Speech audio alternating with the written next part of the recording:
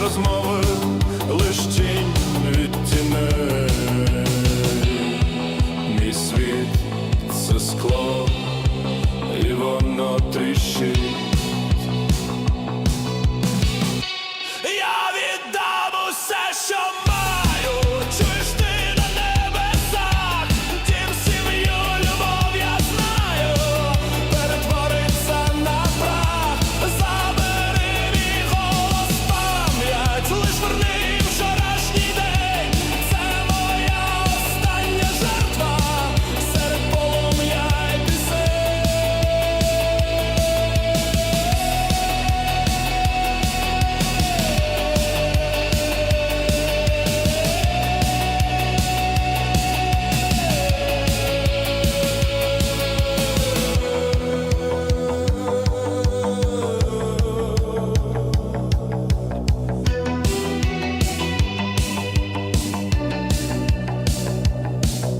Порадів тиша і ржавий ефір, померла надія, помер командир. Дивак листоноша шепнув мені план, іди до відьм, це не обман, спасіння у вчинку без логіки й слів. Я віддам усе, що маю, чуєш ти на небесах, дім, сім'ю, любов, я знаю, перетвориться на прах. Забери мій голос, пам'ять, лиш верни вчорашній день. Це моя остання жертва серед полум'я й пісень.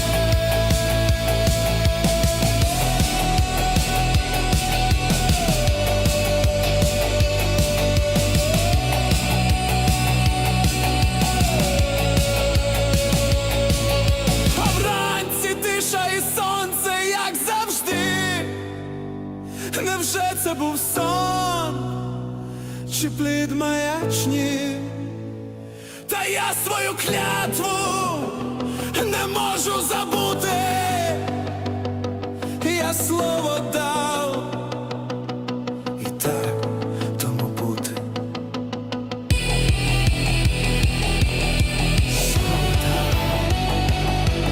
Я слово дав, і так тому бути. Вогонь, і дім мій танцює. Прощавайте, рідні, вас божевільний цілує.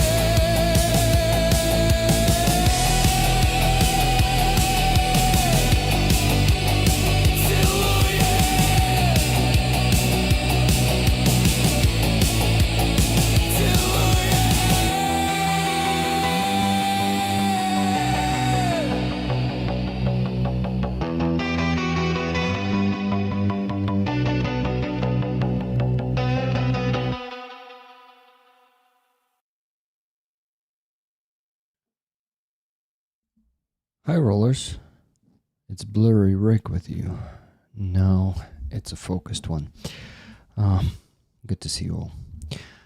How are you doing and how do you enjoy this song? This song was brought to us by Dana Kyiv. She posted it once in Discord about a month ago, and I listened to it. I really liked it. But the next day I totally forgot to listen to it again. And then after a month, a few days ago, I think it was yesterday, I remembered there was a pretty awesome song with pretty powerful lyrics in it that is performed by a Lithuanian band, Transportna, but they perform it in Ukrainian. That's pretty cool. And yeah. It is very inspiring and is very respected also by me. Hi Linda H, thank you for 10 gifted memberships, but you will have to buy Super Chat instead because you see they are already broken. Not even a single one of them is given. So guys, today no need for memberships until it's unstuck.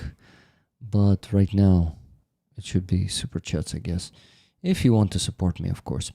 But you know what, guys? There's another option. I was sharing it on Tuesday. This progress bar, you see, it was increased by $1,000. Well, it's in hryvnias, but it's equivalent of the dollars that I earn from the subscription services. Base, Donatello, Patreon. So, those subscriptions can help me actually not be dependent. When I reach the goal there, I won't be dependent on the YouTube income, meaning memberships, super chats. I won't ask you to buy them once I reach that goal, and I can just let this shit go to just, to just relax. This is how you should support me instead. So yeah, I think it's a good plan.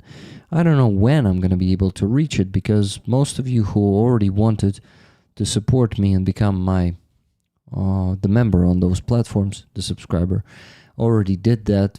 So I actually ideally need to find new people to subscribe, because you guys have been increasing your tiers of memberships there on those platforms. Like many of you have been doing that, and increasing it more won't be fair. So the fairer way is to gain more subscribers. Ideally, like 100 of small subscribers, $3 and $10, but not that easy. It is not that easy to find that many people who are going to be willing to support me monthly. I guess Kelek has already left Kyiv. The air raid alert has just went off here. The Shahid attack has been happening from like 4 p.m. today, maybe even earlier, maybe even from 2 p.m. So this might be a way. Thank you very much. Hello, Martina. Good to see you. Hey, good to see you all. I'm not sure I was showing this to you. I just got a Patreon subscriber. Wow. Robert Janasar. Wait, Robert. But you're a subscriber on my base, right? So you want to be a subscriber on 2 platforms? Ooh, wow. I think you've become Abrams. Or N Abrams. Give me a second. Where's the Patreon? I need to go check it. Thank you so much for became a member of Abrams. So now you're HIMARS on why not increase? That's because it would be $200. Yeah, and this way it's $150. So I need to create a tier that is going to be in the middle of Patriot and HIMARS, right, Robert? I think this is why you didn't subscribe to Patriot, because it's too much. And ideally, I should have something in between of HIMARS, which is $100, and Patriot, which is $200. I should have 150, and then you will be able to subscribe here completely and maybe unsubscribe from Patreon, right? But thank you so much for pledging now $50 on Patreon also. I really appreciate it. Robert, if you're hearing me, please let me know if my way of thoughts was correct. And more of you rollers, can you please tell me if you would like to see the tier that is $150, something in the middle of 100 and 200? Because I already created a middle tier on Donatello. It's middle between Bradley and Abrams. So Bradley is $25, Abrams is 50, and I created a $40 tier that is called it is called Vampire. So it's like a Baba Yaga drone, a vampire drone, and it's gonna have the accordion sticker patch, of course, after the sticker. But guys, I have something to present you here, something really cool, and I think you will like it. Well, most of you. Because tastes differ, and to each his own. And some people may not like this style or this piece of weapon at all, but some of you might be understanding what I'm talking about. Give me a second. This is gonna take just a bit for me to do this.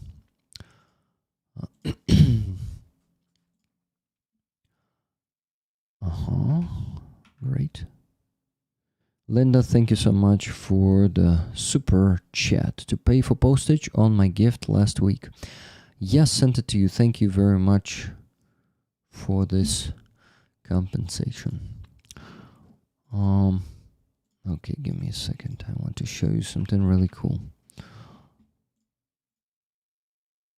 And for that, I need to do this. Yes, I know, but I'm feed up having to get gifted memberships each month to get the emojis. I'm feed up having to get gifted memberships each month to get the emojis. But Patreon is not connected to the emojis. To get the emojis, you gotta subscribe here, become a member. It starts with $1 here on YouTube. I mean, on YouTube when I say here. Okay, Robert, thank you. But anyway, I can discuss it with you in direct messages later. Hello, Martin UK. Hello, Sir Garrick. So, guys, I remind you that, as always, we need to raise $3,000 on this stream. And I'm not gonna go to bad before we reach the goal. And the goal is 3,000. Let me tell you how much we've already raised. So $200 during the actually $205.62 during the Free Azov stream. Then $120 from Johanna. She donated this and said, "Dear Rick, this donation is to a car for 117th Brigade, 6 tickets to me and 6 tickets to moderators, please. Rick, I thank you so much for everything you do. Keep up the good work. Все буде Україна. Слава Україні. Героям слава. Johanna з Фінляндії." Johanna, thank you very much for your $120 donation. 6 tickets to me and 6 tickets to moderators. Amazing. $30 donation during the stream from Linda H. She said, for fundraiser, tickets to chat. Thanks, Linda H. Thank you, Linda. $30 donation from Amonsky, car for 117s. Thank you very much. So, guys, this is the badge that is on the raffle this week, and that's what you're buying tickets today for with your donations. So please send your donations. Camera is not focusing well today for some reason. Now it's much better. Look at this. So this is a raffle item this week. The patch of the 92nd Brigade. Here's 92nd, written in Greek. No, not Greek. Roman letters? No, digits. Roman digits? Okay, yeah, whatever. A Roman kind of number. So the 2nd Self-Propelled Artillery Division of the 92nd Brigade, the team that operates the FPV, fiber optic FPV drones, and they hunt the enemy artillery. So they are basically completing.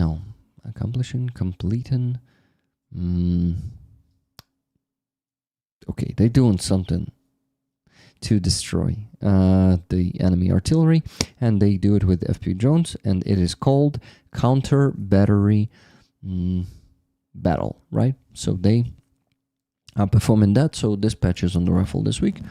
Please send more donations because we still need to raise. Let me tell you how much.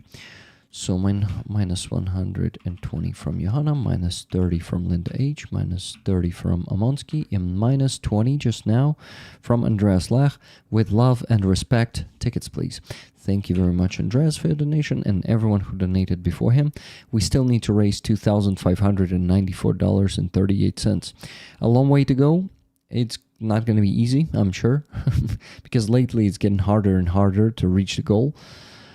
And I think we should blame Trump. We also should blame Russia, And we should blame the global economy crisis, which still is not in every country, but a lot of people can already feel it.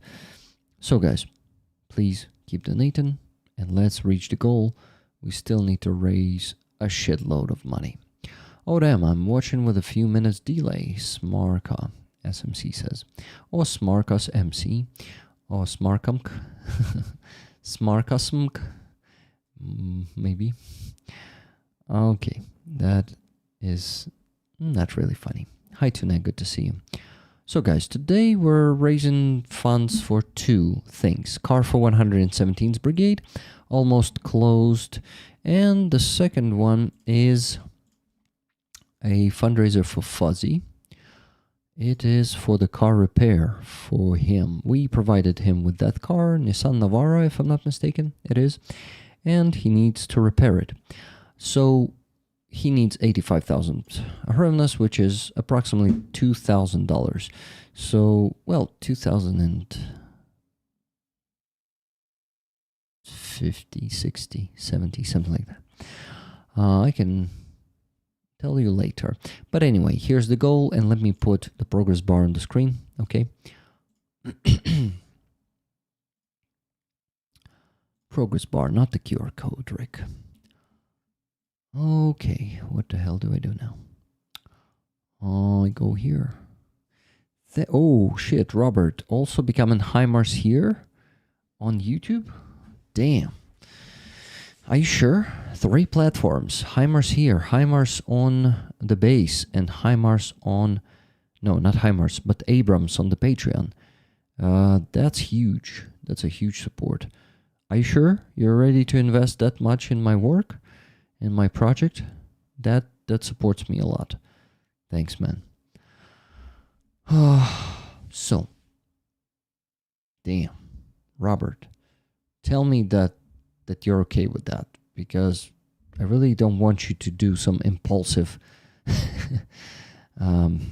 financial decisions. Anyway, I am really, really grateful. Thank you, Martina Went, for €3 super sticker. That is showing the... look. I'm just like Aziza. I mean, her finger flexibility, all that stuff. Oh, and coordination. Yeah, that's what you get in the puppet theater. Oh, we just got a donation. One more. $336.96 from Sir and Mrs. Garrick. Technically Mrs. Garrick and Sir Garrick, because this is sent from her PayPal. So she should be mentioned first, right, Sir Garrick? 96. So guys, we still need to raise $2,257.42. Let's do it.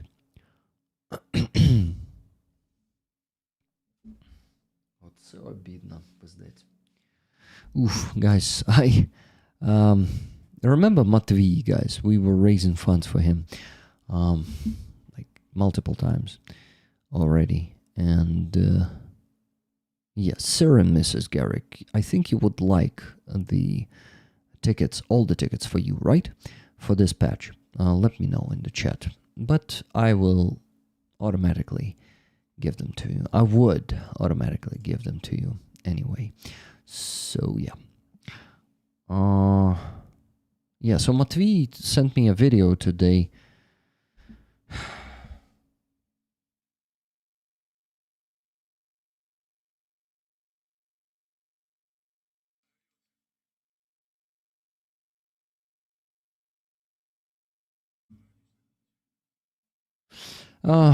FP Joan destroyed their car. The most important thing, all of them survived.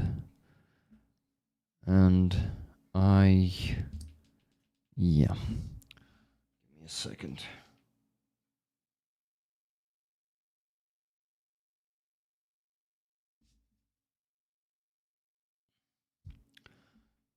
Друже, я ж можу обидва відоси на стрімі показати ролером, бо що, там в принципі нічого не видно.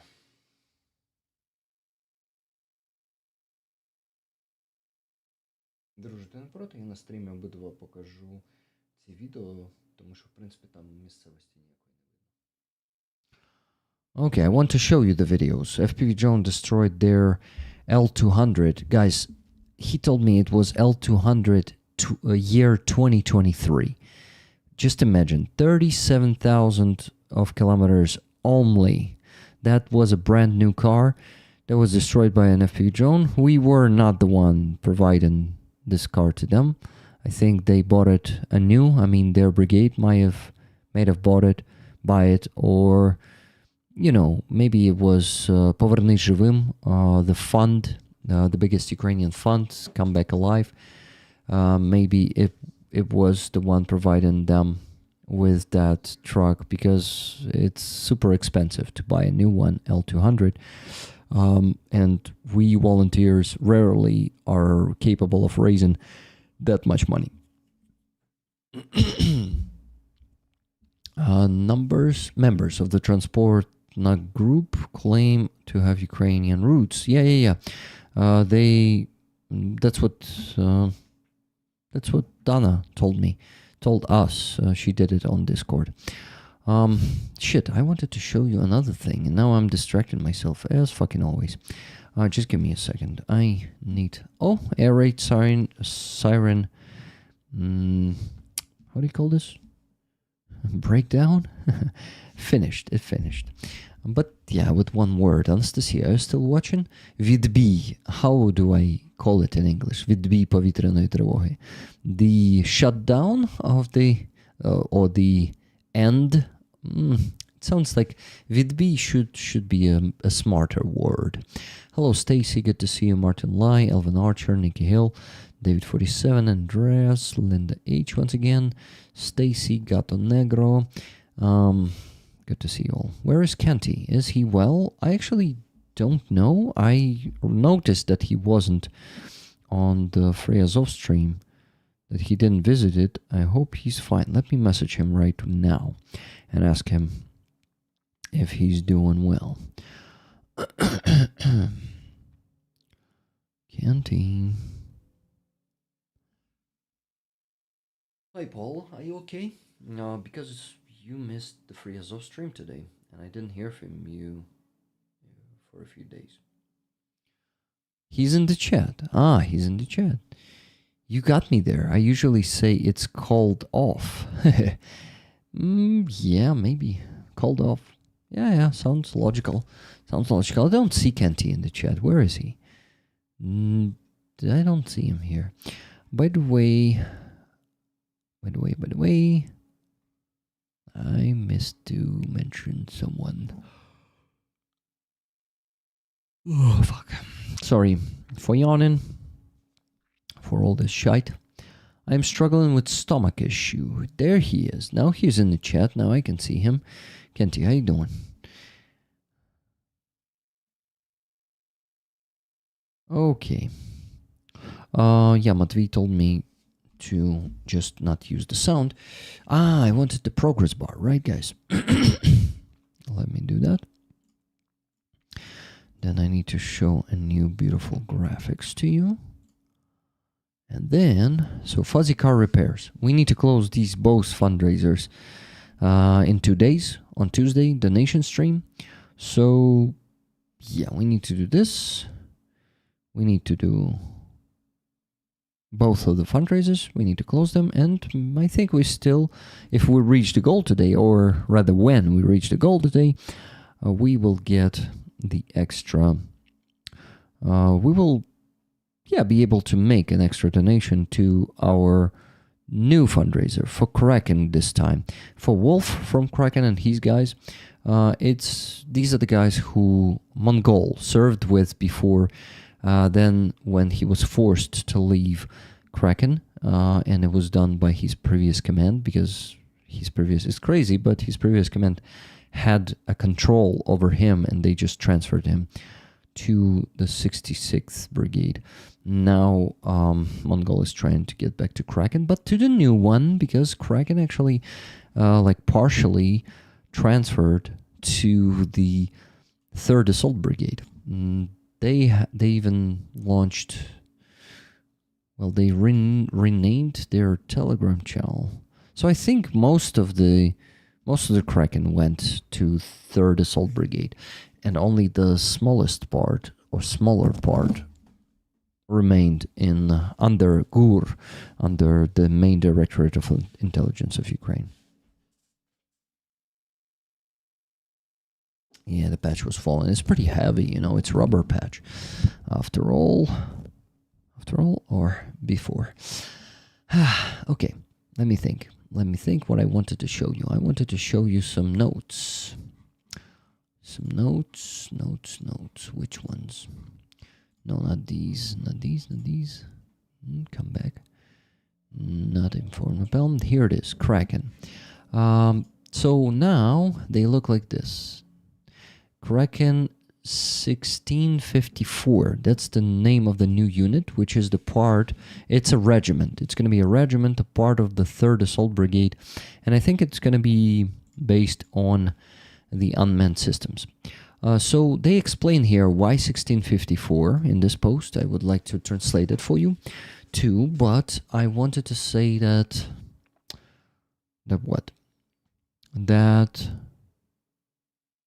Mongol is trying to join this Kraken 1654. You see, instead of the arrow here on Kraken's head, they now have the 3rd Assault Brigade logo. So yeah, this version seems incorrect to me, because they usually use on the new emblem they use this. So they have a history of the unit. And what unit? Anti-tank battalion of the 3rd Assault Brigade. That's this history of this unit. And there is the Kraken's history. Anyway, Kraken launched an awesome video. Give me a second, I'll show it to you. Like the start of this new path, a new history page of Kraken is in this video. Let's watch it real quick.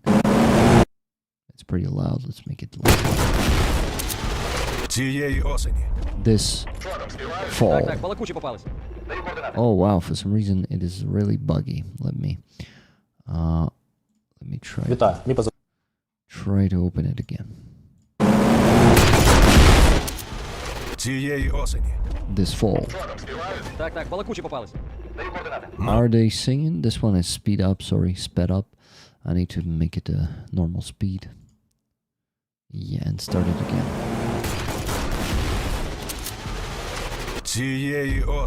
This fall. Are they singing?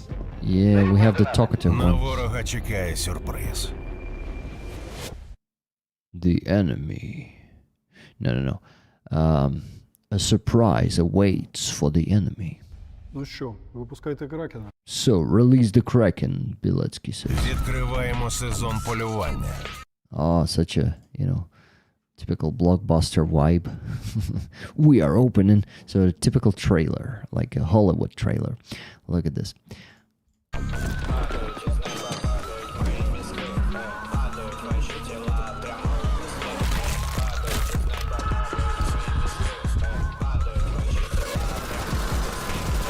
Більше технологій, люті, контенту 18. More technology, more rage, and content 18 plus. Кракен, ще й у трійці. Kraken now in the 3rd assault.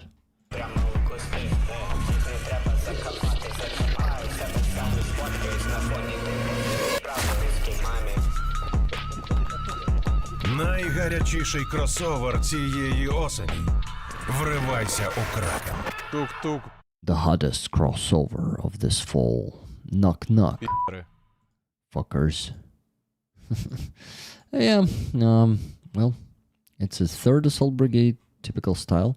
But this is actually an interesting event, and now we're gonna have two Krakens. We're gonna have a Kraken 1654, a part of the 3rd Assault Brigade, but that there's still at least a battalion of Kraken that is gonna remain in in GUR, Main Directorate of Intelligence of Ukraine. So yeah, I think Andreas, we will have to have another, the second Kraken emoji, the orange one, for the 3rd Assault Brigade part. Guys, 7 minutes ago I got the donation, $20 from Levy. Tickets, please. Slava Ukraini. Героям слава. Thank you very much. Let me calculate how much we still need to raise. Minus $20. $2,237 only and 42 cents left. Come on, guys. Easy peasy. I'm being a bit ironic because lately it's pretty hard to raise this sum of money. And I have to stay here until 3, 4 a.m., sometimes 5. But maybe, who knows, maybe today I'll go to sleep earlier. I actually have to go to the rehabilitation 1 hour earlier tomorrow. So it would be fucking awesome if we guys will be able to reach the goal earlier today. I need to start inviting my guests. Now we are going to have Atom, we're going to have Yoni, and we're going to have Aziza. Let me start inviting them all. So, few more things I wanted to show you. Let me show you this right now before I invite them. After all, it's not that long. So give me a second.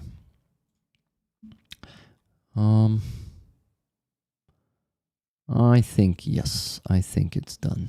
Behold, on my face, you're gonna see something right now. Instead of my face, it's gonna be covering my face. This is the new logo that Dana Kyiv created. This is her work, and I really like how it turned out. The F-16 is the new logo for the tier, the membership tier I have. So now you have a speaking F-16. It's a Ukrainian F-16. You can see the Ukrainian aviation sign on it. 2 circles, a blue inside of the yellow circle. So this, this F-16 with the chin, you see the chin is moving. The F-16 is not. It has seagulls. It was Dana's idea. Actually, Andreas pointed out that F-16 is a hawk, right? Or is it a hawk or eagle? One of those birds, the hunting birds. But F-16 might as well be a seagull, because usually it flies above and not really diving down to the ground. It mostly is just dropping bombs from above and shooting missiles. So seagulls fit. And seagulls for me is Crimea or Berdyansk, or rather Berdyansk. So I would really like to see F-16s flying in Berdyansk, above Berdyansk someday. So this one is symbolical for me personally, and why I decided to go with seagulls in the end is because I really have this vibe of liberating my favorite towns, like Berdyansk, like Alupka in Crimea. So this is really important for me. Yeah, how do you like it, guys? How do you like it? Let me actually maybe even start a poll. It's a bummer when you suck one into your engine. You mean the seagull? Yeah, it's not fun. So guys, if anyone wants to become F-16, it will cost you a lot, because this is an expensive piece of equipment. I'm going to place it here on the screen to mark the creation of the new design on this channel. Dana, great job. She is really a professional designer. I got no doubts after she created this. Very cool, Rick. Thank you. Crimea is Ukraine, Donbass is Ukraine. Indeed. And by the way, Berdyansk is part of Zaporizhia Oblast. Just so you know, guys, Anastasia, it's just that something that comes to my mind because I also mentioned Berdyansk. I want to mention that Berdyansk is not part of Donbass, but it is occupied right now. It is the part of Zaporizhia Oblast. A very cool design. Okay, a poll. Who's going to be the troll? Who's going to say, nah, that patch is missing something? Where the hell? Priazovia. Yes, Priazovia, the region of Ukraine. So, do you like the F-16 design? Abso-fucking-lutely. And the second one is, nah, something is missing. Who's gonna dare to choose the option 2? Let's see. Please vote. So guys, just got a donation of $200 from Laura S. 10 tickets for me and 10 for rollers. Thank you, Rick. Thank you, Laura. I appreciate it a lot. So guys, we almost raised our first 1,000 today, and we still need to raise $2,037.42.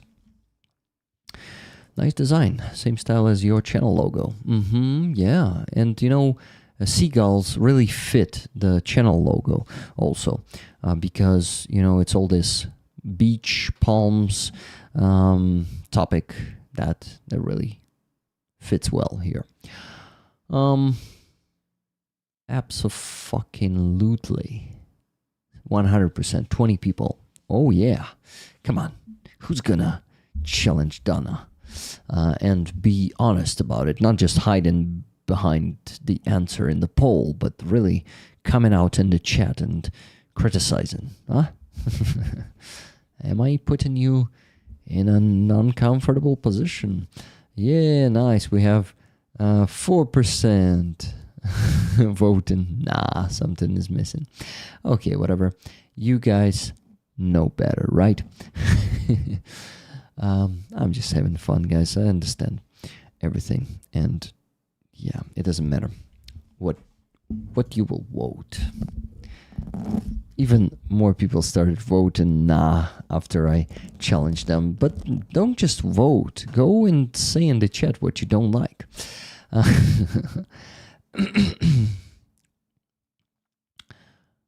So Robert Jonesar was saying, Rick, I'm back. Sorted out the emoji situation. At last having connection problems, so had to close the PC. Now HIMARS on YouTube and Base and Abrams on Patreon now. That's crazy, Robert. That's like, wow, it's mind-blowing. And I was asking you, you were not here, but when you became HIMARS here on YouTube, I asked you, Robert, are you sure that you're ready to be a subscriber on 3 platforms? Like, are you sure it's not too much and it's not going to be a hit on your budget or hit in your budget? 4% is me being honest. I love the design in general. Okay. Yeah, it's missing something. And you told me what it's missing, actually. But you see, we did 2 corrections that you offered. I really like the sun beams like reaching the end of the circle. So we did this, and we also divided the F and the, how do you call this thing? How do you call this thing, guys? A minus? But it's not minus in this case. Anyway, I like the airflow of the F-16. It's easy to pick up dirt. So, were you flying some of them? Adam Rounds, you told me something about me sending you patches, but you didn't message me. And let me see. I don't have you on Discord, and I'm not sure you ever emailed me. Adam Rounds, can you do that? Thank you. We call the A dash. It's a dash. So yeah, that's a dash. So F and dash are being what? Are being separated. I see the changes and love the design. Just think the many birds make the patch design too busy. Still love it. They don't for me. Maybe those smaller ones are, but yeah, maybe they are. To just leave them on top, but no, you see the bottom ones are making it look like they are not just flying above the F-16, but F-16 is flying amongst them, in the middle, amongst them. No on Patreon, no. No on Patreon, no. What do you mean? You canceled it already, or what? It's strange. Let me go check. Maybe you really canceled it already. Yeah, you canceled your membership. Okay, got it. But were you charged or money were withdrawn? It's confusing. Sorry. But anyway, that's a good idea. Love the overall design. A reference to Ukraine needs to be added somehow. Not to this one. For me, it's also the reference for Ukraine because you see, F-16 has the Ukrainian aviation signs on it. The two circles, one smaller and one bigger outside. So it's specifically a Ukrainian F-16. And I'm really slacking on inviting my guests. All this discussion made me distracted. So, okay, I need to go and do it now. Guys, our fundraising has slowed down, and the last donation came through 8 minutes ago. It's not that much, but we need to keep up the pace at least now, at least in the beginning of the stream, because it's harder in the middle of the stream. Rick, okay, I get it now. Thanks. Love it then. Yeah, it's specifically a Ukrainian one because it has the Ukrainian aviation signs there.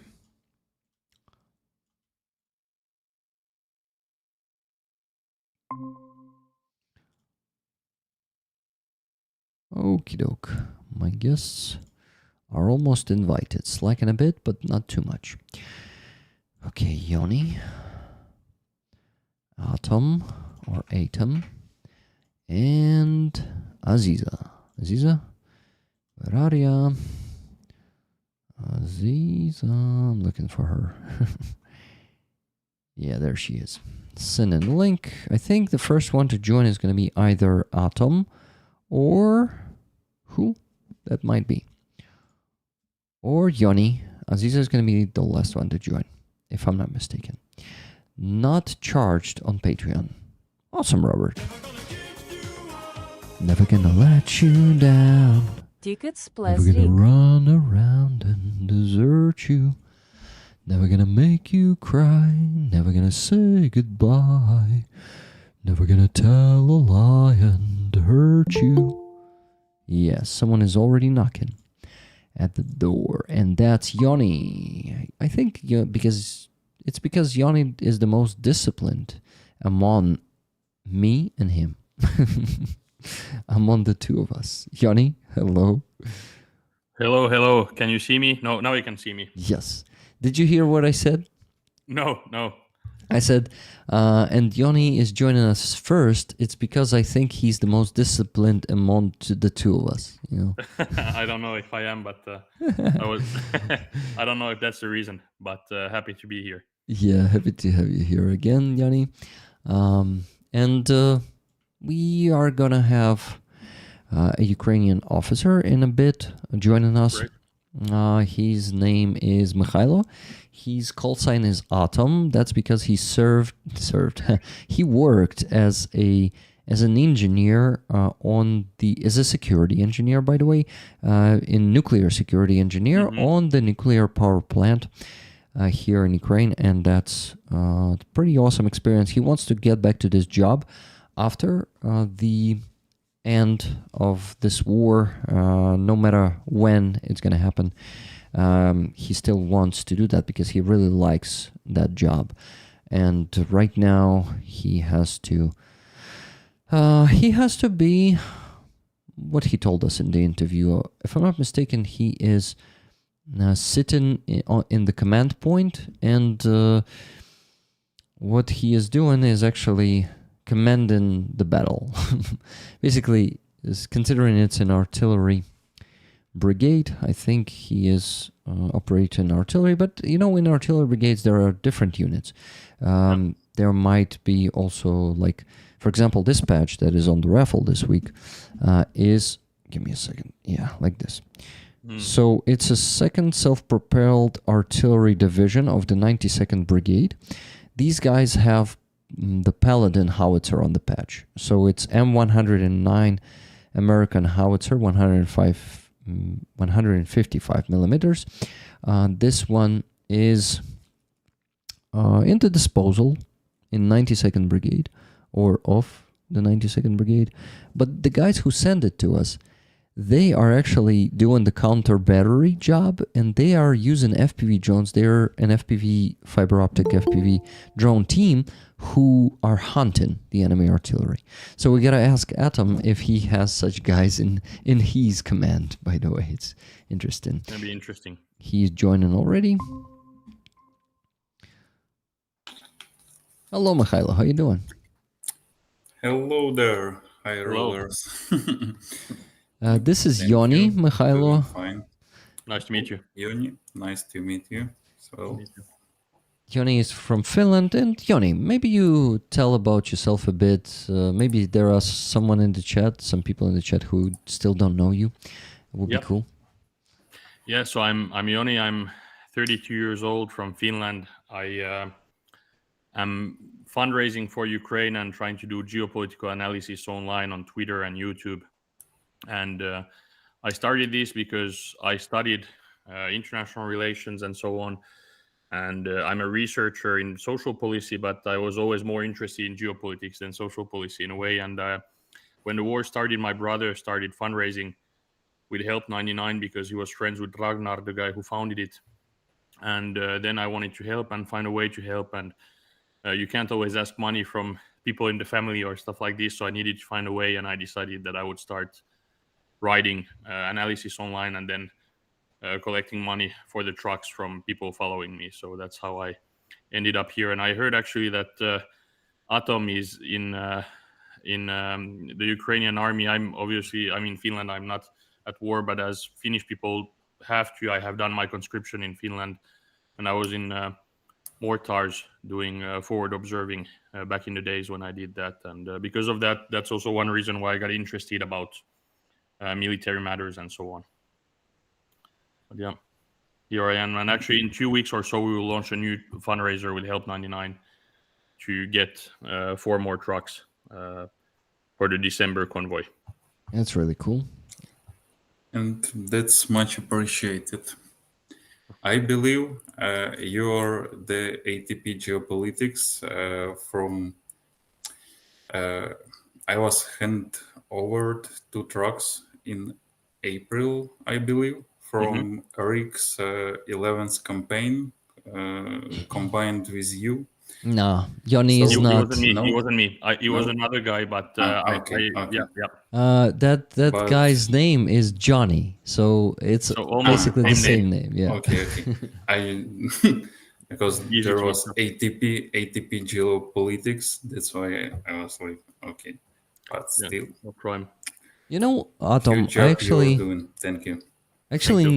need to invite you and ATP Geopolitics, the Johnny, to one of the streams together, so you also meet him and he meet you.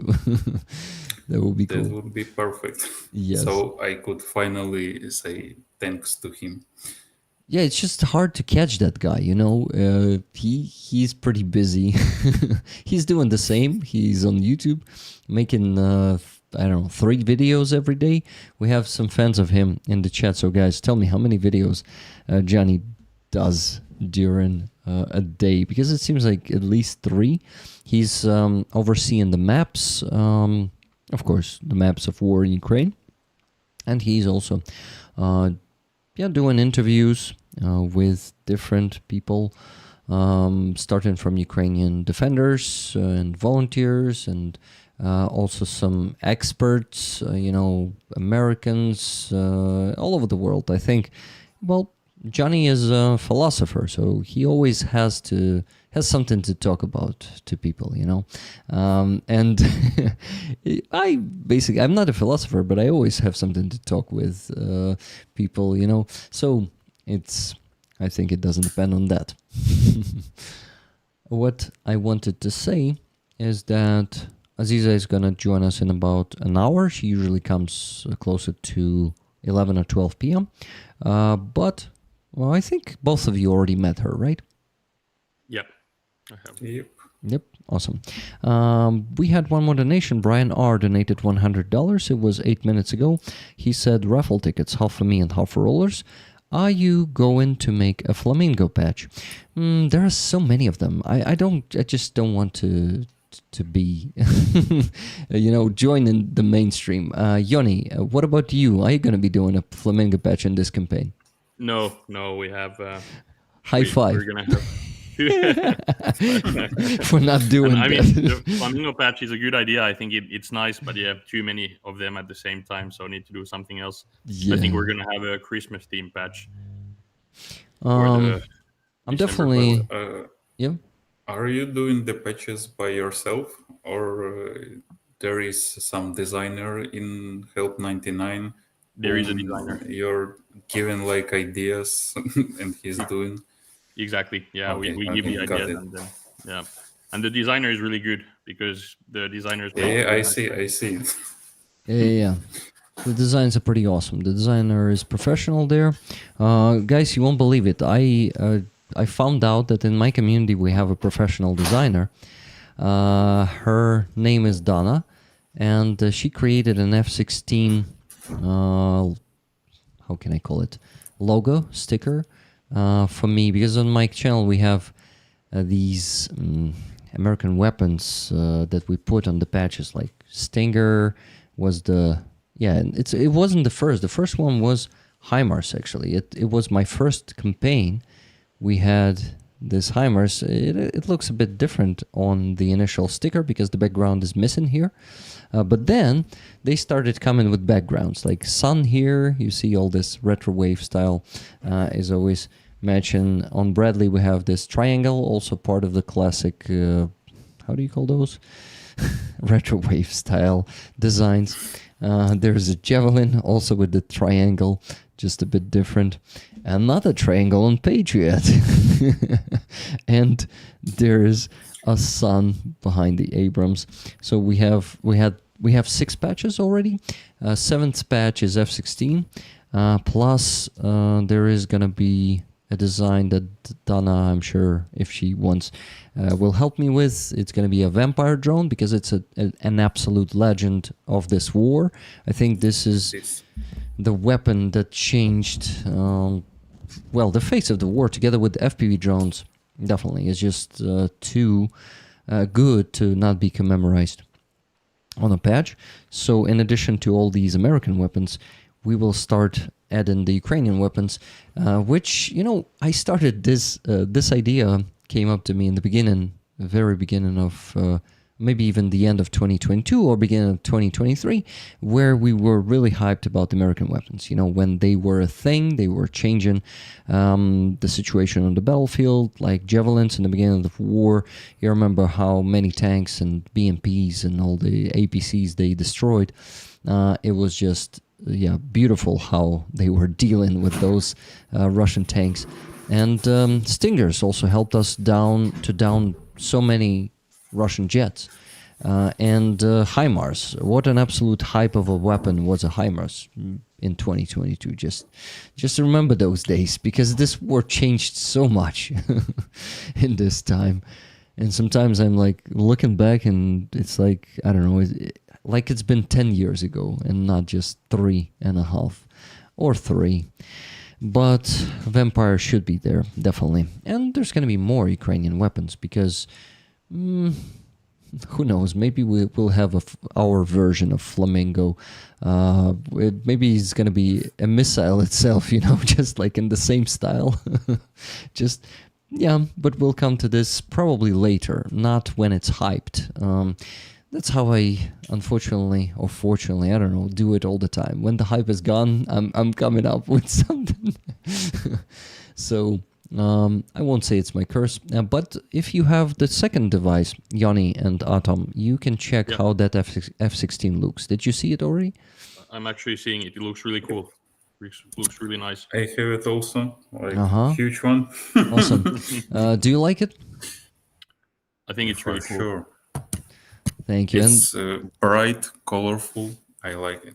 Yeah, the same retrowave style. And the details. Yeah, the details are pretty awesome. And you know, the seagulls, that it was Donna's idea. By the way, Donna is posting a message in the chat. Professional designer Donna, and she's laughing really hard. Like, she's not a professional. Well, she was actually doing this before. Right now, it's not her profession right now. But by the way, how she worked on this design and how, like, this kind of designer eye, she has, like, you know, this thing, right? Designer eye, when people just can see the good proper design and see the flaws of certain designs. Like, this shouldn't be here, this is making this bad, this is taking too much space here, this is too messy, all of this. So I think she has a good eye. So even though she's pretty self-critical and laughing there in the chat, I think it's, yeah, I think she is a really good one. You know, I stopped bragging with the skills of Donna, and I need to talk to you about the things that you are expert on. So this patch, Atom, I think you didn't see it yet, right? No, I saw it on your, I believe, previous stream. Okay. Or the one. Yeah, whenever I have some free time and I see you're online, I just join for 10-20 minutes. That's just cool. to check how's everything going. That's cool. So yeah, I saw this one. Thank you. So you remember the story of it, that the team that gave it to us, what they do you know? No, I missed that one. They are actually, like, they're working in the artillery division, but they are operating FPV drones and hunting the enemy artillery. Do you have such guys in your command? We are trying to get those, but now we have only FPV interceptors who secure the airspace for our cannons. Okay. But we are developing. But you know, the bureaucracy is still pretty hard to break. So yeah, but can imagine. We are going through, and we'll get those FPV guys in our brigade. Everything, let's say, is not close to their launch, but we are on the way there. That's good. Good to know. Okay, then I wanted to talk, of course, to you, Yanni, and to you, Atom, too. I want to know your opinion, too, of course. And I actually see Fuzzy in the chat. Fuzzy, would you like to join us? Because I was asking you to join us before the stream, but I didn't send you the link, so I'm going to send it to you now. So, Fuzzy, he has the fundraiser right now that we have in the work. He needs the car repair, almost $2,000 to repair everything. And guys, I discovered that he didn't have the money to pay for everything, so he still awaits for this money to completely repair his car. The last $25,000 are still not paid. So his repair of his car depends on us right now. So I also need to display the progress bar on the screen. Give me a second. Now you see it. Okay, so Fuzzy Car Repairs is the secondary fundraiser we have this week. And the other one is Car for 117th Brigade, and that one is almost finished. 400,000 hryvnias, almost secured. We're right now on 341,786 on Tuesday. And that's the day when I donate all the money that were raised during the week. So every Tuesday of the next week is the donation stream, and I put the money into the jars on the stream. So this is going to be done on Tuesday. We're going to close both fundraisers, and maybe we will even have enough money to contribute to the new fundraiser, which is a full set of gear for FPV work for Kraken, one of the teams in Kraken. They among the other stuff in that list, I think it's 7 positions there, maybe 8. They need a shotgun, so we're also going to be raising funds for a shotgun for them to protect themselves from the FPV drones. So yeah, this is our next fundraiser announcement. Still not on the screen. The jar created though. Maybe I'll place it on the screen later, but I prefer to replace the main fundraiser progress bar with a new one when we finish this one. So probably later. Anyway, let's talk about the amazing response of NATO, especially the United States, on the attack on Poland. Yoni, I need to hear from you.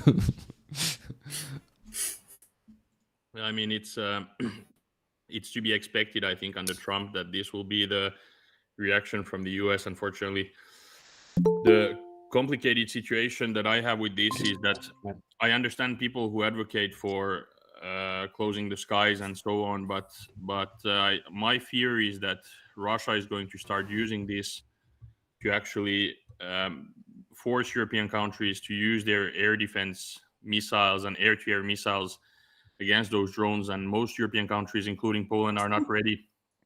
They don't have means to shoot down those drones without using these expensive systems, and they have very limited amounts of interceptors and air-to-air missiles. So I think that it's a bit of a trap by Russia in a way to try to force Western countries in general to use AMRAAM missiles and Sidewinders and stuff like this to shoot down these cheaper drones.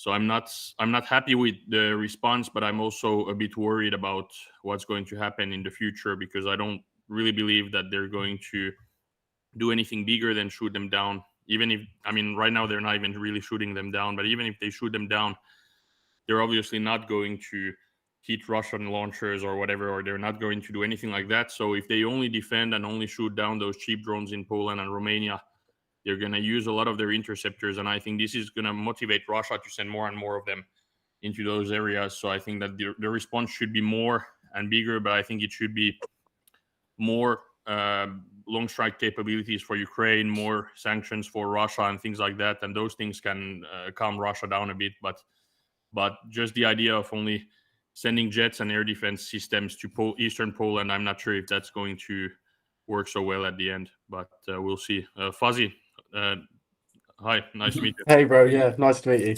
Nice to see you again, guys. Good to see you, Fuzzy. So, Yoni, you and Fuzzy didn't meet yet? I don't think so. Not on a No, stream. I don't think so either, no. Yeah, so Fuzzy is a Ukrainian for 3.5 years now. You can hear by his accent that his origins are different. But he's defending Ukraine as the part of the Mortar team. Their team is called the Black Sheep. I have the patch and in here. Give me a second. Shit, it's too far there. I need to reach it still. Show it to you. But Fuzzy, you can actually introduce yourself better than me, okay? Yeah, sure, bro. Yeah, so as you said, my name's Fuzzy. I was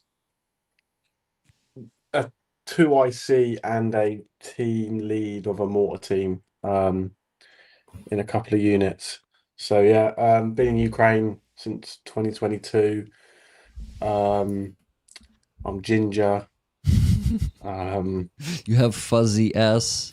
Oh yeah, I've got a hairy ass. Yeah, I'm boring, bro. I'm just a retard. No, actually, he's not such a retard. He just yeah, he's bad in introducing himself. So I was actually probably making a joke when I said you're pretty good in introducing Bro, yourself. like I'm a gun monkey. Like there's, yeah, like Fuzzy, did you interact with Atom before? I believe we Yep, have. Yeah, yep. briefly. Yeah. We met. I cannot tell when, but this was the day rollers figured out you went to Hartia. So Yes. how Yes. is it going in there?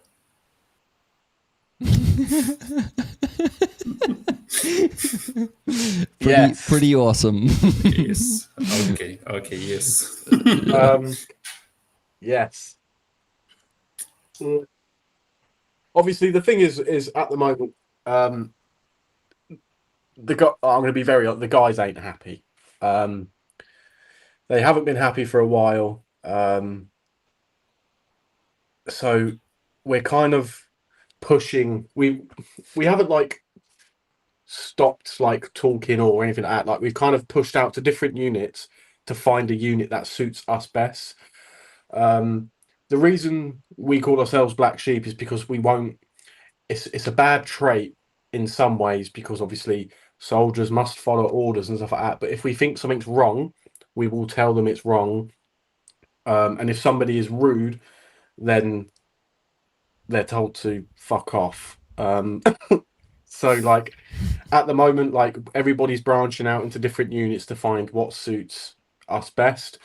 We're kind of scattered about at the minute, looking for a unit. We was in Gore, then we went to Azov for a bit, and then we left Azov. So, me and a very good friend of mine, we went to Cartier. Wasn't for us as such, so we decided we were going to go somewhere else. And now we've found a very. We've spoken to the commander, and he seemed like a very nice guy. Very much kind of just do what you want, don't take the piss, just get me results. And it was like, we can do that, bro. Like that's all we need. Like, just give us the permission, like the contract, so you can go and do these things, and we can go to these areas to bring you the results. And that's kind of what we're doing now. I'm in contact with him. I'm going to Kiev tomorrow to obviously speak to him and go through a medical system again. Some of the other guys, they're intrigued. They're in another unit at the minute. I'm not going to say what unit because they're not allowed. They're saying it's really good. They're really enjoying themselves. So yeah, at the moment, obviously, it's all about finding what works best for us. And the thing is, as well, is it's all well and good, like a unit taking in loads of foreigners, but like with foreigners, it's like you need to understand how we think, because obviously culturally we are all different, and we are. Some things that people do make absolutely no sense, but we've learned to obviously adapt to that and work with it, you know. But sometimes when it's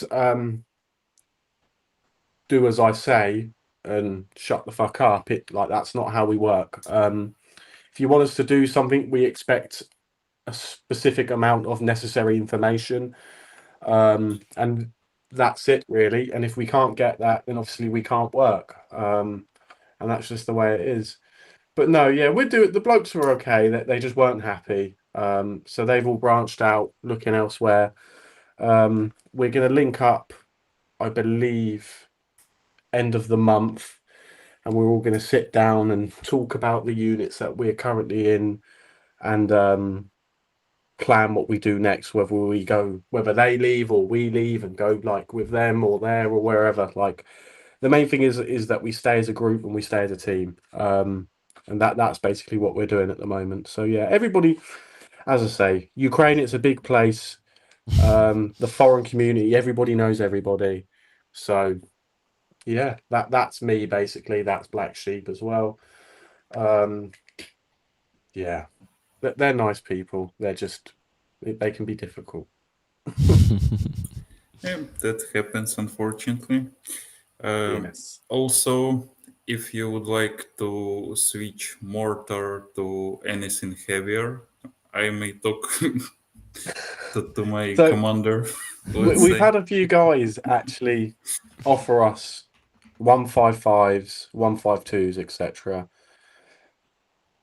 For us, it's like, yeah, like it's better because we're further back. But the thing is like with some of the guys as well, like obviously they still want like that infantry element of, you know, with it where they do the reconnaissance and all that stuff on their own and they go out look for their own positions and all that crap.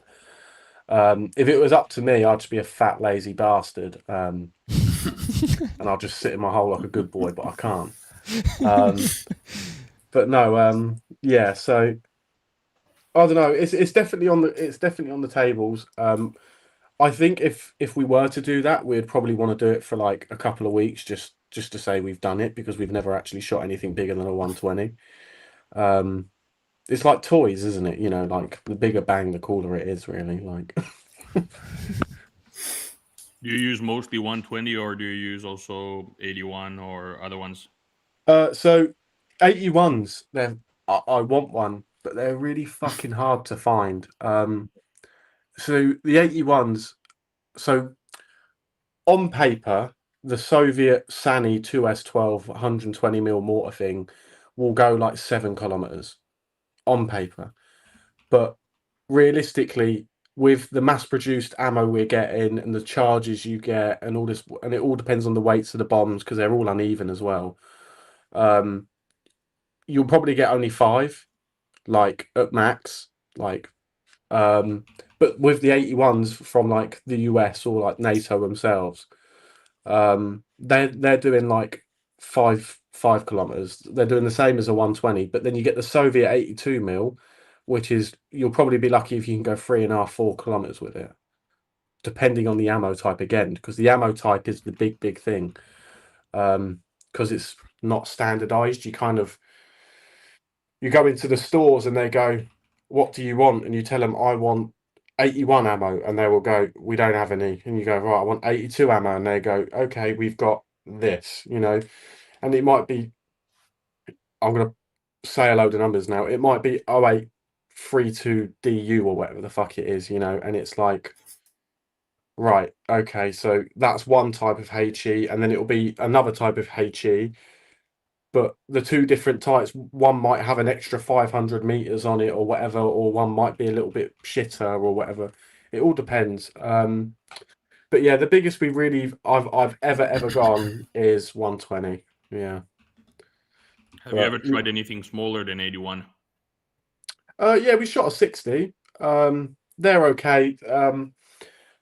I like the little commando mortars you get. I've seen people shoot them off the hip. They're fucking cool. But no, like the main ones that I've seen at the moment is like the Turkish ones. But the ammo type we get, you got to be fucking careful because if you put too many charges on it, it'll be too much pressure in the barrel, and the barrel actually blow up like right next to you. So yeah, like they're not really a big thing. I do think in an ideal world, an infantry team or section would carry a 60mm with them. Because if it's like 8 blokes, you can give them 2 bombs each, and then somebody carry the 60mm itself, you know, and that's it, you know. Yeah. You can sit back with like you can get a guy just to sit back with a medic, and the medic will just drop bombs, and you just angle it up and down like that. But yeah, we haven't had luck with that. It's normally just help, fuck, bang. Do you usually work alone with like one mortar, or do you have several mortars when you work together? Have you had any risk of double? I don't know how to call it in English, but we've had very few big incidents in the Finnish armed forces. But one of the ones we had in the last couple of years was a double charge. I think it was a 120, and basically they put the the thing inside, and then it didn't go. But there were many mortars shooting at the same time, so they couldn't hear. And then they put the other one, and it blew up. Have you had any cases close to that? No. So what you're thinking of, we call it a misfire, where you put the bomb in and then it doesn't go bang. They in the West we have this really cool tool that you stick down the fucking tube, you clamp it and lift it out. In Ukraine, you kind of got to put it on your shoulder and tip it out, and you've got somebody sat there trying to give birth to a 120 mil bit of TNT. Bit shit. But no, Ukraine come up with this amazing invention. I hate it personally. I think it's just it's a great idea, but for me, it's like if you've got a good commander, like detachment commander, watching the gun, he will know whether it's going bang. Because like in the West as well, like, I was speaking to a guy actually who's like in charge of like the mortars in like the British Army, and he was saying like, do you still have mortar lines where you would line up a load of mortars and fire like as a line? I went, no, absolutely no fucking way. And I was explaining how we do it, and now they're trying to adapt as to how we do it as well. So no, like we don't fire as a group so much anymore. Or as a battery, we kind of go separate, like try and keep at least 100, 200. If we can get a kilometer away, we'll get a kilometer away. But yeah, I've never seen like anybody actually load 2 bombs down the barrel. I've had to lift one out and try and give birth to TNT before. That was actually in Zaporizhia. That was horrendous. But no, I think I know a guy. It was no, I'm not going to say his name, but he was a Ukrainian guy. Coolest. He's an old man, but he's like the coolest guy I've ever met. Like he is like a mortar guru. He is like a legend of mortars. Like I honestly think he probably invented the mortar because he just knows everything about it. Like it's ridiculous. Is he that He old, was telling man? me a story about this guy that had actually done that. And that's why we should leave the thing on, like the safety. I call it a crown. It looks like a crown. I call it a crown. You should actually leave the crown on because he's actually seen people just load it because he doesn't want people to look down it or anything like that for obvious reasons. But the way I kind of do it is I was trying to say to him, like, but if the gun's shooting, then the commander should be near it, like observing that. If it's not shooting, there should be nothing in the barrel, like at all. But no, I don't know, bro. I think it's fucking mental that people have achieved that personally, but I guess it happens, doesn't it? Like, yeah. And I mean, they were conscripts, so I think they were probably quite tired, and it was just several mortars next to each other shooting and lots of noise and not really knowing what they're doing, and they just double did it. But yeah. like I would like to say, like, there's been times where like I've actually gone, is that loaded still? Like there has been times where I thought, oh fuck, hang on a minute, but I've never actually, like, whenever I've asked, is that loaded, like they're like no, and it's not actually been loaded, which is good. But if it was loaded, we would just go back onto like a TRP or something like that, like just lay back onto there, just get permission to shoot back onto that target that was accurate before, rather than just sending around into Timbuktu. But yeah, that's kind of how I would deal with it if it was loaded, rather than trying to get it out. I would just like shoot at the last target. Makes sense. No, it's interesting. So obviously, I have very little military experience, but in Finland we have this 1-year conscription, and if you do mortar, for example, I was a forward observer for mortars 481. The stuff we do is really nice and so on, but I think it's mostly based on what was done before the war in Ukraine. Obviously, my service was also before the war in Ukraine, and because of that, for example, we didn't really use drones for forward observing. Maybe some, but not for mortars. Maybe for heavier stuff.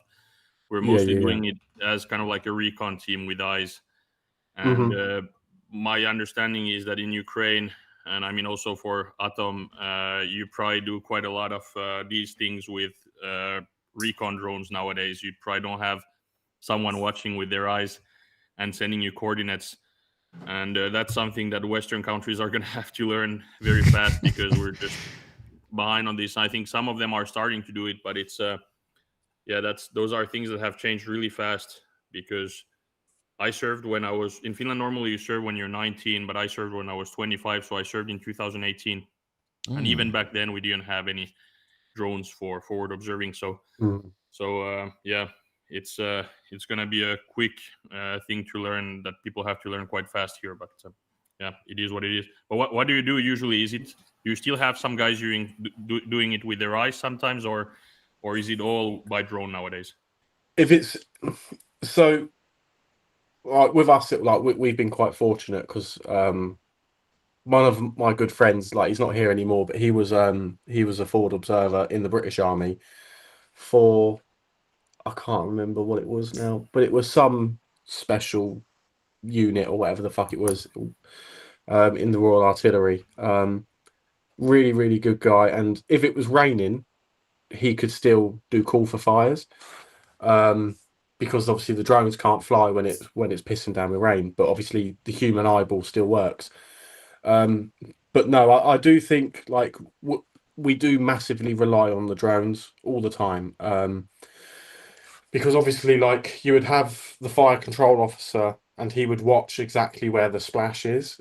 So you would report shot. He would know the time of flight.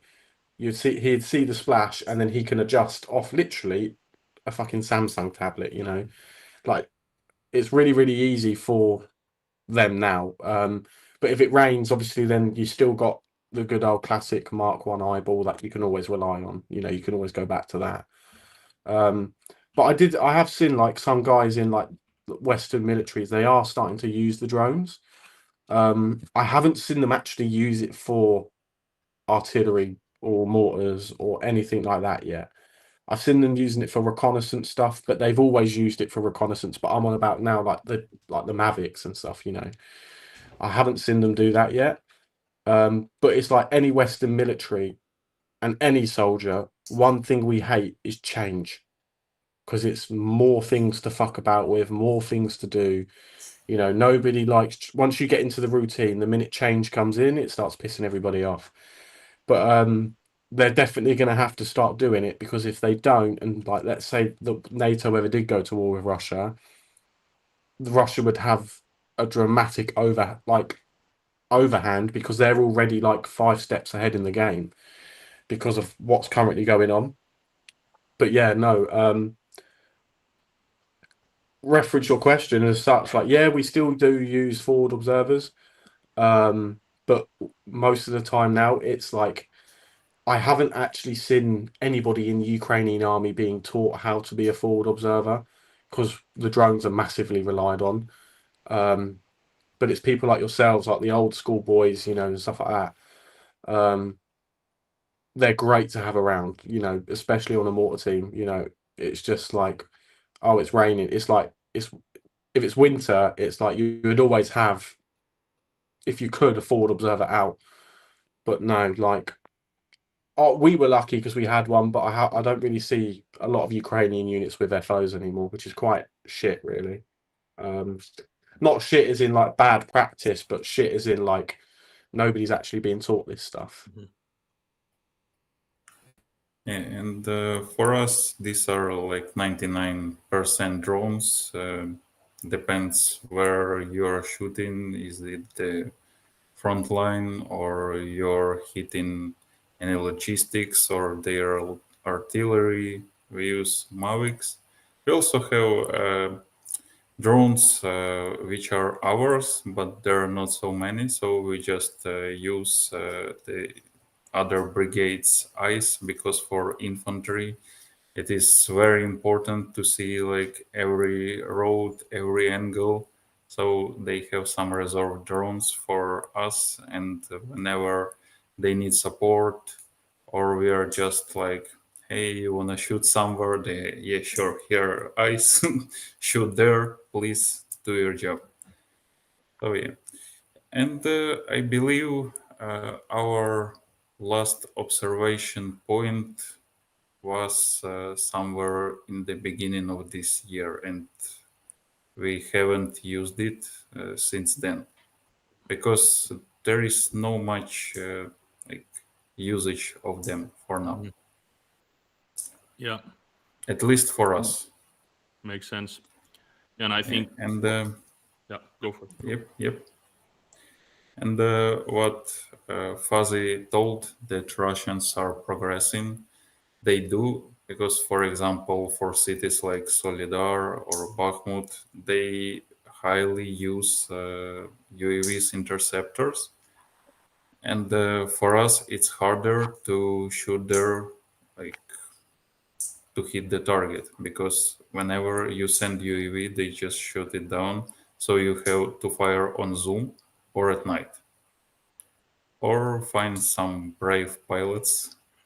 They are, but if they are getting shot, we feel like very sorry, but it doesn't help them because I cannot buy them a new one from my pocket. To be fair, I think like shooting at night, like if we can avoid it, we don't shoot at night. The only time we would shoot at night is if it's an emergency.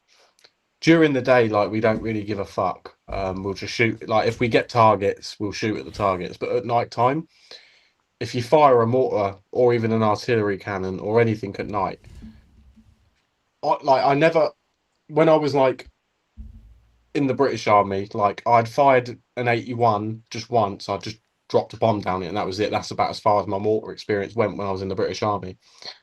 But when I would come to Ukraine and I started taking it up as a profession, it was like when I fired a 120 for the first time at night, it was pitch black, couldn't see anything, and then all of a sudden I could see everything in that woodblock for like 100 meters.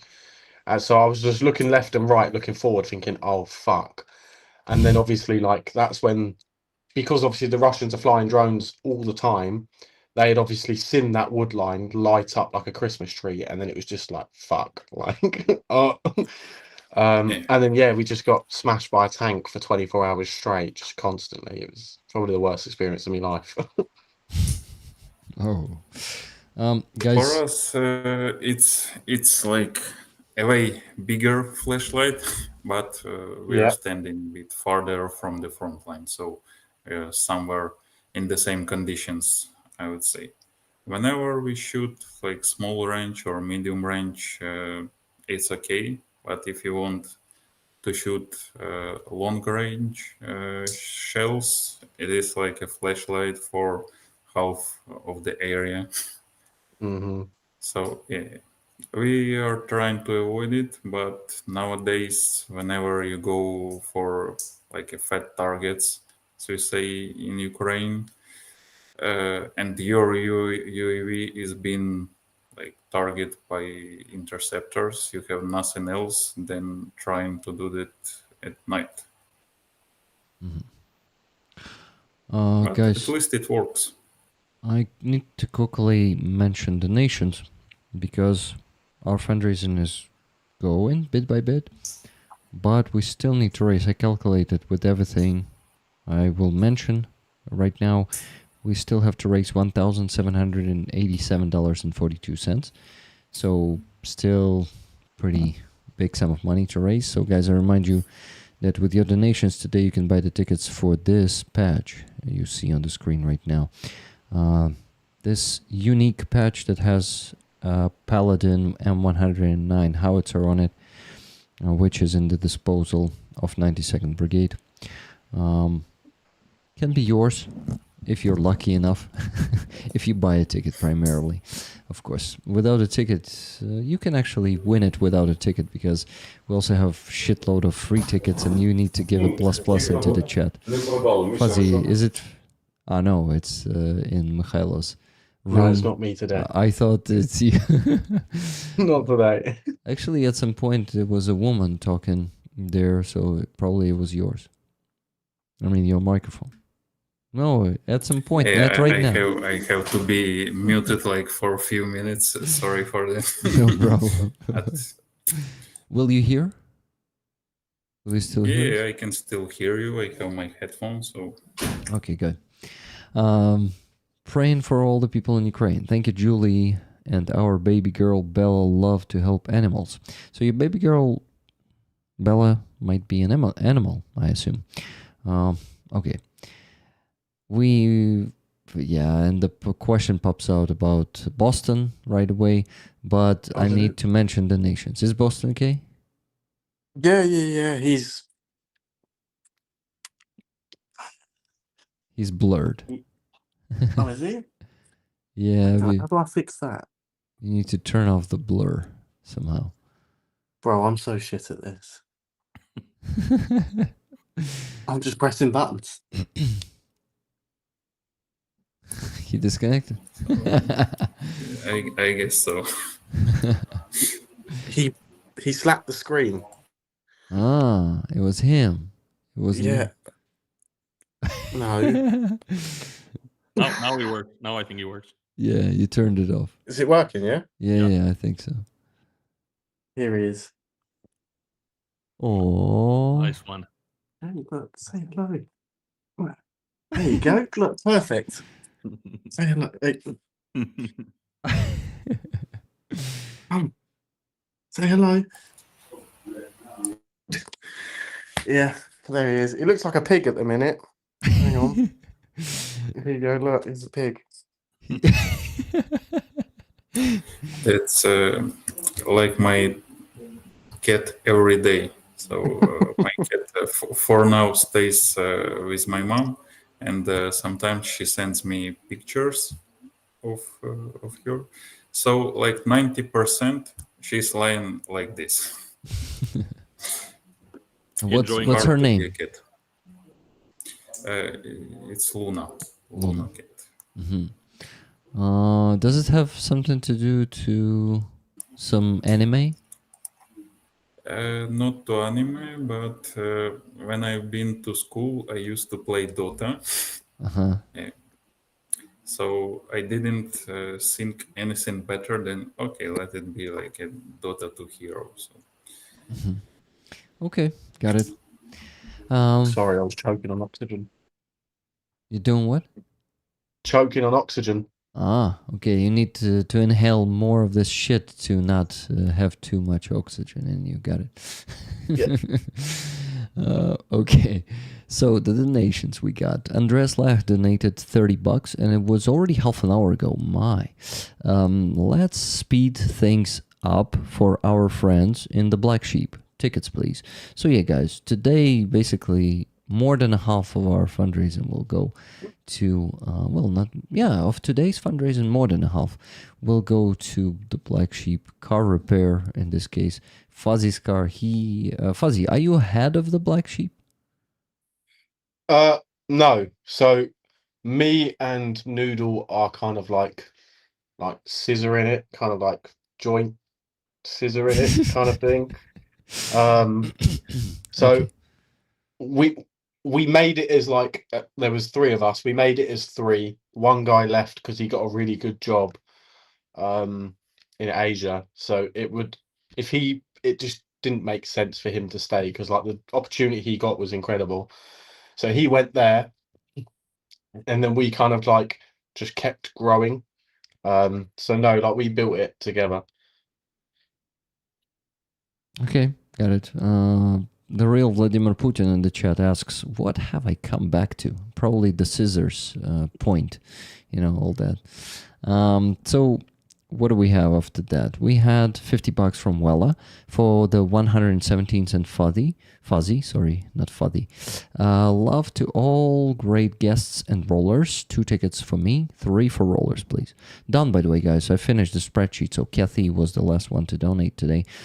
So keep donating. We still have to raise $1,787.47. 42 cents. I was wrong there, 42. Anyway, $10 from Wizard of Ooze. Benedetto Croce, 1925. First, in pivotal moments like the one we're living in, silence is never neutral. Exactly. Thank you. Part 2 of 3. His second donation is also $10 with a part 2. It is interpreted as consent by those in power and as betrayal by those being targeted. So consent by those in power and as betrayal by those being targeted. Exactly. And number 3, and the third donation of $10. If we do not raise our voices now, we may soon find we've lost the ability to speak at all. Exactly. And that's what happens to Russians, for example. They didn't raise their voices loud enough for quite some time. And they just find themselves right now without an ability to speak. And we can actually, I really hope it's not going to happen to the United States. But I think it also depends on how loud you speak out, because it seems like these days maybe it's not enough to just go on the streets. I don't know. But people from the United States tell me these days that they are not being heard and nothing happens. Like, no matter their protests, no one gives a shit about their opinion, and their lawmakers are just doing it without their opinion. They just took the power completely. And is it a power of people anymore? I'll leave this question open. $40 donation from Kathy S. Tickets, please. And that was the last donation. And that one was 20 minutes ago, guys. 20 minutes, no donations. And with this tempo, I will have to go to sleep at 5 a.m. at best. So Yay! Let's maybe speed up indeed, just like Andres said in his donation. He said, let's speed up for our friends in the Black Sheep. Tickets, please. So guys, tickets are being granted. You see, I finished the spreadsheet. Now it's up to you to donate and let me work more, give me more work. I wanted to express my opinion on NATO. I realized yesterday that NATO, there's a great English word that is called containment, right? So basically NATO is, it exists for containment of the Soviet Union before, right? Soviet Union pressure, Soviet Union invasions. So to contain that, or for containment of that plague, they created NATO, the free countries, right? They created NATO. But it appears that NATO is done for not one containment, but for two containments. Right now, being part of the NATO is having your hands tied behind your back and not being able to do anything without the general NATO's agenda, like that is going to stick out of the general NATO's agenda, right? Because its agenda is to not provoke Russia, to not fight back. So ideally, what should be done when those drones, Herbira drones, 19 of them, right? Or maybe more. Some sources say it's more. When they were flying into Poland. Hello, Aziza. Good to see you. You look cool. Azov t-shirt. Nice. That's the original patch of Azov. So when those drones were flying into Poland, what ideally Polish Polish army should have done is strike the Russian production of those Herbiras, right? And Shahid drones ideally, because Shahids are going to be next.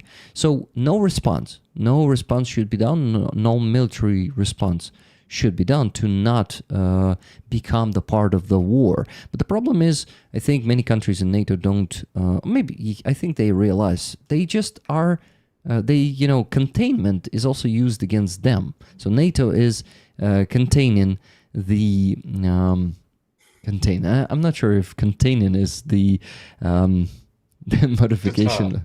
How? It's deter. Deter. Okay. So NATO deters the NATO members of using the force, using the fight back, and somehow respond to Russia. So yeah, I had this insight yesterday, and being in NATO actually may be pretty damaging to your country as a result. So when we talk about Ukraine joining NATO, these days we may be maybe not. I think it might not be a very good option for us these days. So what do you guys think about it? So, like, NATO was formed as literally a deterrent to basically as an alliance group to deter the Soviet expansion of Russia. That's what it was formed for originally. I think NATO is a good thing to be in for definitely, because you have a lot of security and you have the partners, and obviously everything is standardized, and it's all organized in a specific way. And obviously, don't get me wrong, political agendas are everywhere. NATO is obviously involved in politics because it is, has multiple different countries in there doing multiple different things in multiple different countries. And that's all for political reasons, obviously other reasons and stuff like that. But I think that Ukraine needs to go into NATO because it will also help stop the bullshit I was talking about last week. It will all be like in NATO. Everybody is sick. Will you shut up? Everybody is on the same hymn sheet. Like everybody understands what's going on within that battle space, and it's all organized and it's all rehearsed, and everybody has not necessarily the same equipment, but everybody will be utilizing the same bullets, so there won't be oh, I'm running out of this or I'm running out of that. Everybody will have the same stuff and it will all be there ready to go. I agree with what you're saying. NATO could have said this whole issue with Poland with Russians flying Shaheeds into Poland as an act of war. They definitely could have done that. But instead, what they decided to do was do something and say, let's do Article 4. Article 4, if anybody doesn't know what that means, it basically means that everybody will sit around a table either in person or on Google Meet like we are now, because we're very professional, and discuss what we don't like about the world. That is basically what Article 4 is. So in other words, they're going to do fuck all about it. But that is, unfortunately, the way the world is at the minute. Is I don't think if NATO got involved, I really don't think there would be a World War III.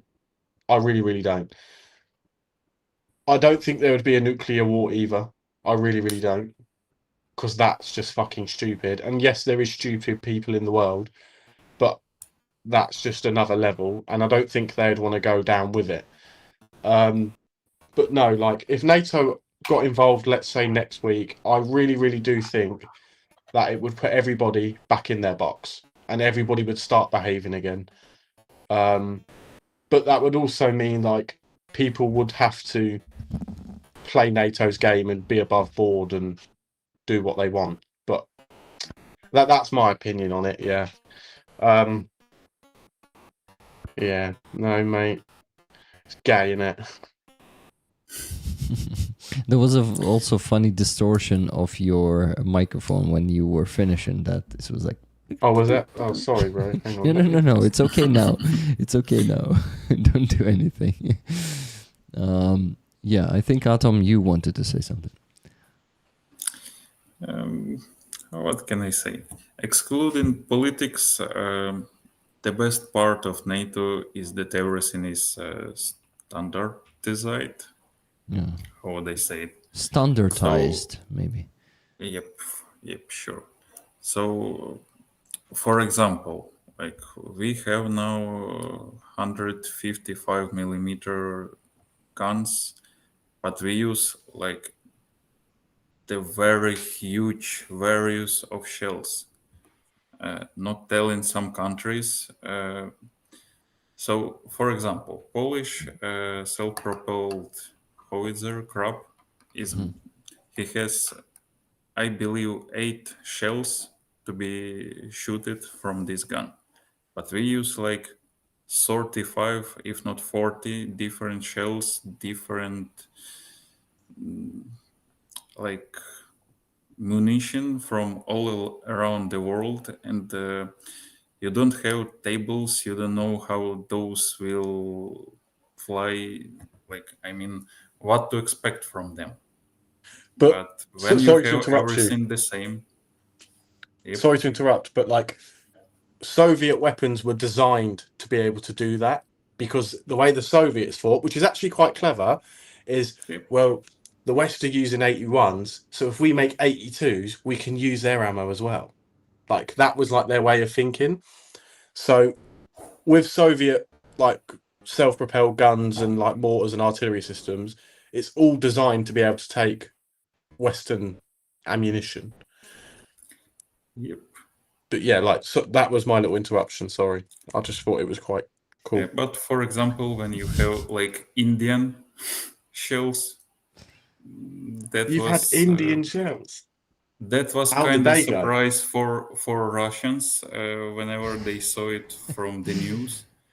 And actually, those were the guys from my brigade who made a photo somewhere on the New Year's Eve with the yellow shell. They had like much problems, but everything is okay. So they are also 155 millimeters, but they just fly absolutely different. So whenever you know you have enough ammunition of that predictable types, everything becomes much easier, like way easier. That's one of the points. Also, there are many like thoughts about politics, because being allied with countries who have nuclear weapon, and at least you're agreed on the paper, and which is recognized in the world, that in case you're being attacked, those guys with big bombs, they will fight for you. Which doesn't mean nuclear weapon will be used, but it is like a стримуючий factor. Oh, Help me. let me try please. to translate. Like withholding factor? Yep. So for bad guys not even thinking of touching you. Something you would like to have on your back, let's say honestly.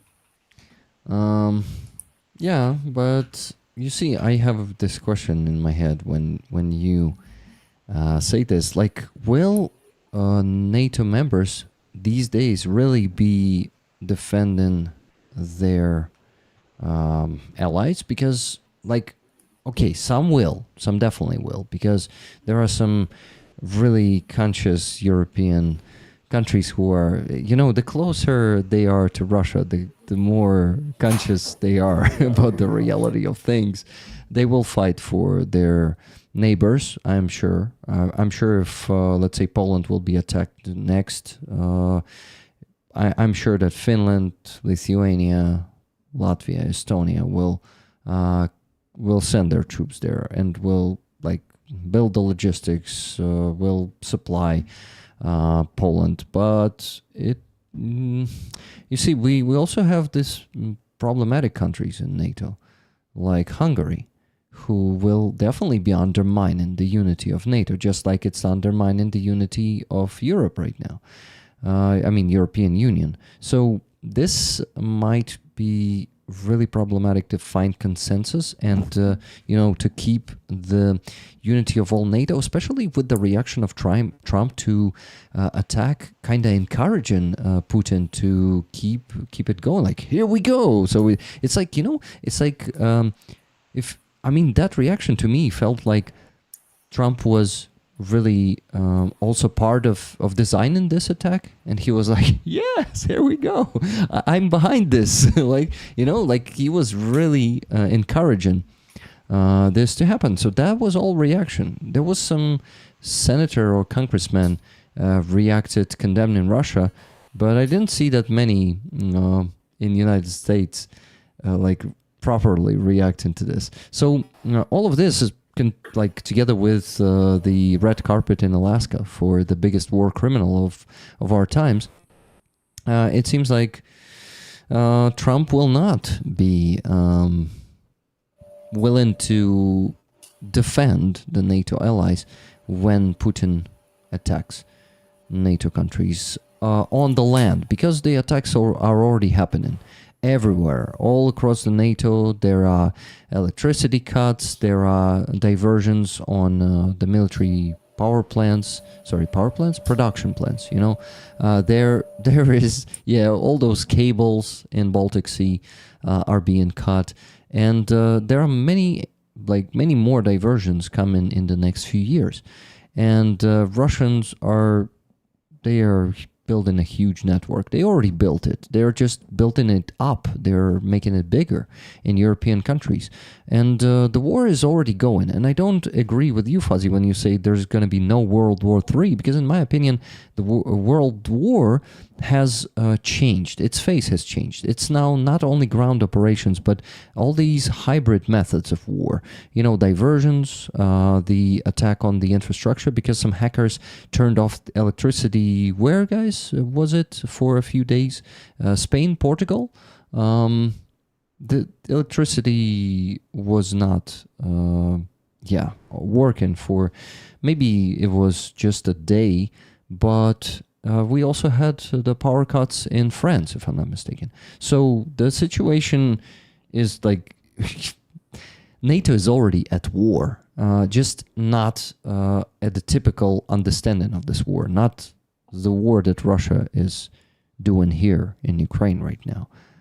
Russia was doing the same kind of war to us, committing, and waging the same kind of war on us before they invaded us.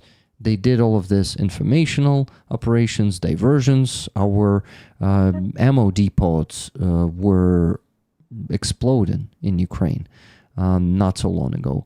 And, before the full-scale invasion. So they were preparing, and right now they are preparing. And this attack with Herbera drones is also, I agree with Zelensky, he called it looks really like the 2014 invasion, like Crimea annexation. They do it like with one part, like small piece, then they take another small piece, and, they make everyone get used to this. So we kind of, with first attack, it's like a big fuzz. But then next attack on Poland with Herbera drones, maybe it's the same amount, maybe less of them in the next attack. Then there's going to be one Shaheedim on them. It might be like 20 Herberas and 2 Shaheed drones. Then they just make everyone used to this. And next time Trump will be going out with a statement, my conscience is my conscience. He has no conscience. My patience is running low. These attacks in Poland, people are dying there. I'm really ready to impose sanctions on Russia. My patience is running low. So all of this shit. Trump is. I'm seeing him. If perfectly. I were the president, the war would never start. Yes, exactly. The war in Poland would never started if I was a president.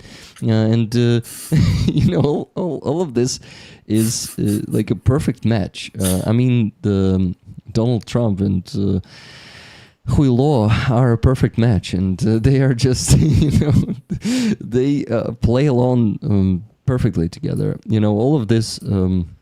It's just already ridiculous how Trump is just promising those sanctions for months and months now and doing nothing.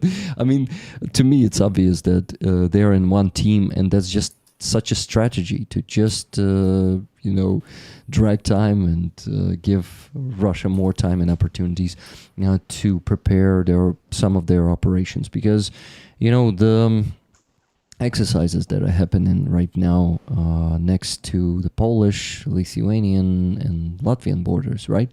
Maybe also Estonian. I'm not sure, but so with Belarusia, they are doing these exercises, Zapad, or training, Zapad 2, if I'm not mistaken, the West too. And that one, you know, how it was before the full-scale invasion. They were also doing training in Belarus, and they just kept their forces there for some time. And you know, these forces might not be invading Poland, they might not be doing ground operations, but they may keep their drone teams on the border, and they may start using FPV drones or Molnia drones against Poland, and you know, just bit by bit, not that massive as they do in Ukraine, but just start killing civilians here and there, or maybe attacking the military bases in Poland. Attacking the Rzeszów airport would be really beneficial for them. So there are many hybrid options, and you know, doing it not all in, just like in 2022, they came into Ukraine all in because they were confident that they will capture us in 7 days, the whole Ukraine in 2 weeks, right?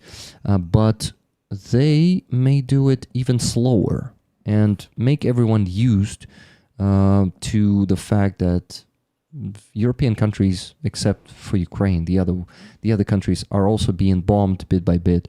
And is it going to be proper reaction to really prevent those attacks? Because, you know, even trying to hit drones down is not the same as like making it the way that there won't be any more drones coming in the future. It's totally different. And it also contributes to giving the world, the Europe, a slow, not addiction, you know, but like slow normalization, getting used to all of this. So yeah, that's my thoughts, that's my point. That's some of them are based, like most of them are based on Ukrainian analytics. So the smart, experienced people in Ukraine I read, they are saying these things, and I see, yeah, that's what Russia is doing, really. And what are your thoughts on that, guys? Oh, wait, before you start answering, 3 donations came through. First one was 20 minutes ago, and yeah, actually the other 2 were 18 minutes ago. So it stopped again, guys. Our fundraising stuck again. So let's keep going. Send your donations. With those donations, get the tickets for this beautiful patch. You know, big beautiful patch. Just look at this. You will never see anything like this anywhere on the planet. Just here. Just today. From 92nd Brigade, the best brigade in the world. You know, our military, they are just the best. The golden ones. Anyway, buy the tickets and donations. We still need to raise, a lot of money. So minus 100 from Brian R. He donated 100 and said, raffle tickets, half for me and half for moderators. Mods, you're getting even more tickets. $40 from Melissa Kane. Amazing free Azov today. Lots of views. Great conversation and chill vibe with the fellas. Heroem Slava. Heroem Slava, indeed. Thank you. It was indeed one of the best free Azov streams ever. $10 donation from Kathy S. $1 for each of Fuzzy's toes. Tickets, please. Yeah, Fuzzy did it in the end of the last Sunday stream. Before leaving, he actually did show his toes, even though you donated for him not to show it. He disobeyed, you know, and did it. But you didn't raise the money then. I mean, we didn't reach the goal yet, so we yeah, he probably had an excuse to do that. And his reasons. Okay, I mentioned all the donations, guys, so we still need to raise $1,637.42. Yoni, you actually have been silent for half an hour. I want to hear from you. What are your thoughts on what I said? So those were all of you, what you said. I agree with most of it, and I think those are good points. I think NATO is not really the main focus for Ukraine now, in the sense that it's easy to focus on NATO membership, but I just don't think it's going to happen during the full-scale war, because Hungary, Slovakia, even some other countries there are lots of issues. I mean, Finland and Sweden had a hard time to enter NATO, and we're not at war. So I don't think that NATO is going to happen anytime soon for Ukraine, unfortunately. But to get back on what you said about Poland hitting back, I think one reason why they're not hitting back to the places where Russia is building those drones, first of all, obviously they don't want to start a conflict, but second of all, they have no means to hit back there because Poland doesn't have any missiles or drones that are capable of hitting that far. And most NATO countries don't have them.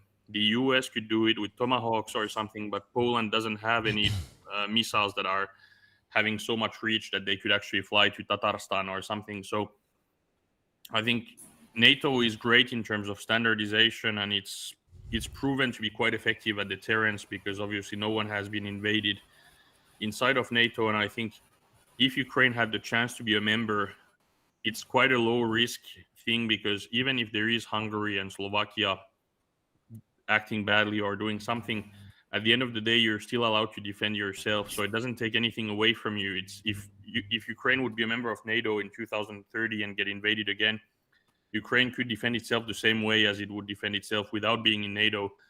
Then what the other NATO members would do, that's another question. I would depend on the political situation and so on, but I don't think they would take anything away in that sense.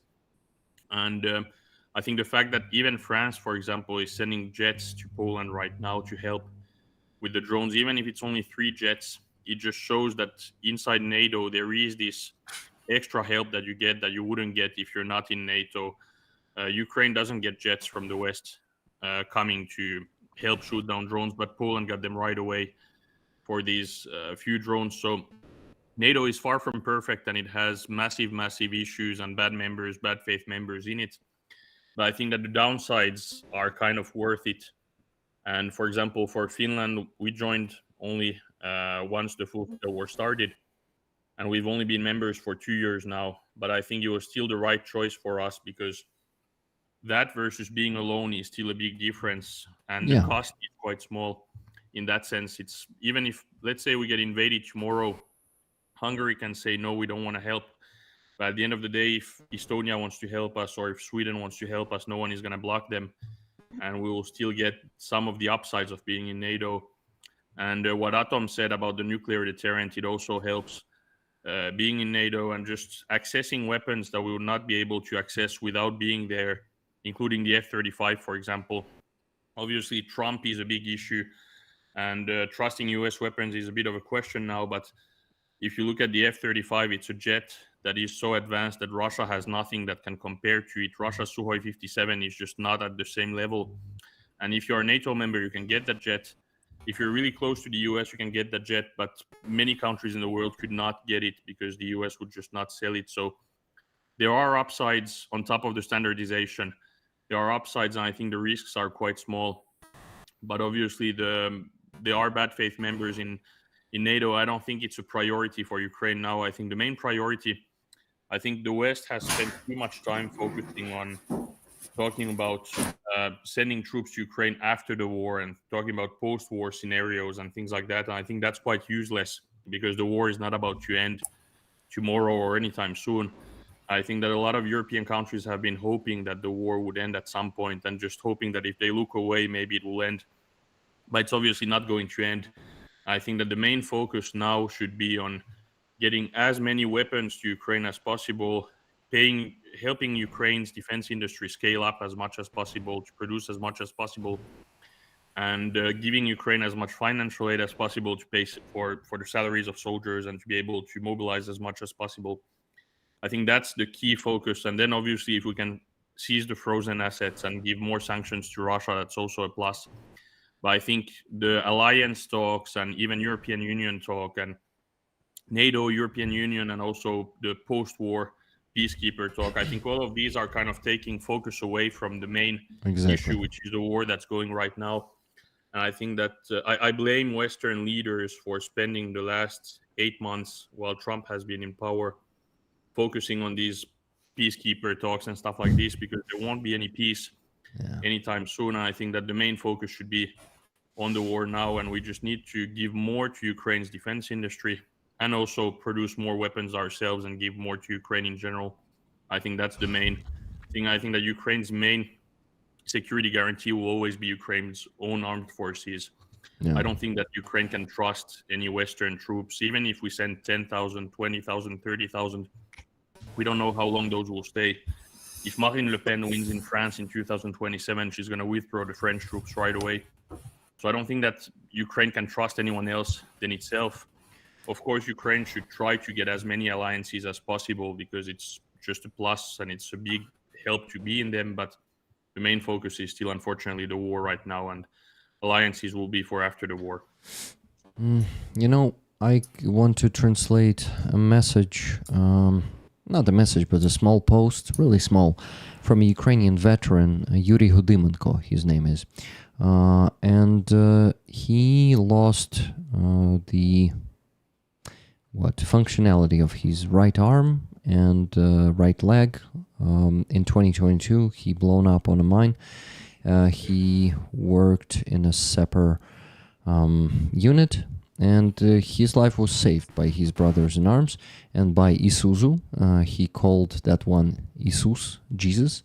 So Isuzu, Isus, it sounds the same. So he, I don't think that guy is like very religious, but just like, yeah, they were calling Isuzu among themselves, among the soldiers. They called it Isus. So that Isus and his brothers in arms saved his life. And that's what he said in this post. Listen to it.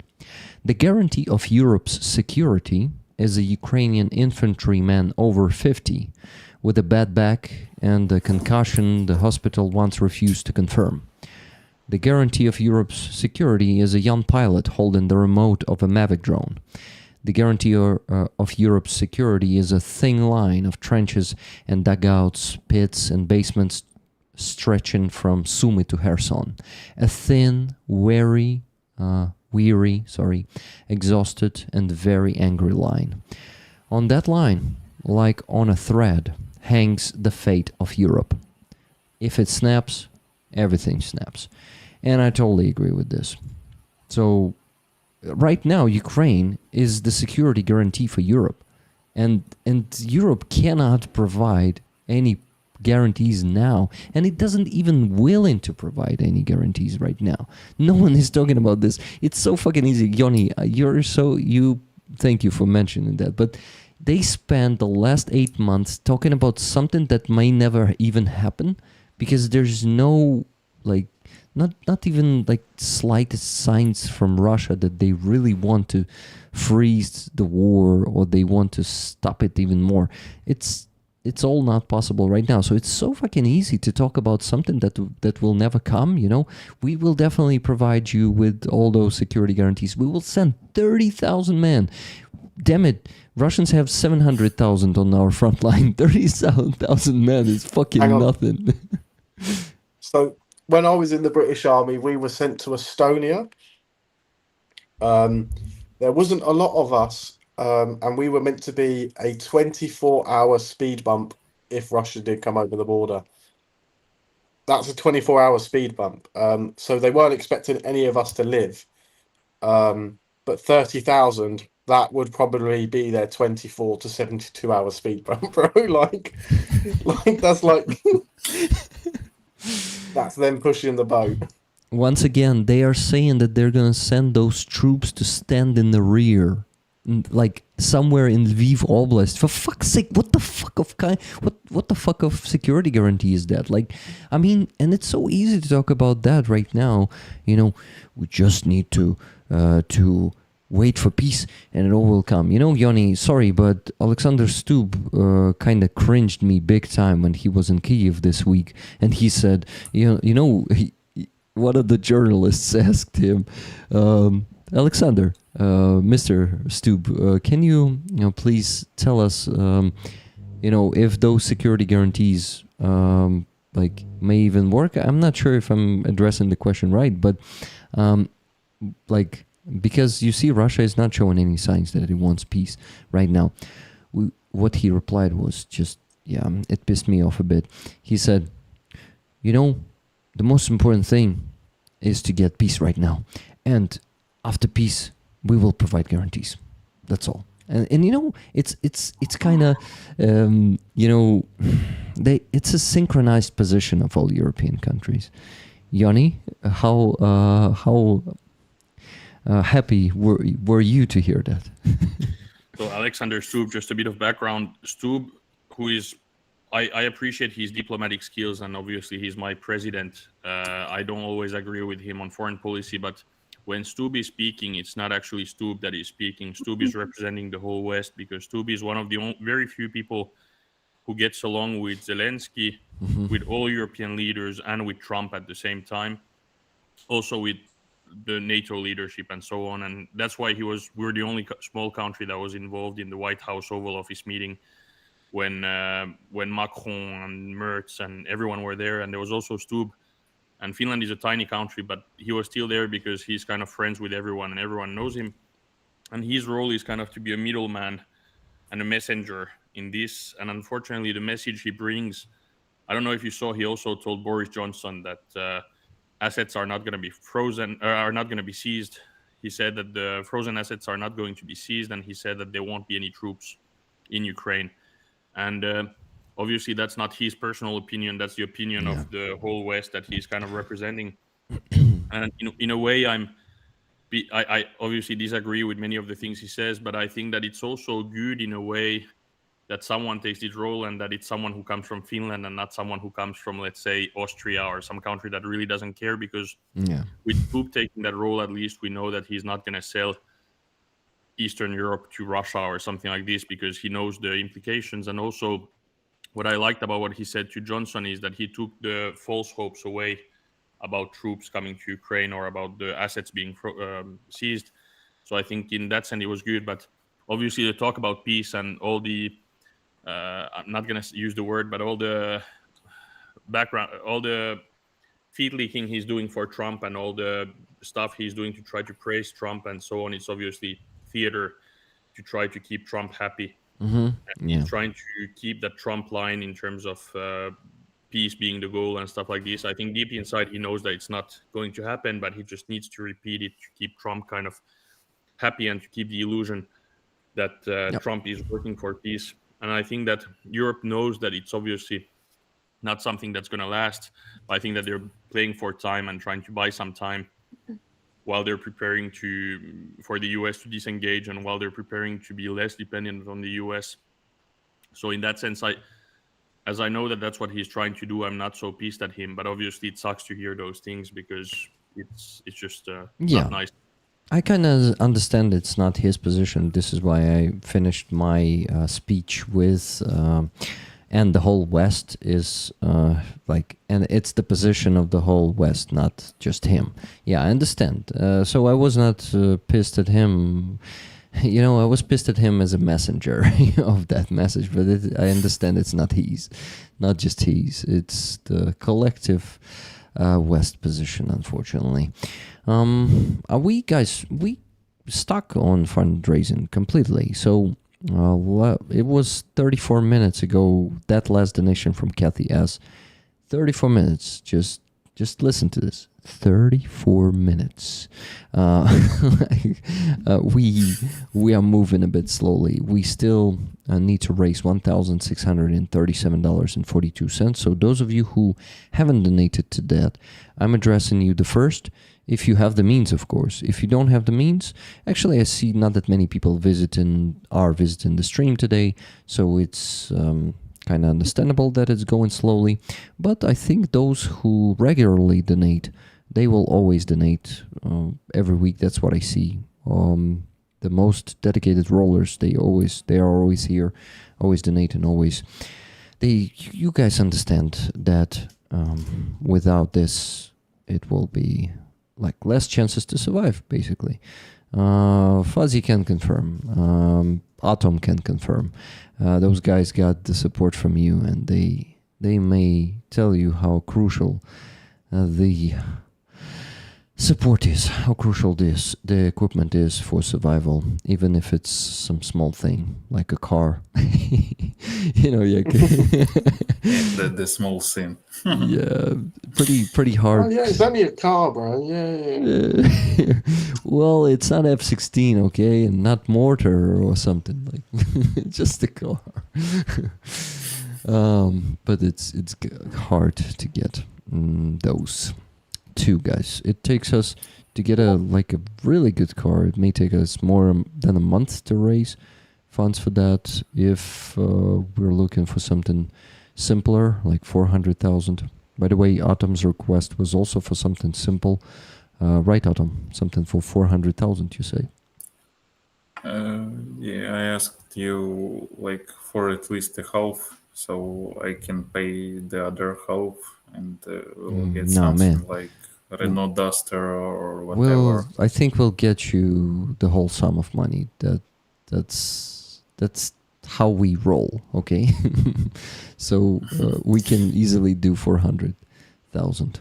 Just like now we're doing for... That would be perfect. Thank you. Yeah. Rick, you owe us a video about a destroyed car. Indeed, I do. Let me quickly download it and show it. But guys, I need you also to react to what me and Yoni were talking about. So, Aziza, since you haven't been talking at all today yet, you be first, please. First, I think that when if we will join to the NATO, it will break this Russian propaganda that they begin this war because of NATO. It will be. I think it will change nothing because they will do same war, and NATO will not like defend us. So it's just. I think it's a reason that we have no leaders in Europe.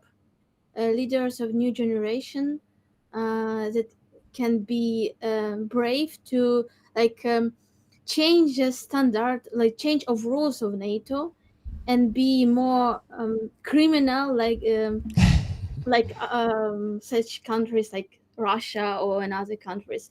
So change the rules, change everything, and also they live in illusion that Russia can stop, or maybe really they're waiting for a better time. So I read the article about it, that Europe is not ready for the war with Russia, and they need like 5 years or 10 years for preparing everything, army, and so it's like they need this time, and they use Europe or use Ukraine for this topic, for this point, because it could not maybe be so powerful against like Russia and China, and they need this time. But I think it's more about that they have no will, really will of great leaders.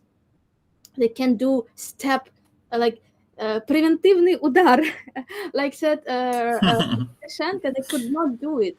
They want to be so saint, so wise, so with the that they are really leaders of the peace. They don't want to do something bad. They don't want to be aggressive because they are like they are like in a prison of these ideas, and it's really very scary because we know this idea when Jewish people said it was too much late when you are near with the concentration camps to fight, because you will die in the next second, and you will did nothing. You just saw that you can be peaceful, and you can be not with weapons, and you can be like powerful because you have deep culture of great thinkers, and you could not be part of these barbarian people who want to fight. No, you will be in these concentration camps.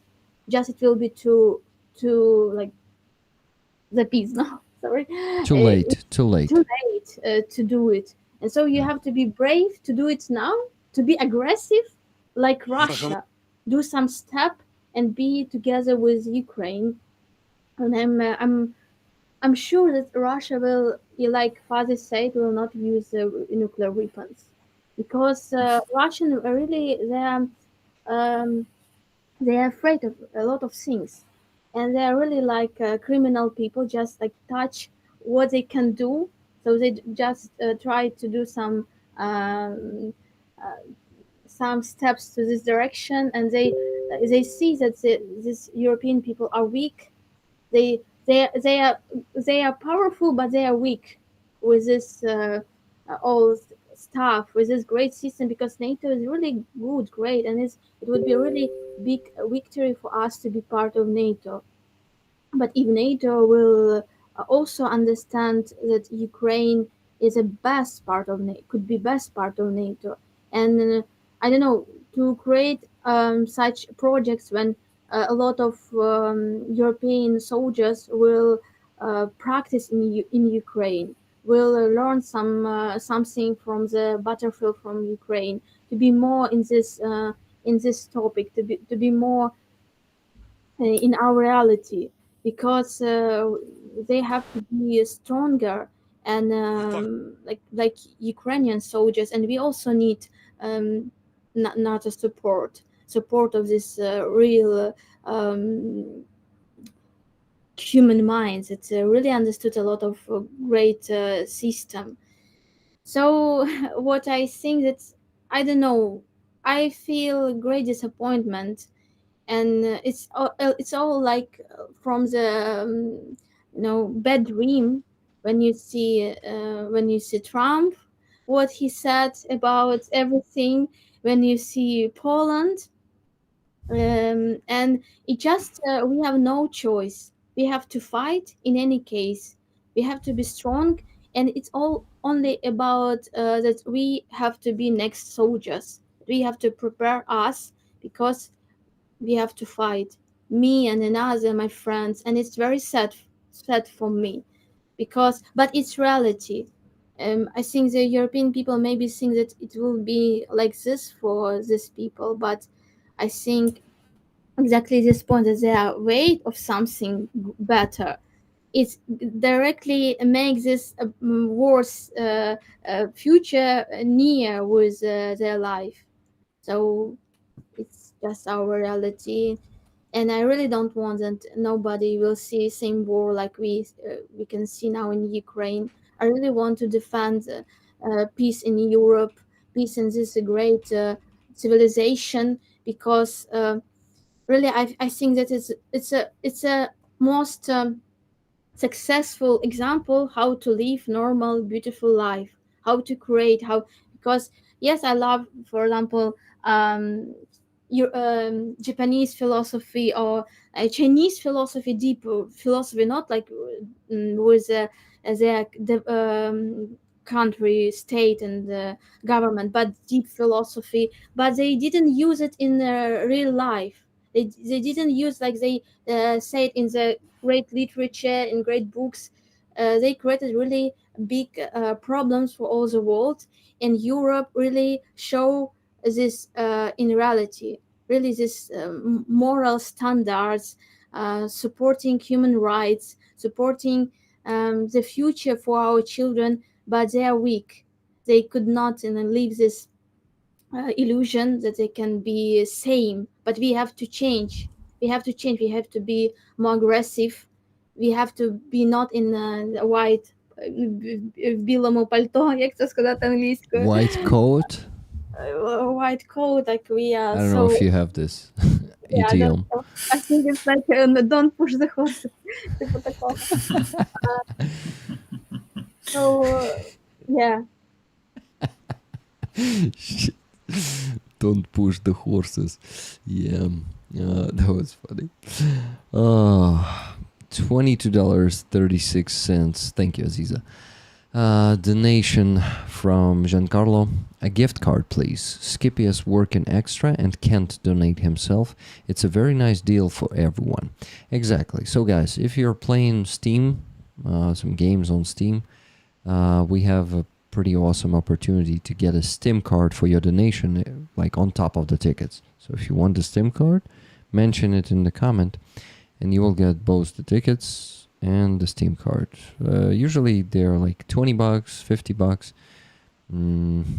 yeah, I think $100 is also available. So Skippy is getting those, and he's donating them to encourage you to donate more. $20 from Lynn S. Tickets for Just Jimmy. Thank you. As you can see it on the screen, they've already been given to Just Jimmy. Slava Ukraini in the chat. Heroem Slava. I mean, that's his nickname there.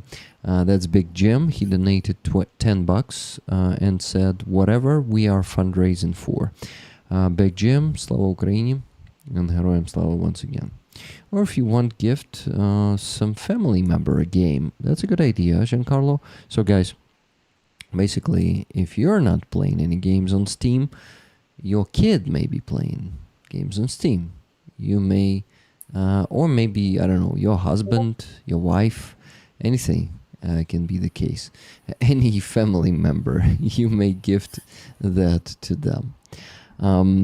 What else do I want to mention? Nothing to mention anymore. No more donations. So we still need to raise $1,585.06. Almost halfway there, guys. Only $85.06 left for the halfway there. But please keep donating, everyone. If everyone donates just $10, and I see how many people in the chat? 62. We will be $620 closer to the goal. So that means we will have to raise less than 1,000. It's really achievable. So let's go. The more, well, they say there are no small donations, but I will still say this. The more small donations we receive, the faster we'll get to the goal. Okay? So, you know, guys, I just want to ask you what you think, and maybe you have something to react to Aziza's speech. So, yeah, whatever you think on that.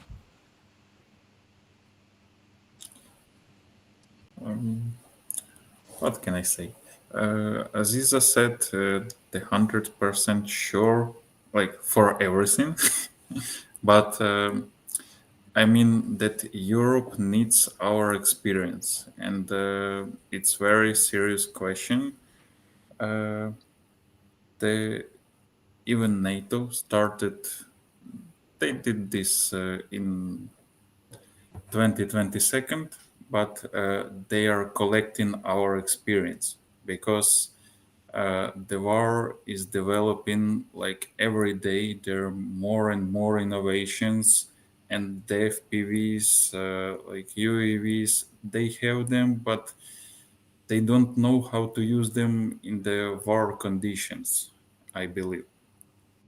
Yes, we still receive like German UAVs, other UAVs, but no, just flying over the fields, training, it's a bit different than being under this electronic warfare, yeah, electronic warfare. Electronic warfare.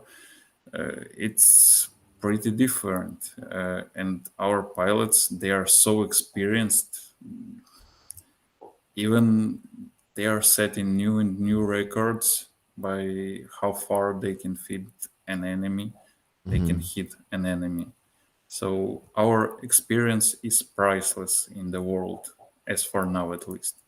I just want to say as well, very quickly, a friend of mine who I actually went to school with in the UK, and he's also in the army, he's involved in like teaching the Ukrainians, the Ukrainians that get sent off to the UK, and he was telling me like most of the guys that fucking turn up have already been to the front, you know, and this guy like he's been on deployments and stuff like that with the army, but he's never actually been, like, if I'm correct, like at war.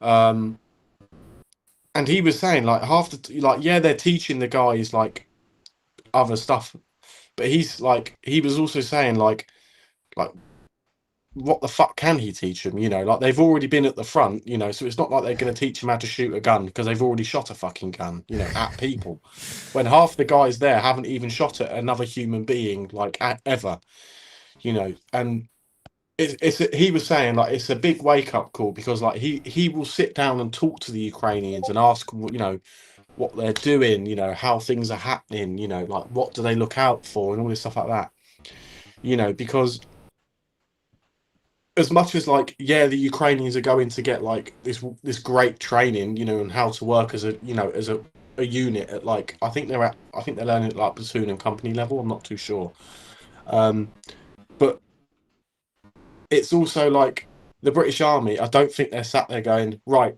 FPVs hit you, deal with it, because if an FPV hits you, you're not going to jump straight on the casualty. You're going to hide, like it's even like the medical training, like everybody is at like a CLS level because of the way the war is, it's like in Afghanistan, NATO had what they called the golden hour. Somebody stepped on an IED or something, within an hour, they would have a Chinook landing casualty on back to Bastion. You can't do that here. Nobody's going to have the minerals to slap a fucking Chinook down in a wood line, like in Donbass. Like it would just be retarded. So you've got all these Ukrainians that are at like CLS level, like Team Medic Quold, like in British Army standards, it would be classed as Team Medic Quold, to be able to deal with casualties. Because the Ukrainians, sometimes they have to sit there for like sometimes 6 hours, sometimes 2-3 days, with shrapnel wounds, because they need this higher level of skill to be able to sit on a casualty for longer. I know a team, and when they was in Bakhmut, I think they actually sat on a casualty for a whole week. Like he was pretty fucked up, and they managed to keep him going for a week before they could get him out. The West aren't doing that. They're not sat there saying, right, everybody needs to be at this level of medical training. You need to know more than just how to use an IFAC. You need to know how to use SAM splints, all this other bullshit like that.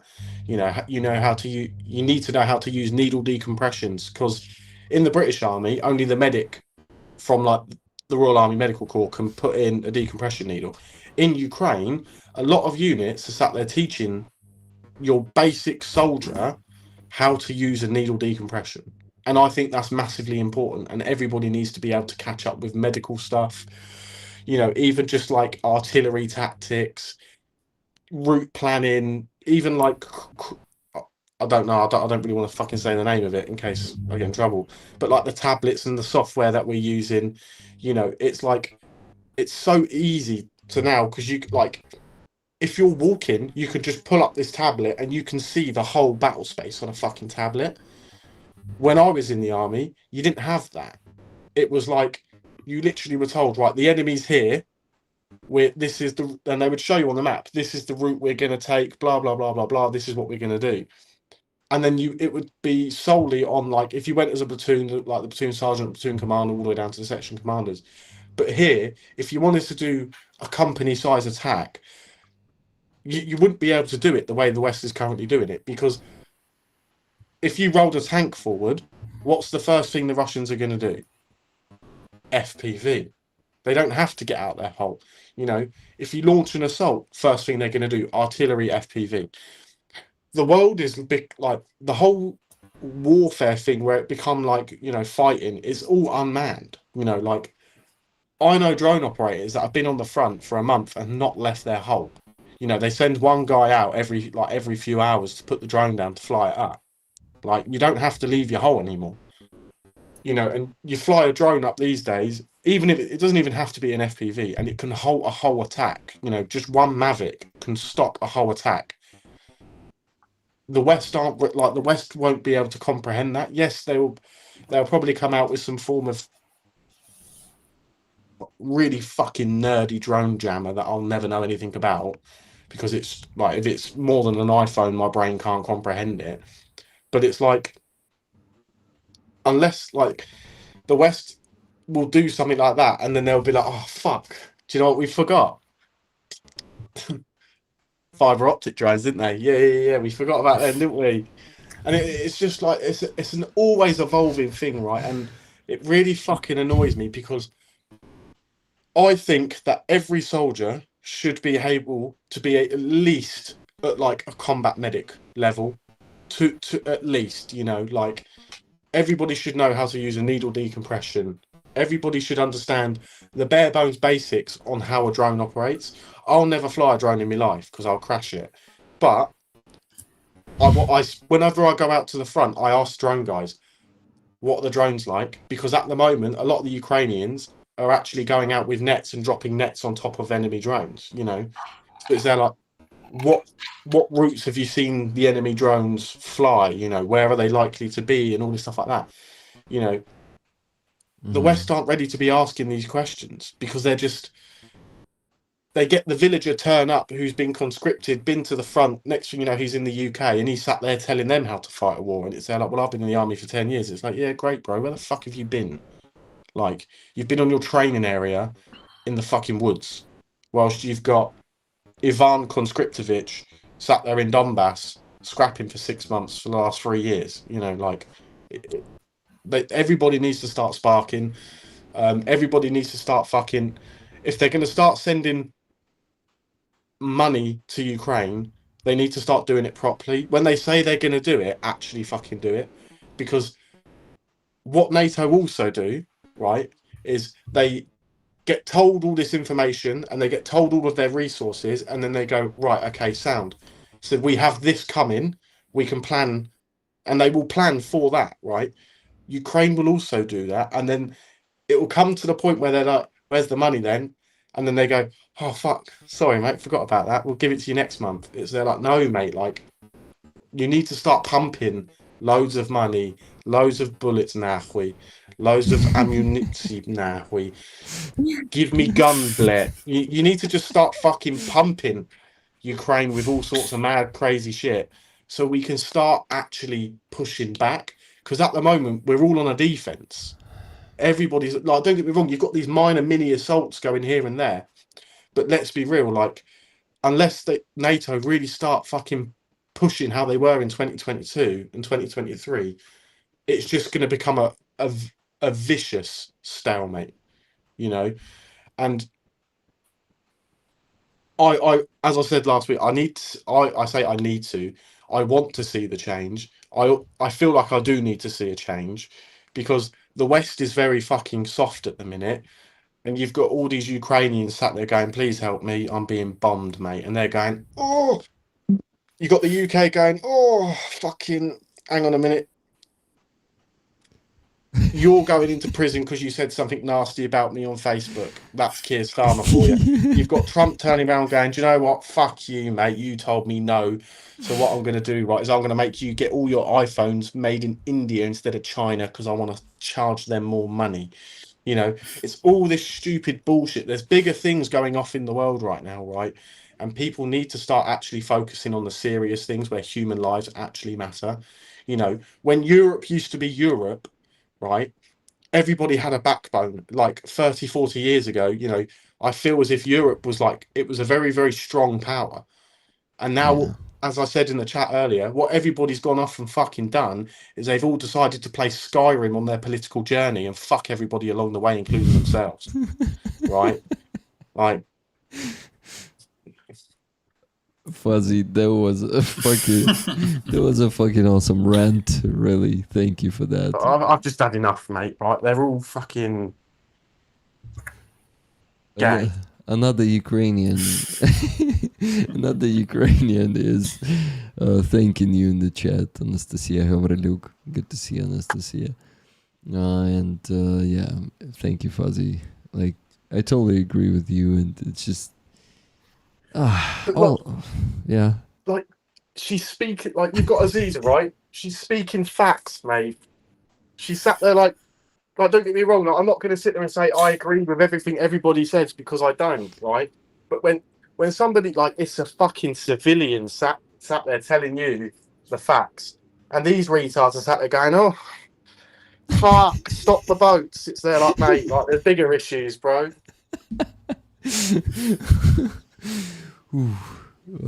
Fuzzy power. Tunes said that. Wankers, mate. Guys, we had, let me tell you, 3 donations. Yeah. $20 from Elvin Archer. 2 tickets. Please, Rick. Blessings to your to you, our guests and rollers. Hashtag pants down gang. That's about fuzzies. Gang. Oh, everyone just... Big up. Thanks, guys. Okay. $10. Once again from Elvin Archer. One more ticket, please, Rick. And a Steam card for my nephew, who has just started uni this week studying engineering. Blessed be. Wow, blessed be the fruit. Has anyone watched The Handmaid's Tale or read that book? Yeah, they say that's there. I really recommend either the TV show, but the book should probably be even better. Anti-utopia about the United States in 20 years from now, if Trump and JD Vance and MAGA crowd will stay in power. Yeah, that's what's gonna happen to United States. Maybe less. Maybe less, yeah, maybe 10 years. Like, it's really, ooh, yeah, we kind of just, yeah, we're falling down into abyss really fast right now. And I also heard interesting analytics from one of the useful Russians yesterday. His channel is called Быть Или. I don't know if you know about this one, guys. Aziza, Atom. I saw him. So Inform Napalm is promoting him pretty often. And that guy seems to be like, not just pro himself, but maybe really pro-Ukrainian. I'm really careful when it comes to Russians, but maybe, yeah, pro himself. But anyway, I don't like how this guy speaks. He's, и может быть, these intonations, I hate them. Like, и может быть, если бы в этот раз. I hate speaking Russian, that's first of all, but he speaks Russian, and anyway, he gives a pretty good analytics, and I followed the advice of Inform Napalm, the best Ukrainian OSINT community, who contributed to investigating the war crimes of Russia against Ukraine since 2014. They've been doing it since the very beginning, and these guys recommended to watch his latest video. It was only 10 minutes, but that guy analyzed how every big decision of the so-called Russia was done after meeting with the Chinese leader. I don't know how you call him in English, but it's Xi Jinping. That's how we call him in Ukrainian. So after every meeting with that dude, shortly, Russia usually starts invading more countries, and he kind of put the chain of events with and each of them was oh my god, my English is getting bad since it's getting later and later. It's already 20 minutes past midnight, guys, so we start speaking slower and thinking harder. Yeah, what kind of word was that? Okay. We can all actually start speaking in slow motion, but better not. Anyway, I wanted to say that that it seems that maybe the big brother, China, gave the green light to start attacking Poland and Europe in general, with bigger amounts of drones, and do the next step of escalation.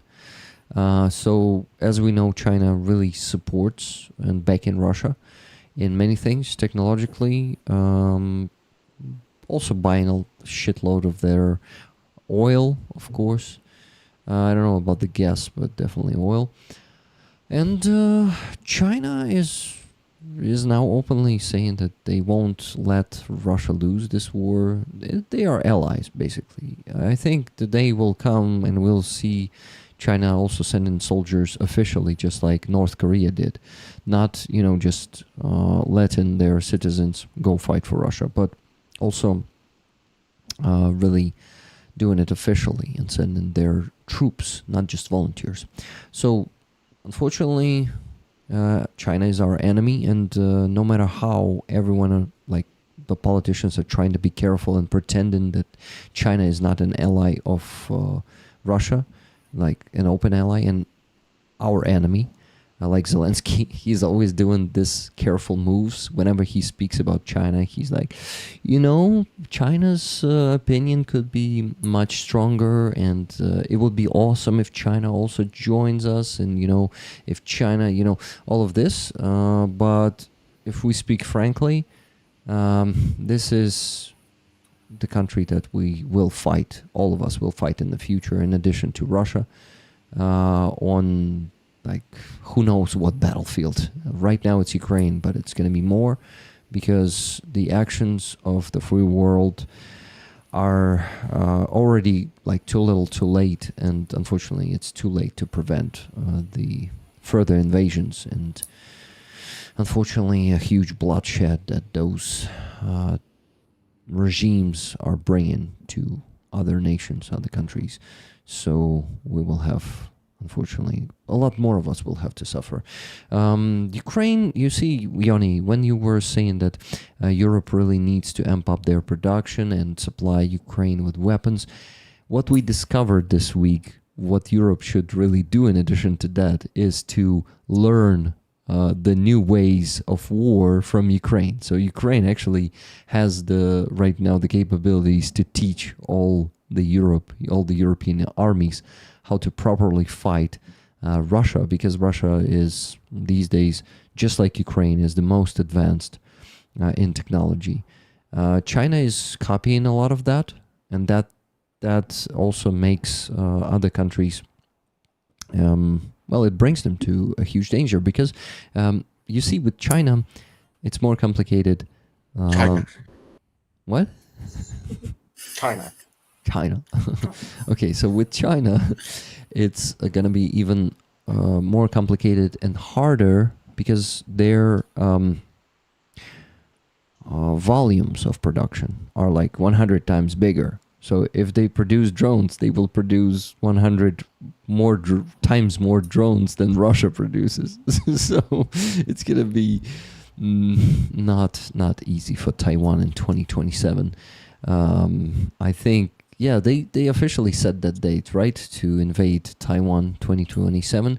Do you guys think maybe they will even do it earlier, considering the situation in the world? I don't think it was the official. I think officially they said they'll do it before 2049, when it's the 100-year anniversary. But 2027 has been the speculated date from many analysts, and I think dictators tend to overreach or want to mark history on their own, and I don't think that Xi Jinping wants someone else to invade Taiwan, so he's probably going to want to do it himself. And because of that, I wouldn't be surprised if he does it. And obviously the war in Ukraine is perfect for him, and all the events in the Middle East as well, because it ties the West to other conflicts and other wars. And if the West is focusing on Ukraine, it cannot focus on Taiwan.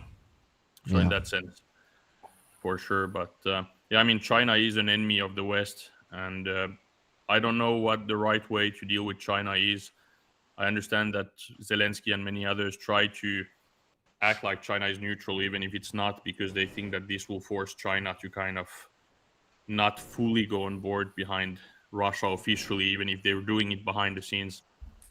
But it's hard to see. To get back on the stuff on Ukraine teaching the West, I remember at the beginning of the war, maybe not the first year, but maybe in 2023 or something like that, I remember when some Finnish officers were commenting on a Ukrainian command center of the army. It was somewhere on the front.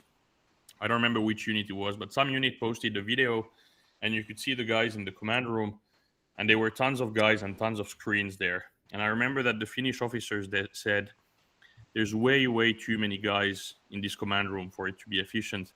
And back then I thought, okay, it makes sense not to have too many. But then I think I realized that they actually didn't understand that the difference between a Finnish command room or a normal command room in other countries and in Ukraine is that in Ukraine you had the screens with the drones And because of that, if you have many drones in the air, you just cannot have that few people and that few screens. You need to have many people. And it's just an example of things that I think people in the West were a bit overconfident and cocky about this. And I think that they're going to learn the hard way at some point. But yeah, it is what it is. And it's really interesting for the people listening today and for everyone donating and hopefully donating even more to hear Atom and Fuzzy talk about these things, because they have firsthand experience from seeing things at the front and so on. So I think it's really content that is worth it for the people listening. And also, to get back on what Aziza said, I agree. I think the West and Europe have just been too soft and kind of hoping that this would go away by ignoring it, and it hasn't. Yeah. So yeah, I agree. But then comes my question. I have a question that is unrelated to this, but it's for Atom and Fuzzy. Have you seen any changes with the corpse reform?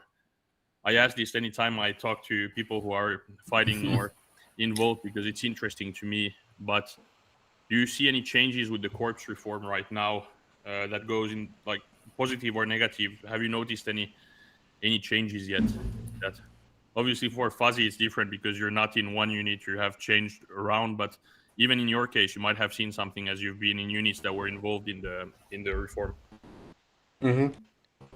So mine's very, very quick and very, very brief. I'm also going to have to leave in like 5 minutes. So yeah, I will say probably when I was in Azov for a little bit, the communication was probably the best I've actually seen. They were very, there was no bullshit, basically. It was like everybody knew what was happening. Everybody knew where everybody was. You know, obviously there were times where like, you know, like things would happen and people were like, oh fuck, where are they? But like, you know, everybody would communicate, you know, and nobody ever got lost or anything like that. It was there like, oh fuck, the radio's down. Like, and they'll change battery and, you know, everybody's communicating again. You know, or they'll go into a wood line and you couldn't see them, for example. But no, like with Azov, I obviously I don't know how they were operating in 22, 23 or 24. But when I was there, it was probably one of the best National Guard units with regards to communication and planning. Everybody knew where things were. Everybody had timings, etc., etc. Definitely, you know, one of the top 5 units I've worked with in Ukraine. But yeah, obviously that's like the only like merging corps that I've actually worked with, like closely, to actually be able to say anything with regards to that. But yeah, they're definitely impeccable with regards to communication. Yeah, so like I think obviously, like as I was saying on like my last fucking mini Jeremy Kyle session rant thing that I had last week, obviously everybody has a part of the front, you know, and because Azov's in a core now, it's like everybody like communicates as one. You know, there's nobody sat there trying to like, it's not like, oh fuck, hang on, I don't know anything about that 100-meter tree line because that's a different unit's thingy, you know. Now it's like, oh yeah, that's this blah blah blah units. Yeah, I'll text him, you know, and like that's it, it's done, it's quick. But yeah, no, so definitely there is an improvement. I haven't really seen any negatives with, you know, making these calls. If anything, I think it's a good thing because you've got so many different separate assault brigades and battalions and stuff like that. And there's really, in my opinion, there's no need for them, you know, because you can amalgamate them all into one and just have one larger asset, you know, assigned to a specific part of the front, working with other units, you know, with other corps and stuff like that. But no, definitely, if anything, it's actually a good thing. I don't see there being a negative at all. But yeah, that's just me, like personally. Thanks, Fuzzy. Okay. As for me, I haven't really seen that something has changed, at least for now, because I've been at O2, like operational tactical group, which just formed an army corps. So people didn't change. We just got a little bit different line, shorter. So we separated our forces we had into two corps. But it is a great idea, which still needs a lot of forces to be implemented, because the brigades, they are where they are, and the corps means that you have some specific brigades at this place, and you cannot just leave from one area and go to your corps. But whenever all the corps will be fully packed with the brigades, you know the brigade on your left, you know who is on your right. The commander doesn't tell you to do stupid things, because you have the people you have. No one will like send you another battalion from, I don't know, from the south, other battalion from the north. Wherever they go, we had such a scene, like a brigade standing on the line, being only one battalion. But they have like battalion from other brigade, battalion from another brigade, and they're like mixed, while they have the whole brigade separated. And you need to have the command of the brigade, all the logistics, is like everything is a way difficult than it could be. But what can I say about the negative scene? Being an officer means you also work with papers. Even so, I don't have a lot of them. I also have something to do. And now we are located in one corp. We have another corp where we should be, and we have the third one, and all of them are sending papers like, give us that information, do that, and sometimes they just send the same letter, just with different numbers. Like within an hour you have all of them. So bureaucracy is something we should definitely improve. In other aspects, corp system is highly appreciated. I like the idea. You know, we had this problem in, well, it still is present, but last year I think it was one of the most painful problems, that with our brigades being like 30%, how do you call this? It's not supplied, укомплектовані. I wonder how to say Equipped? this. Equipped, yeah, like equipped both with men and weapons, so it's a lack of men. Some of the brigades, some of the, glorious brigades that you hear of, that are holding some lines of defense, they actually have like 30% of personnel. I think, unfortunately, the situation with 72nd Brigade when they were holding Avdiivka was the same. They did not get any men to replace those who were wounded or 200s, killed in action. And the brigade was becoming smaller and smaller, and that brigade could not hold Avdiivka anymore just because they lacked men. And so we have this problem that at the same time, new brigades are being formed all the time.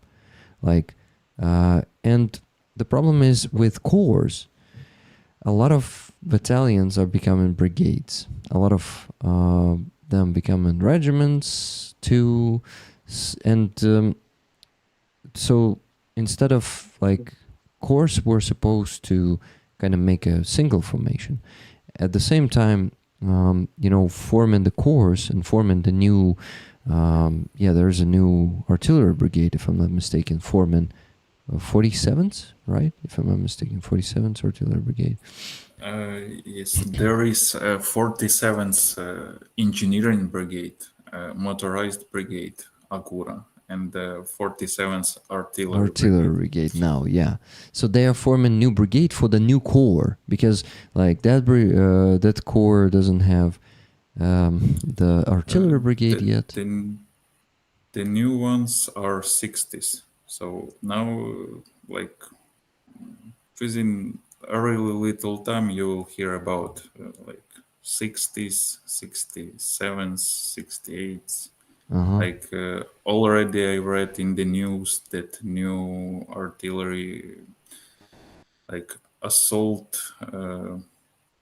assault brigade. Yeah, artillery дешеве як рід військ. Like 147th Artillery Airborne Brigade.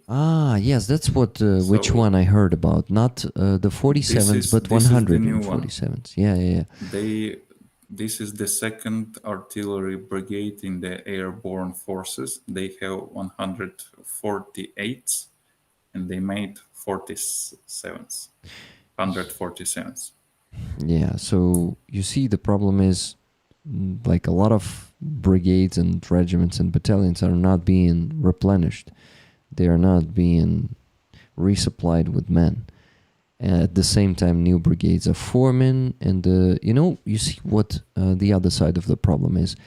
The new ones are formed usually completely out of the unexperienced personnel, and when they're being engaged in the battle, they take heavy losses because there are some experienced people, but they're usually commanders, and that's what I hear actually and read from the soldiers.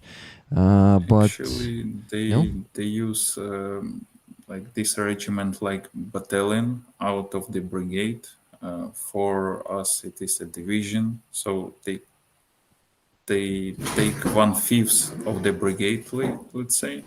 They form the regiment and command of the brigade, forming other regiments like with some time.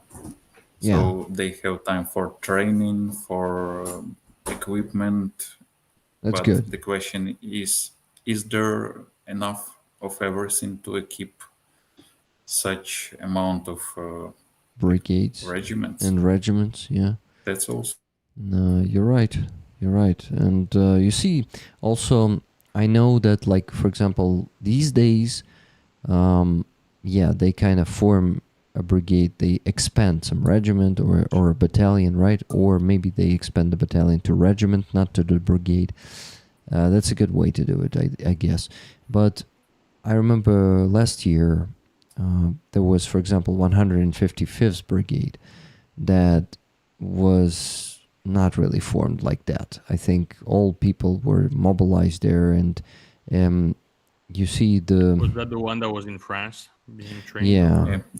There was the other idea, just to try to like train all the brigade in France. I mean, but it didn't work well. Yeah, so usually those are taking heavy losses, and it didn't work out well. Yeah, indeed. Fuzzy, two donations to mention because they are inspired by your rant. First one, $10 from Kathy S. For the rant ticket, please. And the second one is $20 from Tuna Otterson. #NoToes. Hashtag Fuzzy Power. Get that car paid. Yeah, guys. Fuzzy, maybe you tell to the people the importance of raising for car repairs. That's what we're doing today among the two fundraisers. The second one is for the car itself, for 117th Brigade. And you need a car repair. I think everyone in the chat understand the importance of that and how easy the cars are getting wrecked on the front line. But I think they need a bit of encouragement because we still need to raise $1,425.06. We're already crossed the 50% mark, guys. We raised more than 1,500, but just a bit more, just $75 more than 1,500. So there's still a long way to go. You can see I started rubbing my eyes, and my voice is becoming more ASMR than it was before. Yeah, so soon you're gonna see not only the sleepy Rick, but the sleepy Atom, Yoni, and Aziza. Some of them will leave us, just like Fuzzy. He needs to go now. So Fuzzy, I decided to mention those two donations while you're still here.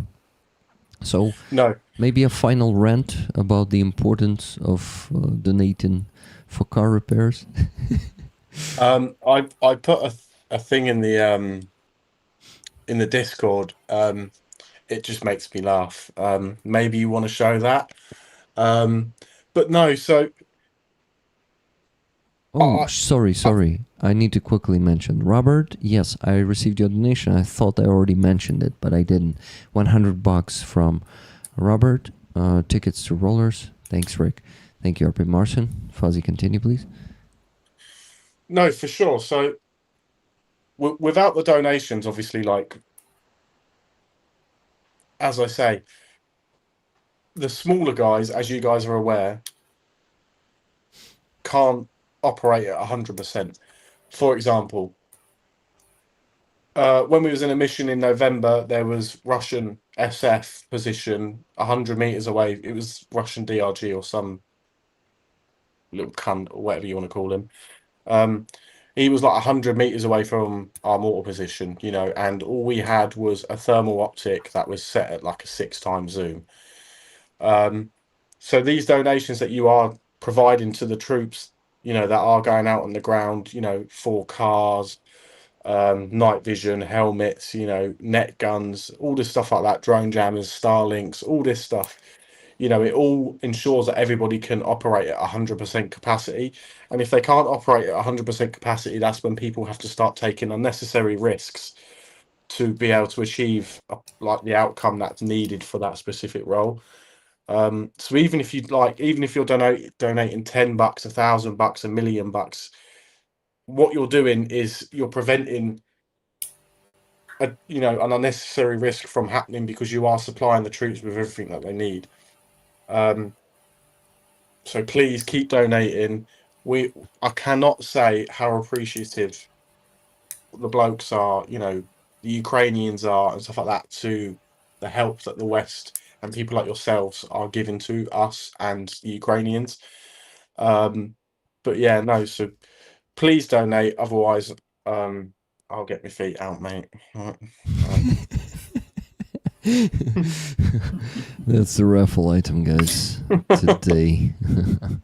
A pretty awesome patch from 92nd Brigade. Fuzzy, thank you for being here with us. I won't keep you any longer here because I already kept you for 15 minutes instead of 5.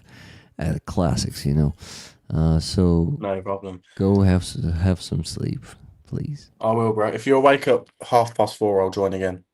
Okay. I think I'll see you at 4:30. I think I might still be here. We'll see how it goes. All right, bro.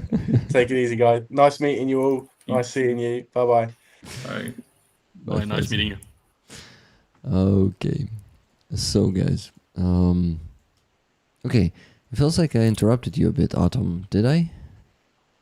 No, I finished my point, and I guess I also will leave like in 10 minutes because like getting up at 6 is something you should do every day, and that's why I would not love to have like little sleep, but not because of leaving. Okay, I messed up. I would love to stay with you, but I need some sleep. Yeah, I understand. That's my point. I totally understand. Guys, why weren't you asking any questions to our guests? Because my live stream questions chat on Discord is empty. I don't see anything there, so you have the last 10 minutes to ask Adam some questions. Atom, I wanted to ask you myself a few... No, I already forgot. So, Yoni, do you have more questions? Because you're usually good at this.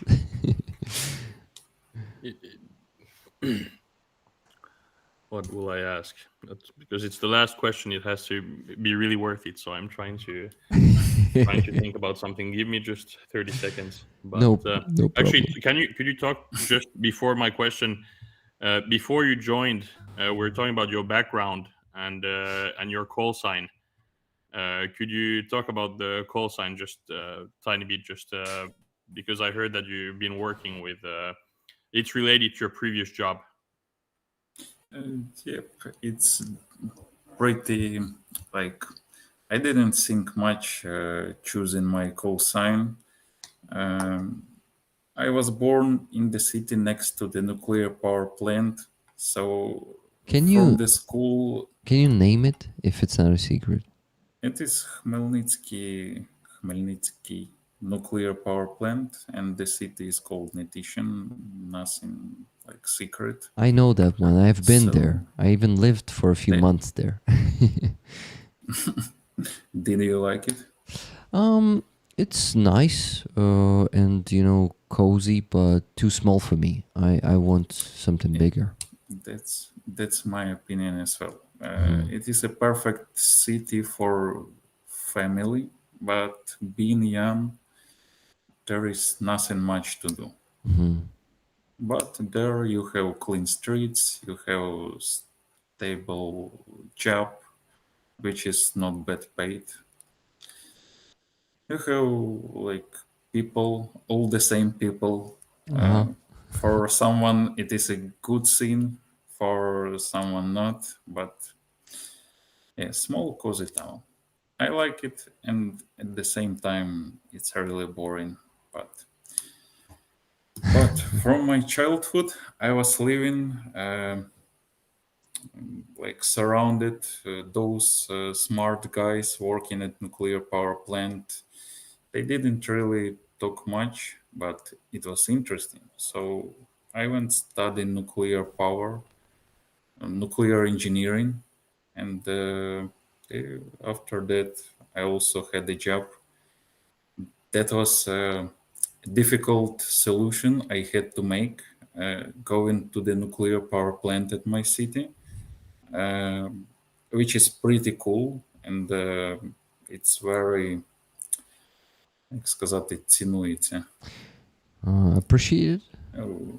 Very appreciated, valued in the field if you worked at the nuclear power plant. But I decided to go to do some theoretical stuff in Kyiv, mostly because of Kyiv, not because I didn't like the job. It's pretty interesting, but the company also calls Energoatom, which means like energy from atoms. So my call sign went from there. That's interesting. And while you were talking about your past, I thought about a question, and it's not an easy question to answer, but I will still ask it. If looking in a realistic but still optimistic way into the future, what do you think is going to happen in the next, let's say, what will be the situation in 1 or 2 years? Do you think that there is, in an optimistic trajectory, but still realistic, do you think that there is, where would you like Ukraine to be in the war? Obviously, we would all like the war to end, but let's say the war doesn't end. What do you think that could happen to kind of, what would be a positive outcome? It could be, for example, related to finishing the court reform and getting all the units moved so that they're finally in their own positions and so on. But do you have anything that you're kind of like looking forward to that you think could potentially happen in a positive way? Could be anything, could be court reform, could be a Ukrainian offensive somewhere, anything. But is there anything you're kind of looking forward to, hoping for, or thinking that could potentially in a optimistic way happen in the next year or two or sometime in the future? So I'm basically an optimistic person, but in this question, you need to really be optimistic. Okay, I mean, for us, the main goal for now is just to stop Russian movement because there are many talks like Avdiivka offensive, Chasiv Yar offensive, Pokrovsk offensive. It's not separated things. They started their offensive from Avdiivka, and they are like with small steps, but step by step, they are getting the land, and it's something we should do for the first place. We should stop their movement. For this, we don't need any like volunteers, army from other countries. We don't need their soldiers. We need weapons and ammunition. That's everything we need. So, for the first step, we would just stop their movement, and with lots of ammunition, we'll just do them the critical damage. They would not go back, but they won't have forces to continue this movement. But about counteroffensive, like it was in Kharkiv, for example, in 2022, I'm not sure it's possible something like that for now. Yeah. Even in Kursk region, it's not possible with those FPVs. And basically, they're preparing trenches, these anti-tanks lines. They do the fortifications. And I must admit, sometimes they do them better than us. So, for example, when we had like Russian offensive to Pokrovsk, which was straight, but they went to Chasiv Yar direction from Avdiivka. Our trenches, fortifications, there were lots of everything, and it all was like left new. So now the Russians are using those fortifications, which were supposed to be our lines, and not because there were enough people to fight in those trenches and fortifications. They were made in the field. Like, who does trenches in the field? We They do. them somewhere Ukrainians do. They did, actually. But for now, what I saw, the latest ones, they are way better, let's say. That's way good. better. So we're learning It's from something some of our positive. mistakes, We right? do, but really a lot of time lost. Yeah. And with this time, many lives and area is lost as well. Yeah. So this experience, it should be the lesson you should get from the first time, not from the eighth time. Unfortunately, it was like that. Yeah. Adam, I was holding some patches in my hand, and two of them, yeah. And I decided, why not I show it while you're here. So this is sent to me by one of the Canadian rollers. And this one is a Canadian morale booster patch. And I have two of them. So I can actually offer one of them to you to maybe just a tiny bit boost the morale. I also need the boost, so I would be really pleased. In Finland, this Canadian flag is a scary one because we keep seeing it when we play ice hockey against Canada. Canada is a very strong opponent, so it's a scary flag to see. We love Canada, but in ice hockey we don't. So it's bad memories from that flag. So, yeah, I will send you one. Please send me your Nova Posta address right away. if you don't mind, and I'll try to send it tomorrow or on Tuesday. Deal. Thank you. Yeah. So Or I have the idea, if of course no one would forget. I'm gonna go to vacation somewhere in November. Cannot say the dates because I don't know them. Unfortunately, you cannot plan so far.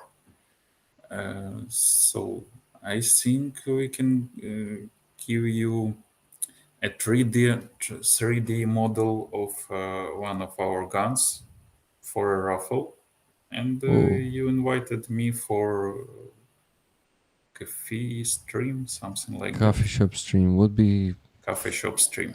Would be really awesome. Yeah, but somewhere in the November. Looking forward to it, really. So after that, you can hand over the patch to me because I'm not sure I can take it from Nova Posta at least for a few next days. Okay. I mean, 5, maybe more. Let's see. I'll keep it for you here. It will be waiting. And rollers in the chat are thanking you for your honest insight. Andreas, for example, Andreas Lach sent my picture in the patch. Yeah. Tune was giving you hugs there, and yeah, thank you so much for joining us today. Really, like when we have many people here, it's like hard to have like a long proper conversation, so you would be engaged in it all the time, but I actually wanted you guys all to meet and also to talk to each other, so I couldn't miss opportunity to call a lot of people, more people. So I just am happy that it did that, even though we had a longer conversation the last time, for example. Today was still pretty awesome, and your point of view, your insights were also pretty interesting and are appreciated by me. Oh, and I'm sure by Yoni and Aziza and Fuzzy too. Very much so. Thank you for inviting me. Thanks for good company. And I definitely should come somewhere later on, because it is the second stream of my stream with you. Mm-hmm. And the second time Aziza is here. But previous time I figured out she is a musician. Yeah. So for this time I prepared and listened for some of her songs. So we'll discuss it later, I guess. Okay, then it seems I need to invite you like just in a few weeks. Not in a few months, in a few weeks. Okay.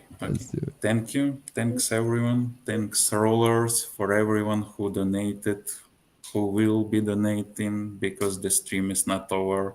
Yeah. Still have pretty rough night. Okay.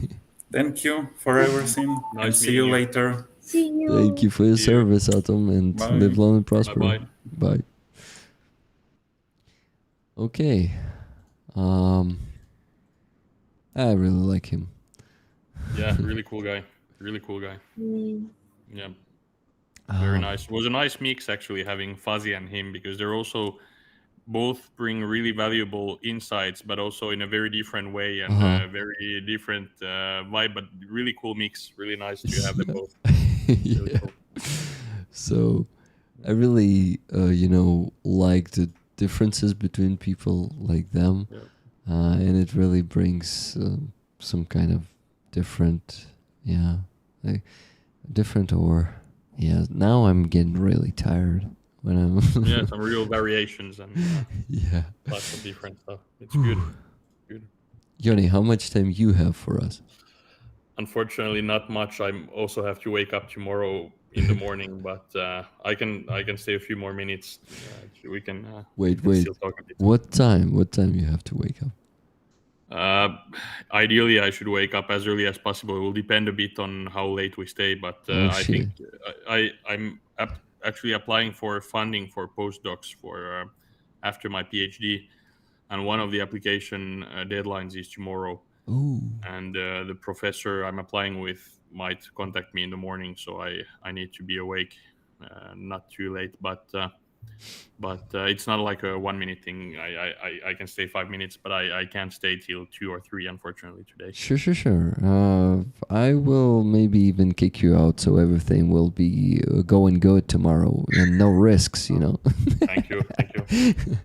But we will actually, before leaving, because last time when I was in Kyiv, you had COVID, and actually today I have COVID. I think I might have COVID, but it's already better. But I was at a friend's bachelor party in Riga and got a bit sick after that, and have been coughing a bit and so on. But it's getting better. But because of COVID last time, we didn't do anything when we were in Kyiv because we're both doing our own thing. But I think when I come in December, we should do something, maybe a coffee stream or something. Would be cool. And also, I also after the last stream listened to Aziza's music, and I saw also some videos on YouTube where you were also there on the video. So you were both there on the video, and no, really cool music.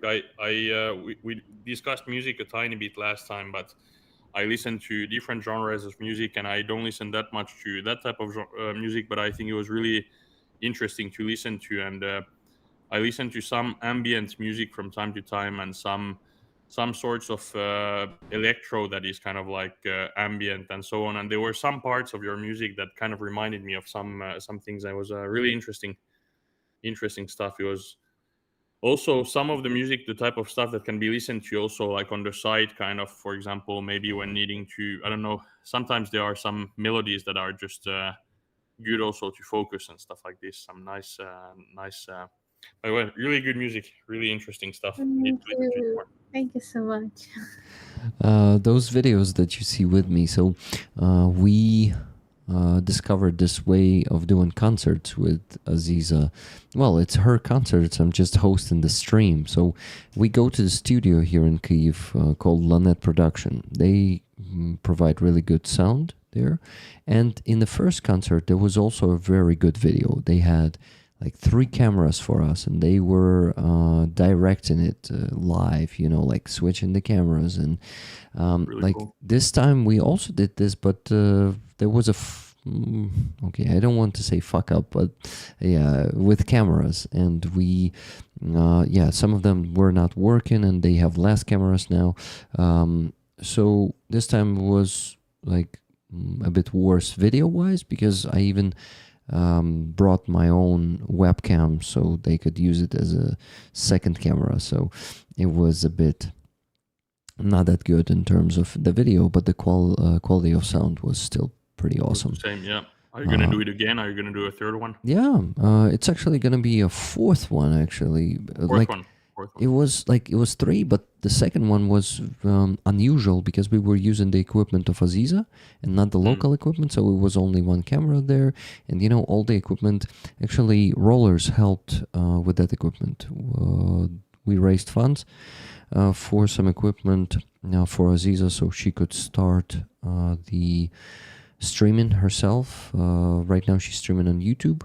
Would be also awesome to do it on Twitch, but I understand why it's not that easy to begin, because I'm also streaming on Twitch right now, but I'm not even reading the chat. It's not enough in me, the capacity to like do that many things at the same time. And Aziza will have to do the same if she also streams on Twitch. So yeah, not easy. So you kind of need to probably focus on Twitch primarily, and keep then your YouTube, like maybe like don't do it at all and go transfer completely to Twitch to like really engage with the chat all the time, you know. And like reading 2 chats, it's not easy. It's very complicated. You need an assistant or something to help with that. Yeah, it would be awesome. But yeah, so we did one of the concerts there in the studio, but just on Aziza's new equipment. And it was, we didn't count it probably into those type of concerts, you know, with their sound, because it was still a pretty cool sound. But since since there were some awesome retro speakers there in their setup, it also gives a bit of a different sound. So Aziz also agreed with that. This is why I'm claiming all these things and looking some improvement from her right now. Approval, yeah. Looking for It's approval. important. Ukrainian culture is also obviously giving help for soldiers and troops and giving them weapons is really important, but it's also really important that Ukrainian music and culture gets heard and seen and appreciated outside of Ukraine as well, because it also plays a big role, and that's what Russia is trying to take away from Ukraine as well. So it's really great that you're doing that. And in case like of Aziz's music, it's also like a triple take. It's not only a Ukrainian music, it's a Crimean Tatar music. Yeah. Well, I would even call it Crimean Tatar primarily, because what? Crimean Tatar culture is like very different from Ukrainian. Yeah. And Aziza also mixes those two. That's very interesting how she does. Like in some songs, like she has a song that is partially Ukrainian and partially Crimean Tatar, right? Aziz, I'm talking about Kvitnevый сад. Маленький Kvitnevый сад. Oh no! In this example, I just mix two songs together, but they match. They are very, in some way similar, but different. It's very interesting. But I really mix Ukrainian words, Crimean Tatar words sometimes Crimean Tatar words, lyrics with English lyrics.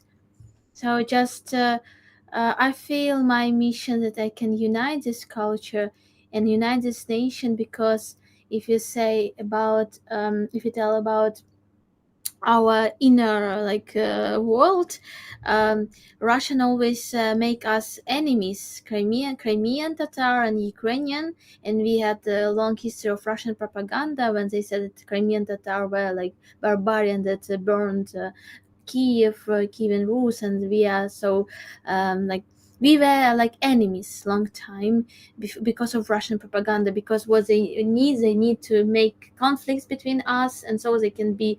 It's exactly in this way they occupied Crimea, because Ukrainian didn't trust in Crimean Tatar, and they saw in Russian more friends, brother than in Crimean Tatars people, and so in this way we didn't have the power in Crimea. And Crimea was Russian republic inside of Ukraine, and this is why they did it much easy, occupied Crimea. And so what I want to say is that we have to be together, and we have a lot of in common.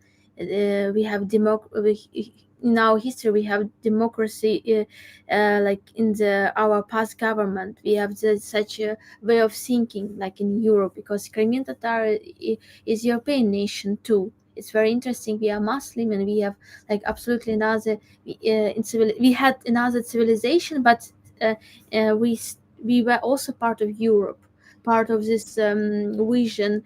And it's really interesting because in our blood we can find Italian DNA, Greek DNA, and so we are not Golden Horde. It's another nation, absolutely.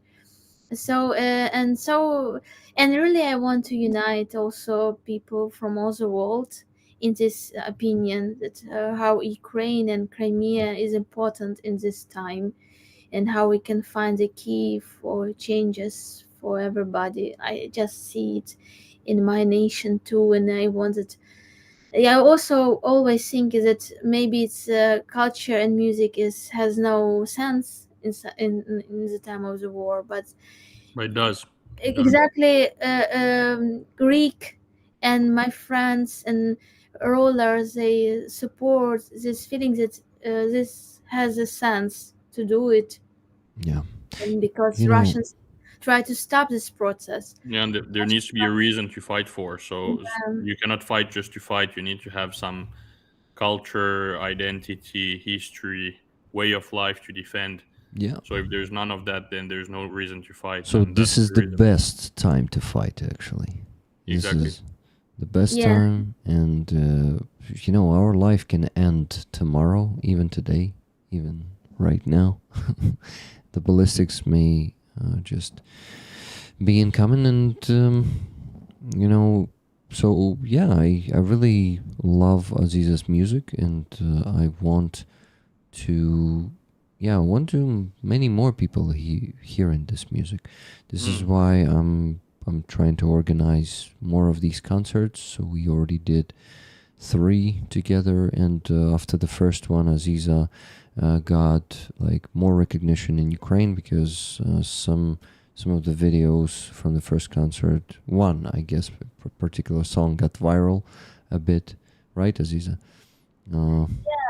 Just I want to say that I really want to make it with big band and with big sound to explain that a lot of people don't understand my music because they could not hear the sound because sound is in my head, because it could be the metal music, very dark music, of course trip hop and down tempo it also can be, but it could be very how to say, dark music and rock music and metal music, and absolutely not like people can understand. It's like some Crimean Tatar said to me, "Oh, you play reggae, yeah?" Because wow, they so I'm with guitar and I like play something like this. Oh, it's reggae, yeah. And I'm like, reggae is good style of music, but I don't like reggae, and my music is not reggae at all. It's very dark music, absolutely more with so inside I'm big metal man with with the dark hair, like with a very very pessimistic person. And long beard, right? Lives in darkness and don't like to be outside at all with people. Yeah, your music is dark, but in some hopeful way. I don't know. It feels. I And a feel lot of it. people like dark music. In Finland, everyone loves dark music, so it's dark music can be really, really good. Yeah. Yoni, I have like dark. It's not metal. It's not that hard, but a pretty dark band. If you would like to know a Ukrainian dark band, Aziza will know right away who I'm talking about. It's Palindrome. Palindrome was dark in the past, but he begins to be like more pop music. I don't know. I don't agree with you because did you listen to the last album, Sunset 2, for example, or Yeah, like he still used a pop? lot of instruments like for the dark music, but still he tried to sing this part of how to say this приспевы. Я забыла як це сказати. Okay, so And this choruses. It's very very pop from pop music. Okay. Because I think that he want to be more popular and he began to be more popular. And I really like his song from the beginning, Stus song. Не дожив, this first Ще й his song. дожнив, не дожив. Yeah, when he was with another artist with Goni, it was, I forgot they had another name. Project. Stepan Burban is his name, or Yeah. or- Stepan Burban, and his first name was Kashleuchi Ed, the Coffin Ed. So yeah, he was more dark, but he was like, it was only rap music before. It felt like that. Now it's more like also vocals. He definitely started singing more, but it still feels like a pretty dark music to me. I mean, to me not, because I'm not like getting depressed while I'm listening to this music. Somehow it's cathartic to me, but a lot of people who hear it for the first time, they say that it's dark. They say it to me. So Well, if you want, I can send you a few songs. Yeah, yeah, I'd be happy. I actually I wrote it on my phone as a reminder to listen to it. So I will Awesome. check it out. Good. We may be gonna be listening to it today with Aziza if she wants to. Some of his old and new music to compare it. Yeah. And Yoni, if you want, you can actually stay for that. We can start right now. If you have extra like 10, 15 minutes, we can do it now. Okay, let's do 10 minutes, and then at 30 I go sleep. Okay, but rollers, we are stuck in fundraising for 34 minutes, not a single donation, and we still need to raise $1,405.06. And damn it, it's already 1:18 a.m. So we kind of stuck, just halfway there, and the second half is moving very, very slow. I think the last hour we raised, in the last hour, only $50. Even more than an hour and 8 minutes, we raised $50. So I'm really counting on you and your donations. There's no other way for me to reach the goal. I don't have my own extra $1,405 to just throw into this week's fundraising. So it should be a group effort. Let's go, guys. But Aziza, let's begin with Stus with his older songs. Не дожив. Не дожив, yeah, I know this one. I know it very well. So My favorite song from Palindrome. Okay, then we need to ask Yoni if he knows the Vasil Stus, the famous Ukrainian poet from The name I know, but not more. Do you know? So he was a dissident Ukrainian poet who was standing up against the Soviet Union, and Soviet Union got him imprisoned for that, and then killed him for that. And what was interesting detail, Medvedchuk, you know who Medvedchuk is? Yeah. He was his Soviet governmental lawyer, so a lawyer that you receive from the government. And that dude, of course, Was fake. Yeah. And he didn't defend his rights. Yeah, so he acted like a typical Medvedchuk, a traitor. Not surprising from him. Yeah. So that's an interesting detail because Stus to me, it's like intersection of two epochs, if you know that word. I'm not sure if. Oh yeah, I know the word. Yeah. Yeah, like In generations. French, yeah. But yeah, it's like the whole epocha. We call it. So yeah, it's like two different centuries even collided in these two people. So for me, this is a super interesting detail. So what Palindrome did, let me tell you what year was that. 4 years ago. It's not actually that long ago. So he took the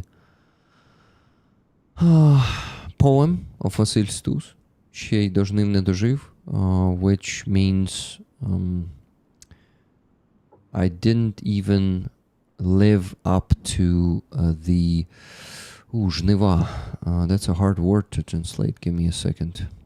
You reap what you sow to the reaps. So kind of when we're gonna reap the fruits of our life. No, of our independence, of the freedom of Ukraine. So that is also, it's in Ukrainian. This is why understanding the lyrics is also pretty important. But I can harvest, yes, for the harvest. Dana Kyiv helps with the word. Not the reaps, but yeah, the reaps also works, but harvest. So anyway, let's go listen to it. I almost put it here into this browser. So Yoni, you won't hear it through the Google Meet, so you gotta open it on the second device. Yeah. Thank you. Yeah, you just need to mute yourself here, I guess. Yeah. So 4 years ago on YouTube means 5 years ago. So this was October 9th, 2020. So 2 years before the full-scale invasion.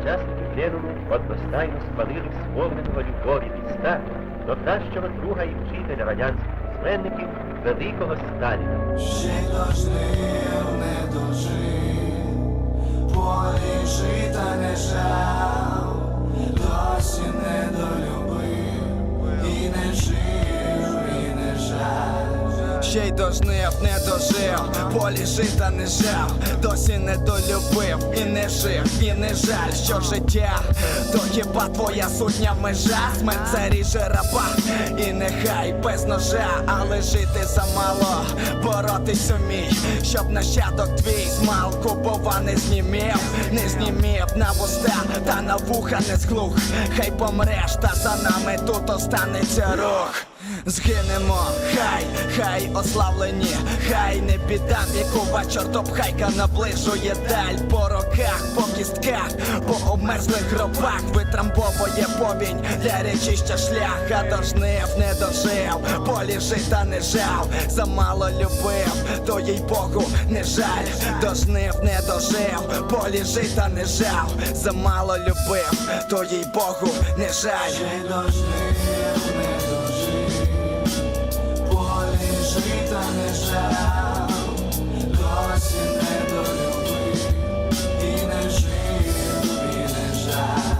Ще дожнив, не дожив, полі жита не жав, досі не долюбив, і не жив, і не жаль. Ще й дожнив, не дожив, полі жита не жав, досі не долюбив, і не жив, і не жаль. Ще й дожнив, не дожив, полі жита не жав, досі не долюбив, і не жив, і не жаль.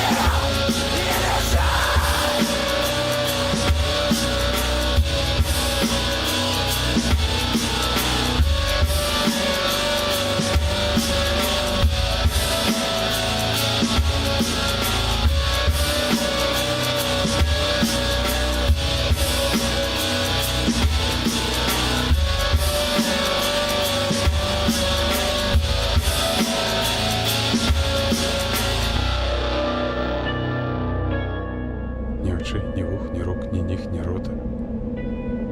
Я вже не знаю. Не знаю, чи я вже помер, чи живу, чи живцем помираю.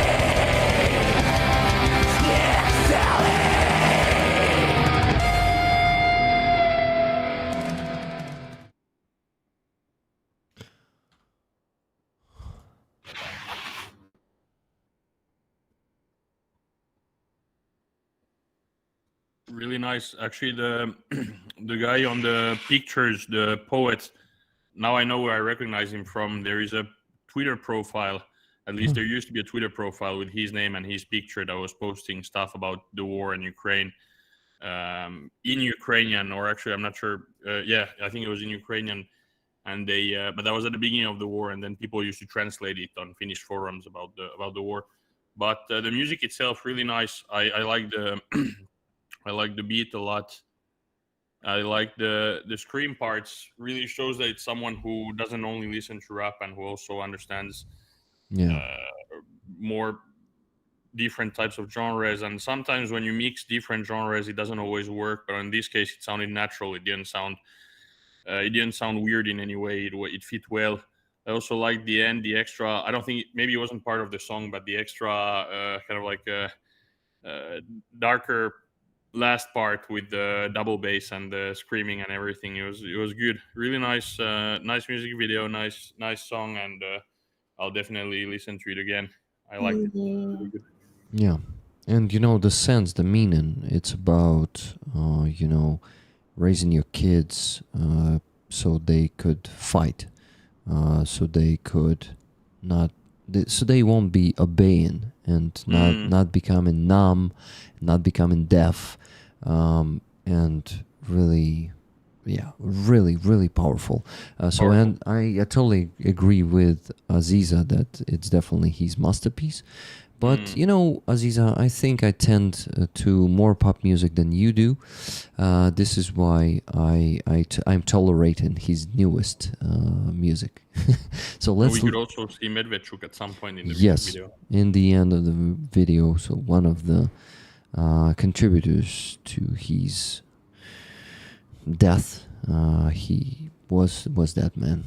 So they definitely needed to show him there. Actually, in under the music video here, the YouTube video, it says didn't live up to is the soundtrack to the documentary Vash Vasil, Yo Vasil 2019. So the video you saw in this music video was from the documentary about his life from 2019. This is why you saw a lot of Soviets there, because Donna at some point in the chat says, "You commies." Yeah, I also felt some how do you call it, despise when I was looking at those marching, smiling people with red flags. But it's also part of his history. So, guys, Yo Vasil, Vash Vasil, if you find that documentary and maybe with subtitles, would also be awesome. Watch it, about one of the greatest poets in our history, in Ukrainian history. Vasil What's the name of Stus. that song?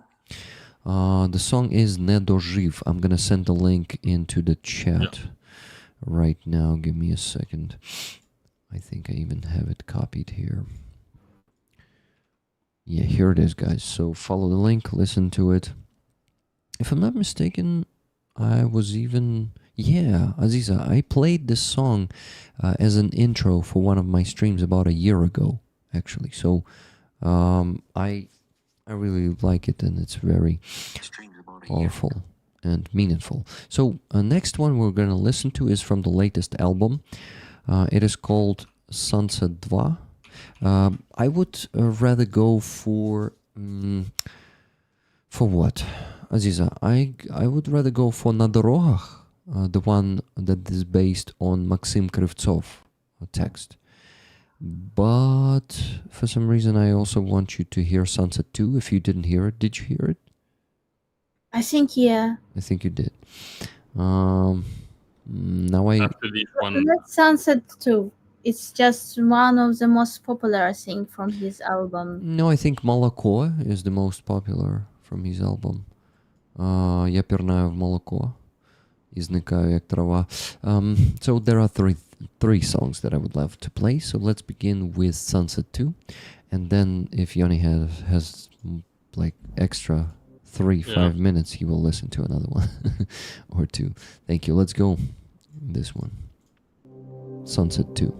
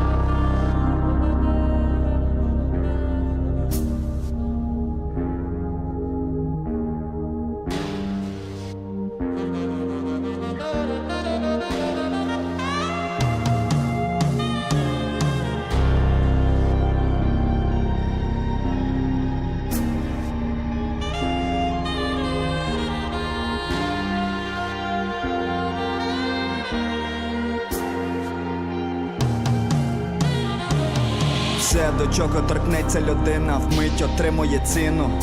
Все, що зробила людина, приречене мати в собі помилку. Життя людське на цій планеті горить як сіно. Цей вогонь не в змозі боротися проти вічного мороку. Всі райдуги відмайоріли, усі птахи відспівали. Фото з матерями погоріли, ми перестали бути синами. Темрява гне карниз під тиском, падає разом з небом і накриває наші плани, мрії, дедлайни. Так буває. Люди поряд кажуть змиритись і заснути. Це безболісно. Я хотів би курити у тамбурі, поки сонце женеться за поїздом. Хто першим перетне лінію фінішну цього далекого обрію, в кошмарах собі я повторюю.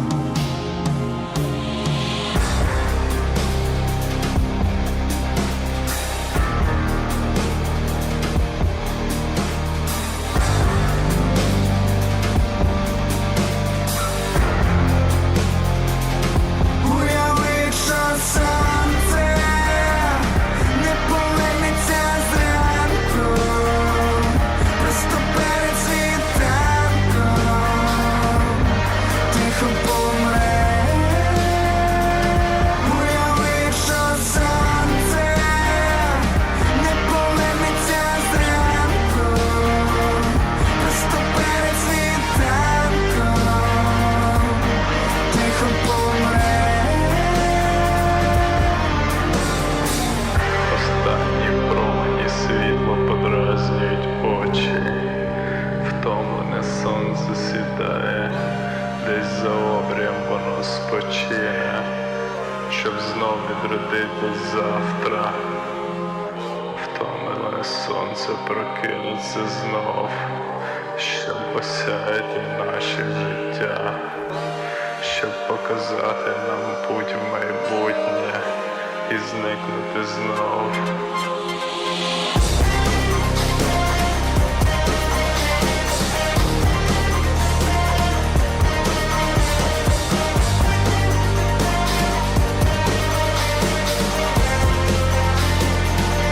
Уяви, що сонце не повернеться зранку, просто перед світанком тихо помре. Уяви, що сонце не повернеться зранку, просто перед світанком тихо помре.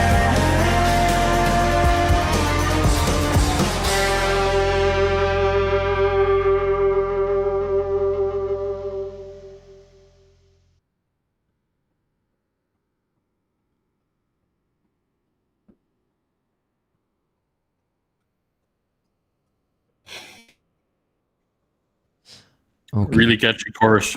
Good one. Nice one as well. Now I need to translate the lyrics for you. So first, where he reads the rap, everything a human touches instantly gains a price. Everything a human makes is doomed to bear a flow. Human life on this planet burns like hay. This fire cannot fight against the eternal darkness. All the rainbows have fluttered away. All the birds have sung their last songs. Photos with mothers have burned. We stopped being sons. Darkness bends the cornice under pressure. It falls with the sky, covering our plans, dreams, deadlines. That's how it goes. People nearby say to surrender and fall asleep. It's painless. I'd like to smoke in the train vestibule while the sun chases after the train. Who will be the first to cross the finish line of this distant horizon? In nightmares, I repeat to myself. And in the chorus, imagine if the sun does not return in the morning, just before the dawn quietly dies. Imagine if the sun does not return in the morning, just before the dawn quietly does. And then someone else who did a feat with him in this song reads these lines like "Втомлене сонце спочине." You heard that part. So the last rays of light irritate the ice, the weary sun sets. Somewhere beyond the horizon it will rest to be reborn again. The weary sun will rise again to shine upon our lives, to show us the path into the future, and then disappear again. So that's what I also mean by the dark. So imagine that the sun will not come back in the morning. It will just die quietly in the night. And this,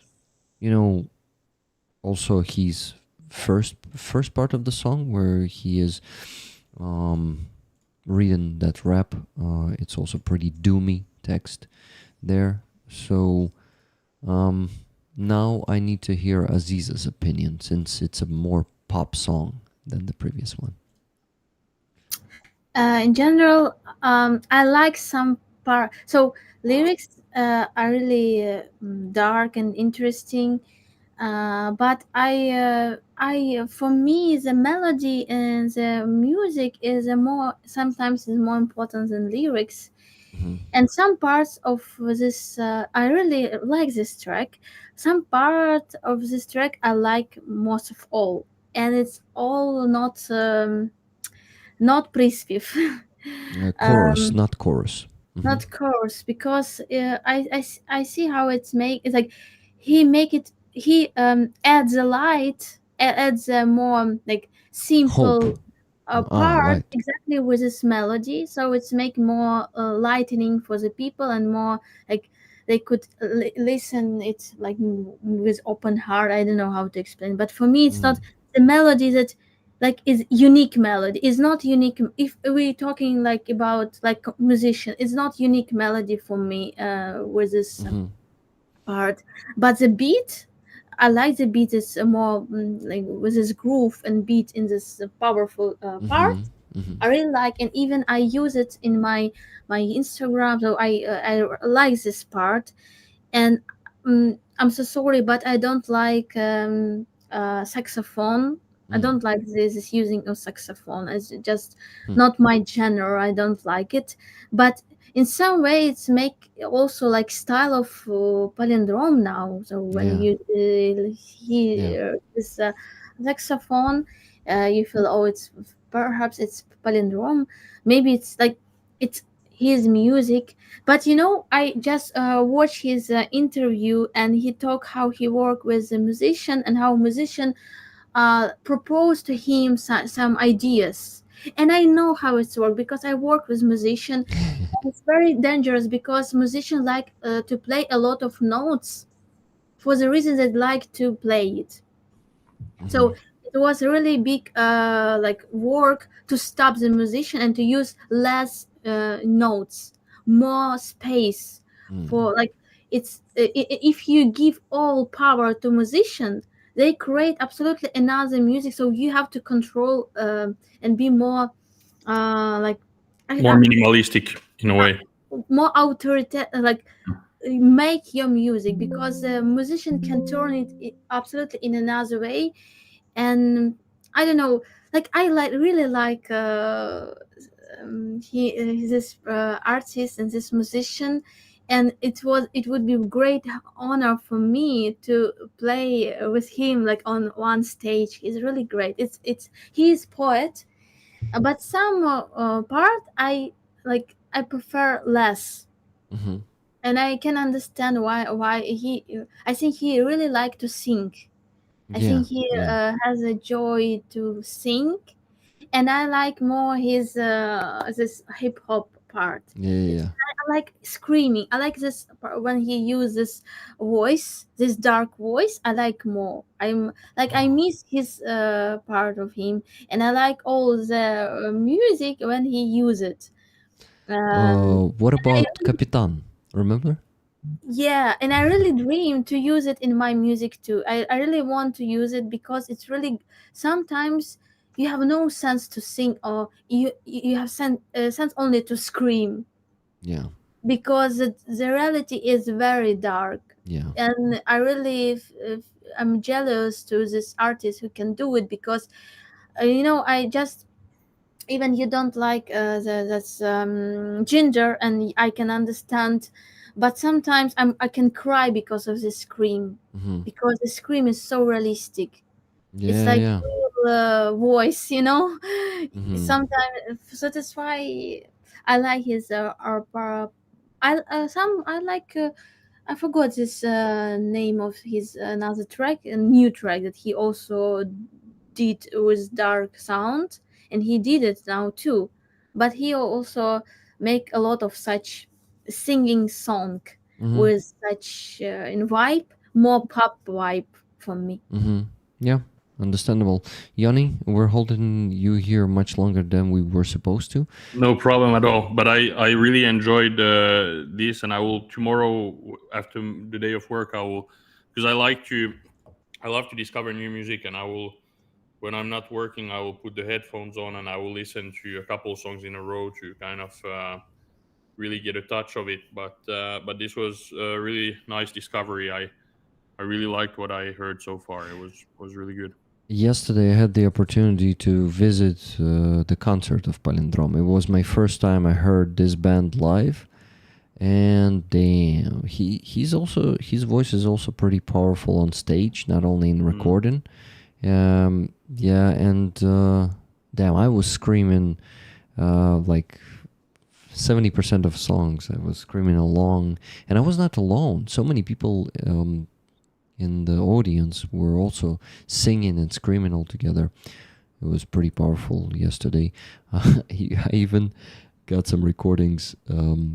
Yeah, my friends who were with me recorded me a bit how I was screaming in there. So maybe I'll share it later today.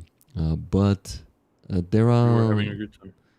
Yeah, I was really having a good time, and it was, like screaming your soul out, especially and there are so many songs. It was a festival yesterday, so they had time only like for 7 or 8 songs, and there are so many good songs, new and old, that they could have sing yesterday, but they did not.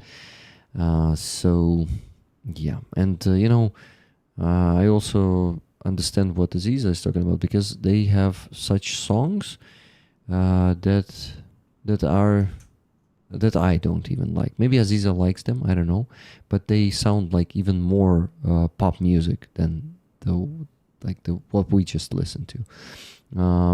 And yeah, we will listen to them today. I really wanted to do this palindrome listening session with Aziza for quite some time, and since our fundraising is stuck and only one donation I got in the last 45 minutes, oh, more than that, in the last hour I got only $50. Guys, it's a bit sad right now. So that $50 was from Average Ogre, and he says, Average Ogre is poor, cannot afford all the tickets, but here is something for the good fight for freedom and justice in Ukraine. Hugs to Aziza, salute to Yoni and Rick, lots of love, and Slava Ukraini. Героям слава. Thank This you. was good. Thank you, Average Ogre. And before that, there was a donation from Andreas. It was already an hour ago. Sorry, Andreas, that I'm mentioning it only now. But you see, I got carried away by my favorite band, and by listening it all together. So he sent 20 more bucks and said, Fuzzy is an inspiration. I totally agree. He is, and listening to him ranting so much today was pretty fucking inspiring and energizing. So I really liked that. So, Yoni, one more song, or it's time to go? I think it's time to go, but I will listen tomorrow. I will take the time to listen more carefully. But let me thanks. actually Yeah. send you the song that you won't hear to you Yeah. right away, so you will hear Yeah. it yourself. Maybe on WhatsApp if possible. Yeah, thanks. yeah, maybe like while you prepare to go to sleep. This song lyrics in it are also very strong, so sending this to you now on WhatsApp. Here's the one, and the previous one I will also send you the previous one, so with the saxophone, so you have the link to it. Perfect. to Thank not. you. The first one I have already on my browser. That's good. So here's the one. Yeah, Yoni, thank you so much for being here with us. Thanks for having me. And whenever I'm at home, I'm always happy to come online and talk to you. So thanks for having me, and good luck with the end of the stream. And thanks for everyone who was watching. Thank you very much. Live long and prosper, my friend. Good night. See you. Good night. Good night. Take care. Okay, Aziza. Nadroh. But before that, I really need to go to bathroom real quick. And I lost my earbuds somewhere, my headphones, so I won't hear you, but you talk to rollers. Now you have a perfect opportunity to talk about anything you want because I won't be hearing you. Okay, I'll be back in 2 minutes.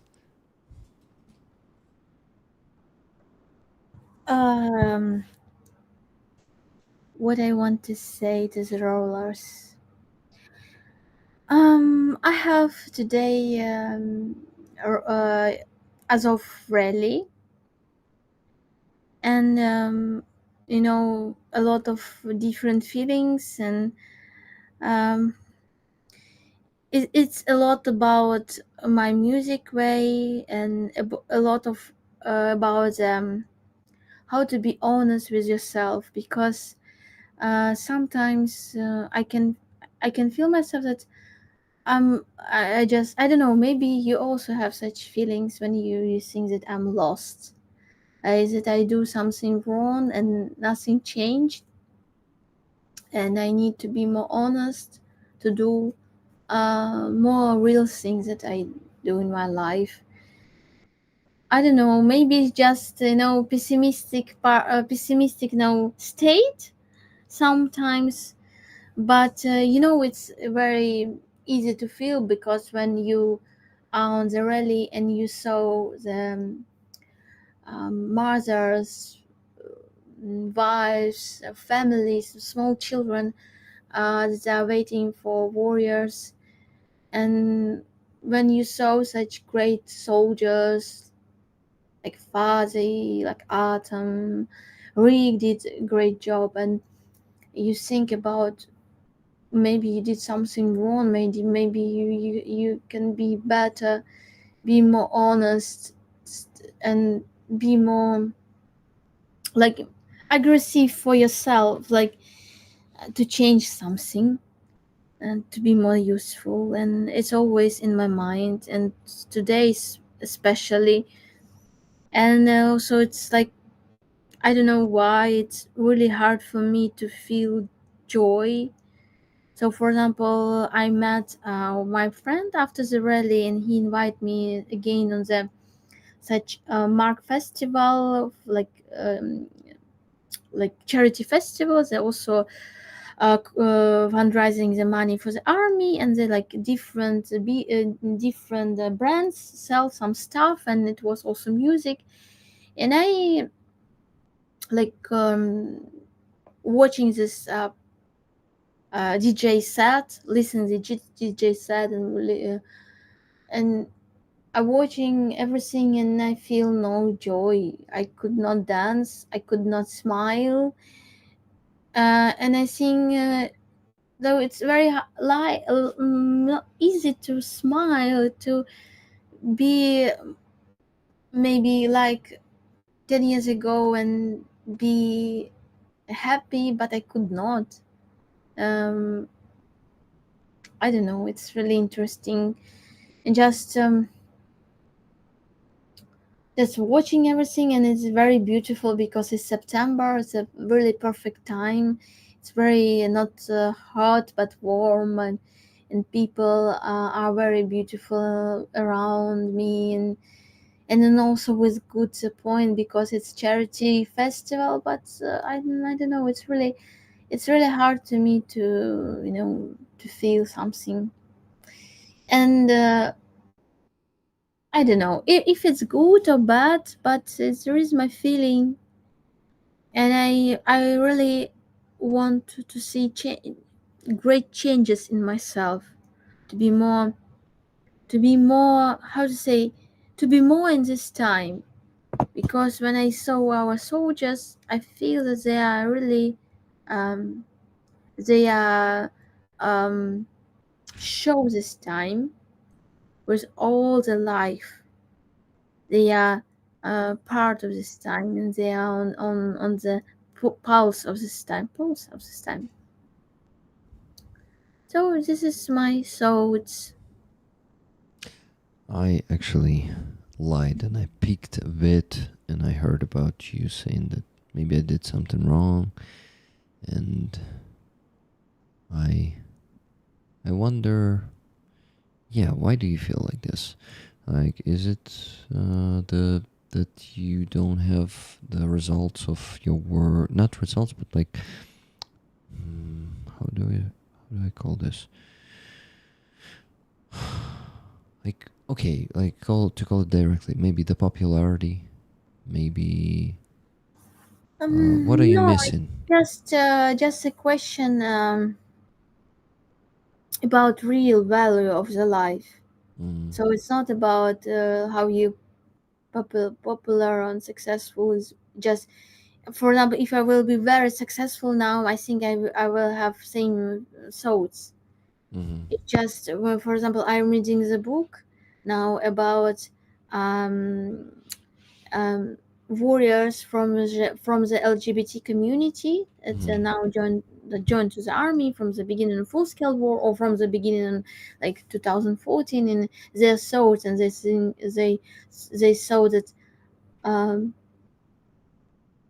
there is a lot of thoughts. There are a lot of the thoughts that I could not see my face in the mirror if I will be same, like do my same life.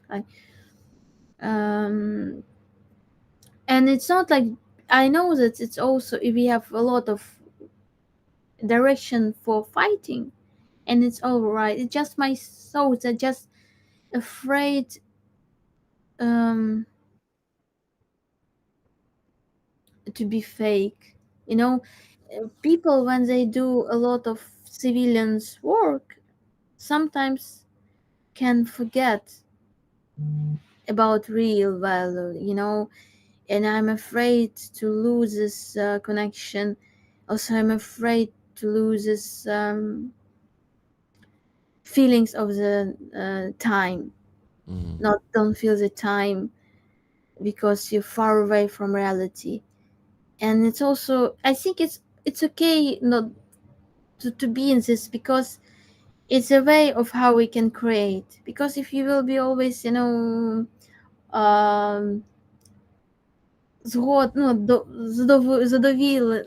Satisfied.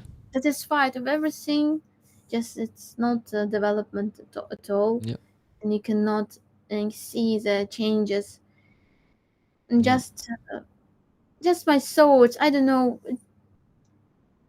Actually, I think I understand you, and I also feel this time to time, and it feels like right now I am in stagnation. My work is in stagnation. It feels like I'm doing everything the same way, and probably maybe I should change it. So I'm thinking maybe I'm doing this wrong. But the problem is doing it the right way. You know how algorithm popularity wants me to do it. I don't want to do it this way. I think told it to you two already, and to Rollers maybe when you were here, that I've chosen the unpopular way because I hate how I should behave to be popular. To be a popular pro-Ukrainian YouTuber, I can easily do certain things. I can provide the news every day. I can observe the maps, or I can bring only positive news and not talk about the problems, or talk about the problems like like they are not serious, you know, like, yeah, Ukraine has problems, but look at this, like everything is so good. And to be honest, when I choose to be popular, if I choose to be popular, that means I will have to work with people who I don't respect and who I like don't want to be associated with, don't want to be friends with. I will have to be this, you know, friend of everyone, and I'm done with that. I'm kind of sick of that already. I didn't do it for a long period of time, but like, you know, I was dependent on some people. I was kind of benefiting from that. Both me and my fundraising, but at the same time, I felt like this is not me. These are not my ideas, and these are not my values. I don't share that, and I don't want to share that. So, you know, I find people of my own, those who share my values, and those are usually not popular people. So it feels like a club of unpopular people, but the real people. So I rather choose that, and this. I just wanted to use both. I would rather choose this than, you know, being popular but being fake. So I just, yeah, this is why, you know, doing something right or wrong is not the kind of categories that we need to talk in, right? It's not about right or wrong.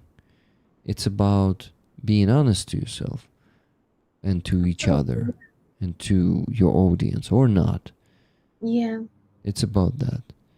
So I answered that question, and lately it's harder and harder. This week, like, it feels harder than all the last few weeks, because on Thursday we did not reach $500 goal, and today, you see, right now we still need to raise $1,345. Oh my God. Yeah, it's already 2 a.m. and it feels like it's not only because not only no, only should not be used there here. It feels like it's not because people don't want to help anymore, not they are not interested. No, it's not because of that. It's because a lot of them are really financially exhausted already, because they've put in so much effort. And some of them told me that they need to, like, for now, stop donating. It doesn't mean that they are stopping to donate at all. People will come back when their budgets will be in better shape again. So you see, I'm kind of trying to take it as it is. On one hand, on the other hand, there's always this side in me that says, but you can do more. You can do like some extra to attract the new people. And right now, I don't see the ways to do that without just, without doing what I don't want to do, you know? So I kind of am, feels like my channel is super stable right now and nothing new is happening, and that might like bore some people, maybe, because people like, and it's totally fine. Not everyone comes here to donate, and some people come here to get inspiration from the stories of my guests, and I kind of, feels like I keep providing this because the guests that I invite, they are very inspiring, and people are giving me the feedback about that. And I think I am also like not the most uninspiring these days. I'm also, even given some good speeches sometimes.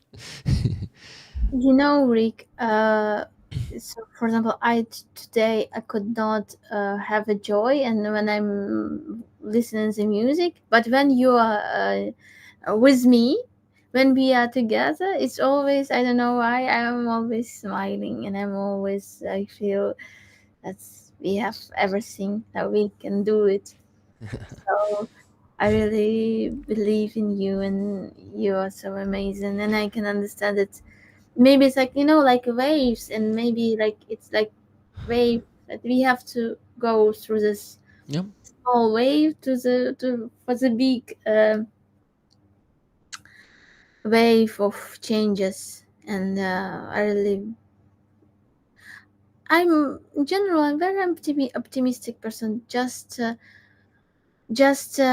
My question is more about inner world, about you can be very successful and you can lost everything, like you said, that you can work with people who you don't respect. And for me, it is much worse.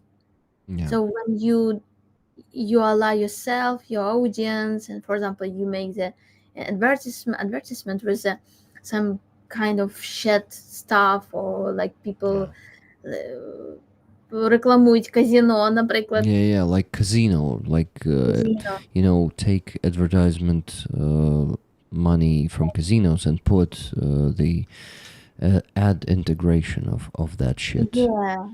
And so it's always much worse for me. It's like whole, it's like end.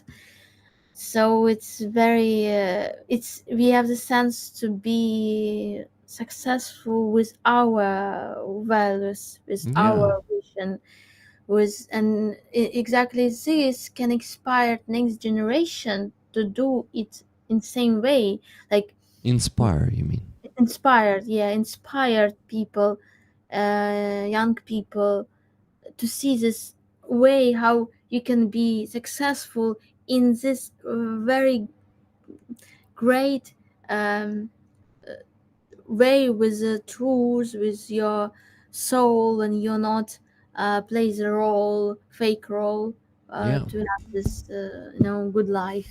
And I think it's possible. I think our way, the way without lying to ourselves and to the others, which might not be the most like hyped and popular way.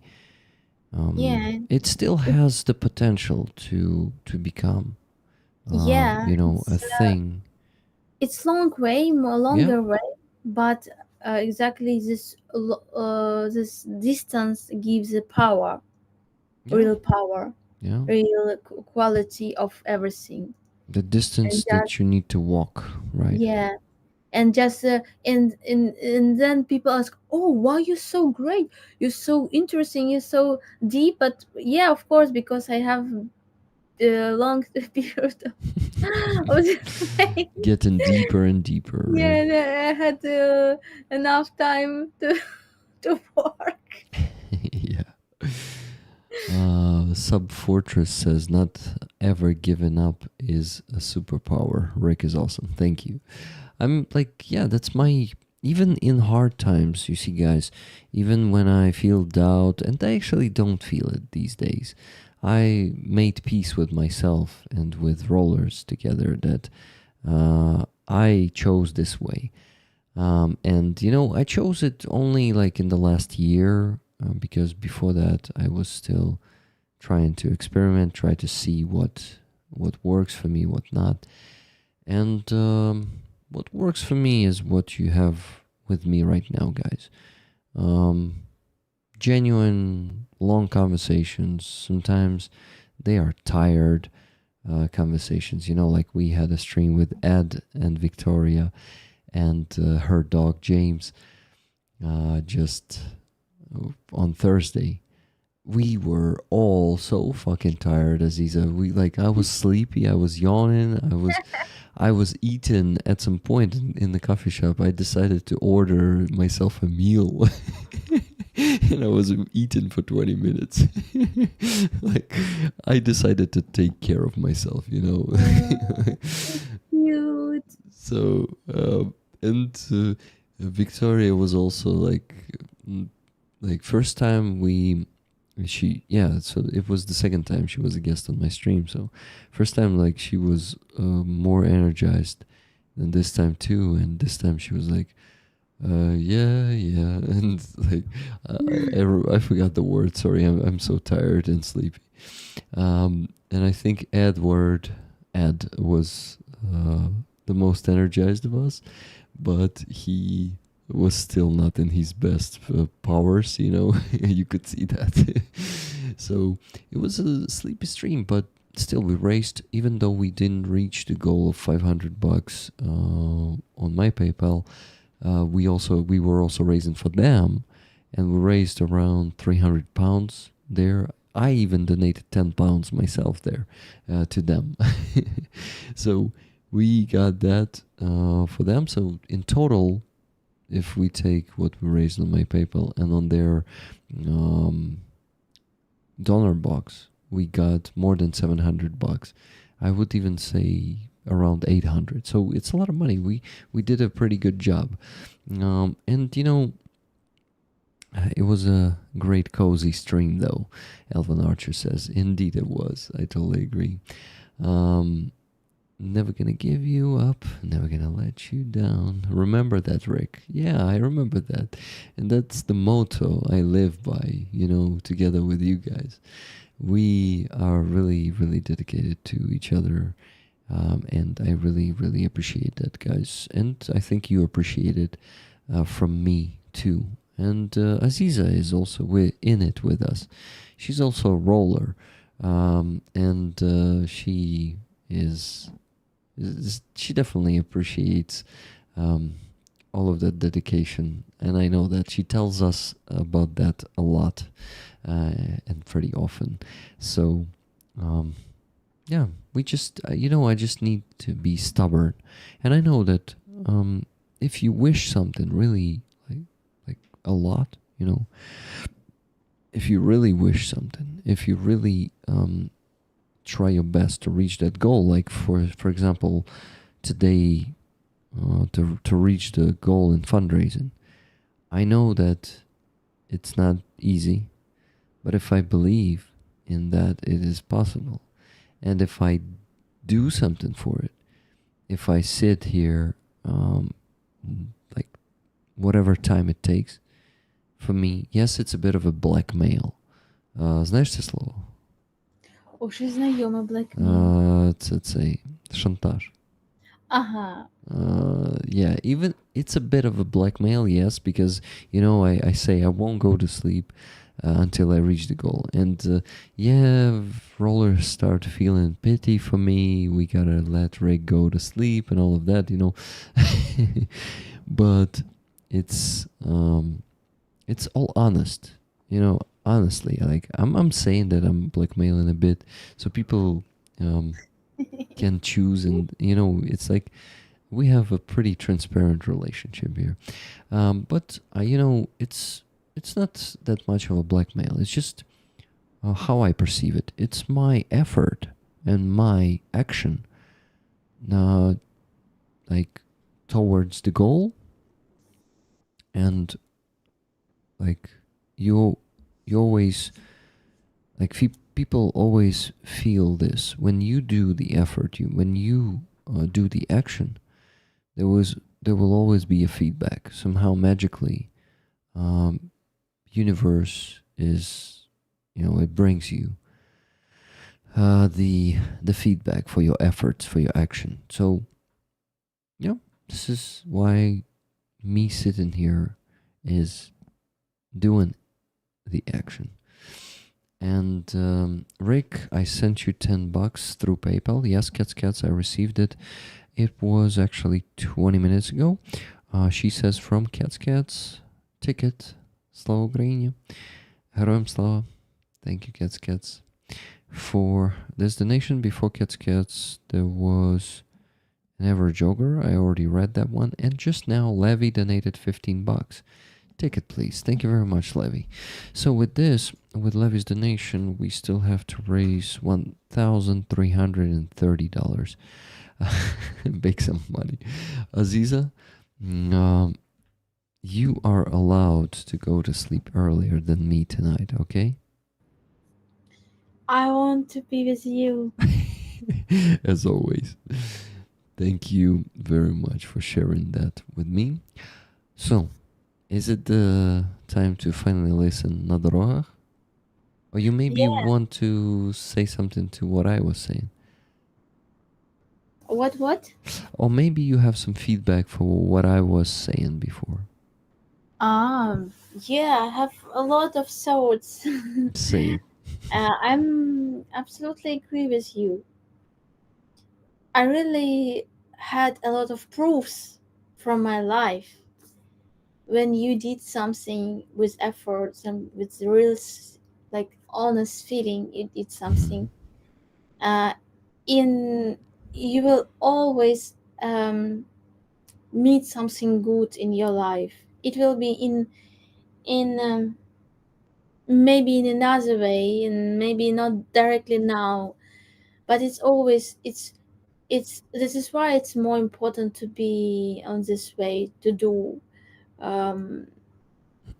really when you really, so it's really honest feeling without another thought, but you did it, you do it, and you work hard, and it gives you a lot of greatest thing in this world. Yeah. And it's just very hard, and not everybody will do it because people want to have something very fast, very cheap, fast, and it's cheap. It's not deep. It's not interesting, and it's not, like, from my opinion, from my life. Yeah. But people, not everybody have this will to do it. Have this, and it's really great when you can do it, when you have the skills to do it, because you have to be a little bit in some way like not always like um uh, жертвувати чомусь. Ні, це не Not жертва. always sacrifice something. Yeah, it's like sacrificing, but Not always. it's good sacrificing, like in a good way, because it's just you understand the even a great value for you, like value that you need in general, most of all, because we can we can we can wish a lot of things that we don't need, and these things they really cannot help us in general. That is why people can understand the great value of the life when they begin to be sick, and when they have only like 3 months of the life, or exactly during the war, of course. But you can understand real value of your life and do what you really have to do right now. And it's really great when you can be young and understand it's now, when you still have the power to do, to create, to share with people your soul. Yeah. So I support your thoughts, your feelings, and I want, of course we can change, but I want that you will save this feeling, save this power, save this smile, save this believing in the world, in the people, in the friends. It's really precious of our life too. And yeah, you're right. I feel a lot of gratitude to Rick, really. And I feel a lot of gratitude to you, Aziza. It's mutual, and and I understand what you're talking about. And we're really lucky to to be able to say it now. While we're still young, right? Yeah. We're pretty lucky. So It doesn't mean that this person is not can be old. Also, it's not old, like older, and it's also good to in any age to do this, to understand this. yeah. They Like use my just mother yeah. said I'm old. I said no, mom. You are still young. You have good brain. You have great modern vision of this world. It's really great. Don't think that you are like in the end, like, because it's your time is the best time now. If even in occupation, if even in this shed, in this terrible life, like terrible history, your time is the best time. Don't think about the past or about future. You are here, and your age will be not same. Like, in the 1 year you will be another person. Now you are here, and you can do your life here now. Yeah, indeed. And yeah, I think the youth of soul in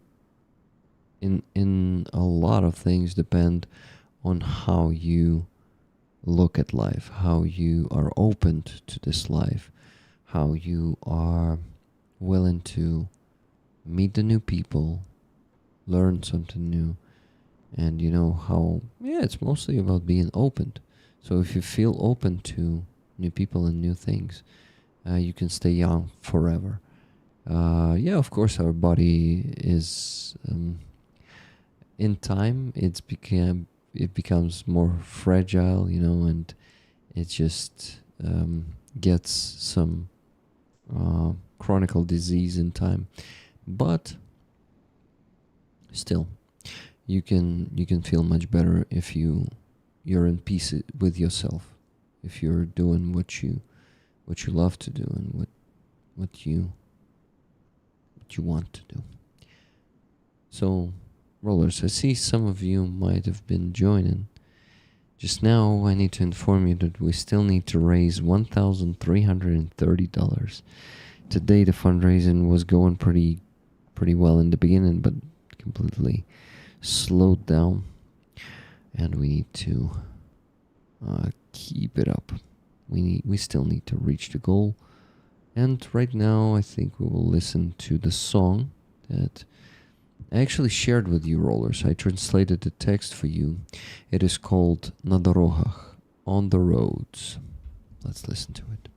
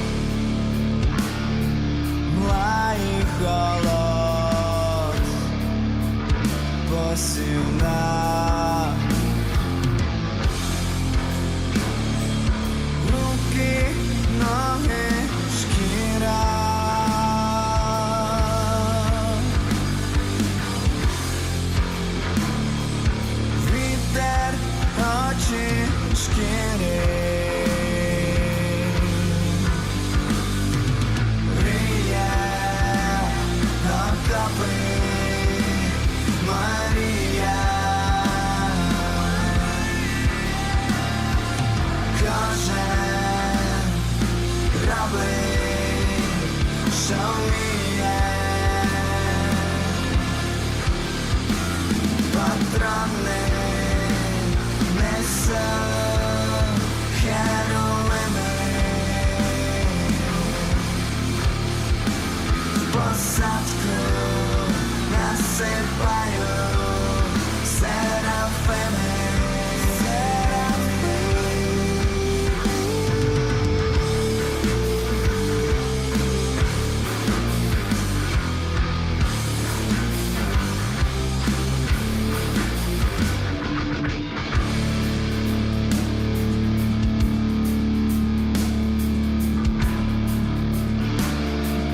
Порохом хрести під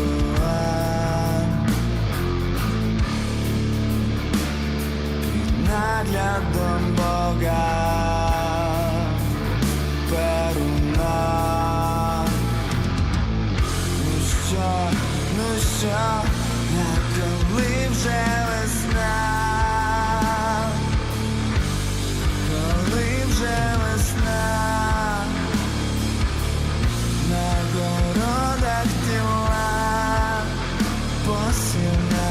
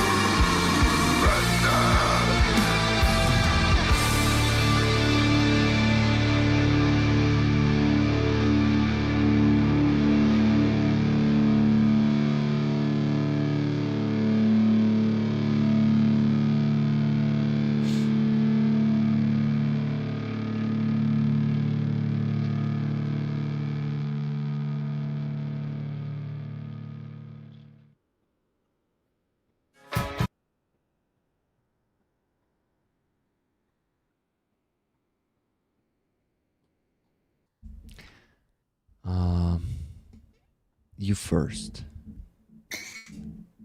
You know, Palindrome's music is very how to say, really like atmospheric music, like meditation. So you can be like inside of this music, and you can like, just forget about everything Yeah. and be in this melodies and lyrics in his voice, because he has special voice, special. I like his Timbre. timbres. Forgot this word, timbre. And I can understand what I don't like from my vision of the music. If we say we are talking about Stus song, it's more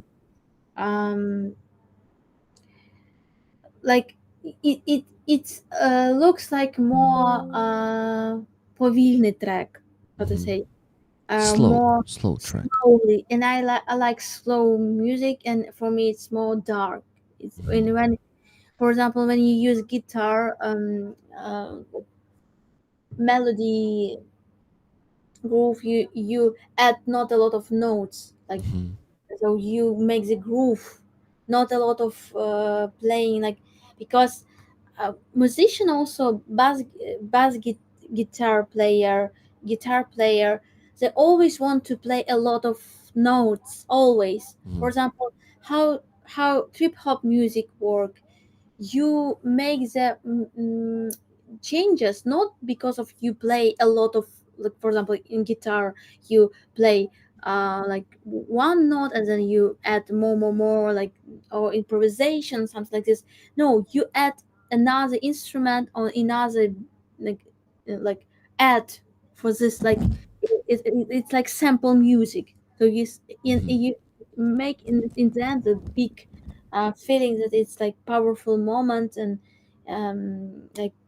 like in the Stus song. But in the pop rock music, or in just in this classic music, classic rock music, the musician begin to like create development of of the ideas of the notes. So they I explain better. So they change the notes with the changes. But in trip hop music, you don't change the notes. You just add for this note something new, and this is why the groove, like in a trip hop or hip hop, or for example, like Sufi music, when you go to the trance state, you like don't change nothing. And for some people, they don't like it. They want all every time changes, but in the trip hop is the main. You like add some another atmospheric like, instruments like blues plus, and I like this groove. I like this more, like maybe it's same temp, but it's feeling like it's more faster music, more like a lot of instruments, and but in the same time, this music don't stop your way of, how to say, you can create when you listen this music. You can be open for something. For me, it's one of the best, mm, how to say, забула і на українською, і англійською мовою. It's like best for of music when you can do your own creation when you listen to this music, when you can create or write your lyrics or thinking about something you're deep inside. And for me, this music is really great if you can do it. But because sometimes you can like really, I like this, so it doesn't mean that you are not respectful for this music. You listen this music, but you are like, you can inspire from this music to do after, or like you open for something new. And it's really, I like palindrome. Palindrome is really deep person. Palindrome is person that try to find the way and try to change something, and also trying to be, I'm sure, successful in his life.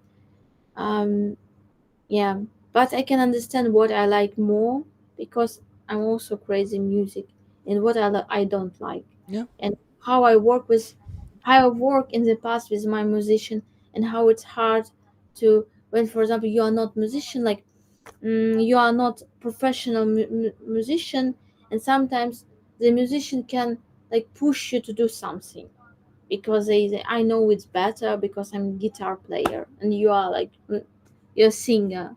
But it's very hard work to say no. I know better how my song has to be. What about my song, and why I want this song exactly in this way. And you try explain you. I had a lot of examples when a musician begin to be angry of me. That's, I said how you can prepare only one variant. You have to prepare many variants, because when I prepare my work, I prepare a lot of variants of like arrangement, because I work Versions? arrangement No, arrangement, no, variants, like versions, probably. versions. Yeah, I versions don't know. of Maybe they have this word variant, but I didn't hear them using this. I mean, English speakers. So I And usually say version. sometimes musician can be very stars and like Uh-huh. be very, you know, Wearing a crown. yeah, wearing a crown, and they're afraid of critic, afraid when leader or frontman, front woman, or front person can Front say person. yeah, front person can say something to them because it's very hard. But maybe he's like everything what he's a musician did do for him, and I hope Arrangement of music works, Stacy yeah, but says. he some new songs I really like, more dark and more like So what about this one that we just listened? You didn't say anything about it. yeah, I say it to you. It's like I like an atmosphere. It's really can So you were talking inspire. about this song, not Yeah, about, because it but sounded like you were I describing. don't like the when then for example like I could not listen just like audience. I'm listening this music like I'm a Yeah, musician, yeah, I understand. and I don't like when the guitar player plays a lot of notes. For me it's a pop rock. Hmm. Like it's really pop rock. It's not my style. It makes the music smaller for me. Hmm. You can make the song very big and very um how to say I forgot this word in English and in Ukrainian. But you know, when I had the rehearsal work with my musician, sometimes I begin to cry because I realize that they could not play what I want. They just have no. They have no this in their life, Yeah. and they play this fucking Russian rock, Uh-huh. governor rock. I Yeah, call yeah. it. Shitty rock. I begin to cry, and in that moment I realized I don't want to play with such musician anymore. Yeah. It's better to play alone. It's better to be alone and waiting for another musician or opportunities when you can pay for the professional musician that can play everything. And just you said play this and he will play this because he's professional. He can play everything. But when the personalities are not so professional and they have really you know the stereotypes of singing how to play, it's very like it's very Stereotypical? yeah, it's very stereotypical, it's very pop, it's very, you know, it's like no creation in ideas how to create new sounds, new because I really believe that every music instrument can bring the sense for the song, Mm-hmm. more like more sense, and yeah, but the lyrics are interesting. There is uh, very special, and I don't know. I like this song, but it's not like I will not listen this song. Mm-hmm. Yep. If I will choose like listen Some of his songs, it will some not be yeah, the one to maybe with listen. the sunset too, I will listen more Mm-hmm. than this song. Okay, got it. But I like this part of screaming. I like this. Mhm. Yeah, like I told it, I like this part in early. For me, it's magical way of singing, magical way of Yeah, sharing this for me energy. too. And it's like you can feel the pain. I can always feel um yeah, mostly not only the pain, because in this song, so he's singing these lines, right? Yeah, So he's making it like he's not stressing it, but then when he screams, he's stressing the same lines, and he is making it more sounding more tragical, and you understand that there are those trenches, and you understand how tragic it is, all that is happening. And I usually in the car when I listen to this song, I scream together with him. I cannot properly do the rozщеплення, I guess. So I damage my vocal cords a bit, but I still do it, like in half. How do you call this? Half whisper, like "Patrona," but louder with voice. And I usually like very emotional. I'm doing this like I was doing it when we were listening to it, but with voice, not just opening my mouth. You do it great. And yeah, but this song, guys, I've translated the text for you once.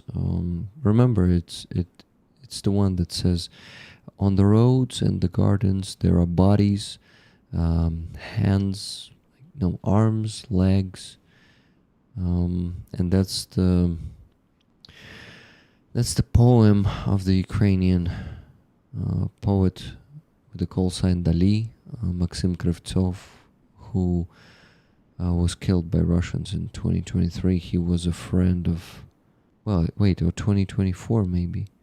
I'm not sure. I don't know. He was a friend of Lila Trohemets, and we were even raffling one of his t-shirts here, or auctioning. Yeah, we were auctioning it. So we got one more donation, guys. $100 from Johanna. "Dear Rick, I heard your request to donate 5 tickets to me and 5 tickets to moderators, please. Rick and Aziza, thank you so much for the stream. I hope you both get to go to bed quite soon. Все буде Україна. Слава Україні. Героям слава. Johanna з Фінляндії." Thank you very much, Johanna. So with this, guys, we still need to raise only $1,230. Let's go. Let's do it. What? So in this song, I really curious what in the end, like when he stopped screaming the text, he growled a few lines like "Get go!" Я взагалі не можу зрозуміти, що він там співає. То, можливо, взагалі не слова, а просто якісь викрики. Щось середнє між англійською та... sorry guys that I said it in Ukrainian. My brain is getting super tired and sleepy, and I just cannot even keep the proper English. 7th of January 2024. So you see, it was the very beginning of January, of 2024.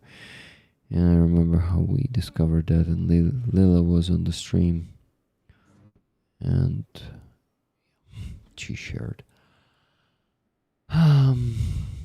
So this is why, you see, Aziza, since I'm not a musician and I'm really like, how do you call this? Ignorant. Do you know the word ignorant?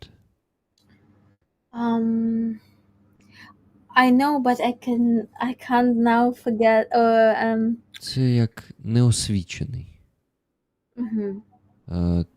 Тобто я просто, мало що знаю про музику, і, як вона там будується, як це все. So, I'm basically like just a listener, just an audience. And to be honest, I mean, I love Palindrome's music, and I love In Sunset too. I don't even like the saxophone that much, but I love this synth wave, or just like dark electronic music that is also present in that song. I really like that part. Even electronic music, and me too. Electronic music, and also some, it also gives the heaviness because it's a pretty dark ambient music there. So I can really appreciate this, and I appreciate the music also in the songs, but probably the most important for me in songs are the lyrics. So not always. Sometimes like I like music more than lyrics, but I notice probably I notice lyrics more than music in songs. Since Palindrome's music is pretty meaningful, this is why I like him a lot, and I can actually listen to both more pop songs of his, just because that's how I perceive the music. That's how I enjoy it. It's like the text, the meaning is the most important thing to me. And no, of course, I can still appreciate the music, but the priorities, So this one is very important to me because I really like this poem of Maxim Kravtsov. Now it's your choice. Which one are we listening to next? I have to remember the title, but I could not adjust. I will check. Rick, you have a good taste of music. I'm really happy that you have such taste, and you can see difference. You can see the truth, and it's really not everybody can be like you. You are not ignorant from me. Just maybe you can see more than me, because like we said about for them actors, we said Deformation. deformation. Professional deformation. For example, when you watching the performance on the stage, you could not be just feel from your heart the sense. You begin to think how the actors work, how he has this light, and you can see every mistakes of actors because you are from inside world, and you can understand how they did it, like because you are from, and you can lose main sense maybe sometimes, like person can just see, and maybe you just see the most important thing from the person, and really I'm agree with you. Just because I'm creating my own song, my own music, I just like maybe in the future I can show you from my music how I see how to construct the music, and you can see how it was, for example, in acoustic version, and then you will see how I can do it with the big stuff, and how you can use guitar and all this stuff in the way really dark and плотный звук. How to say? Thick sound. Yeah. Такий товстий. Yeah, and I hope you will like it too.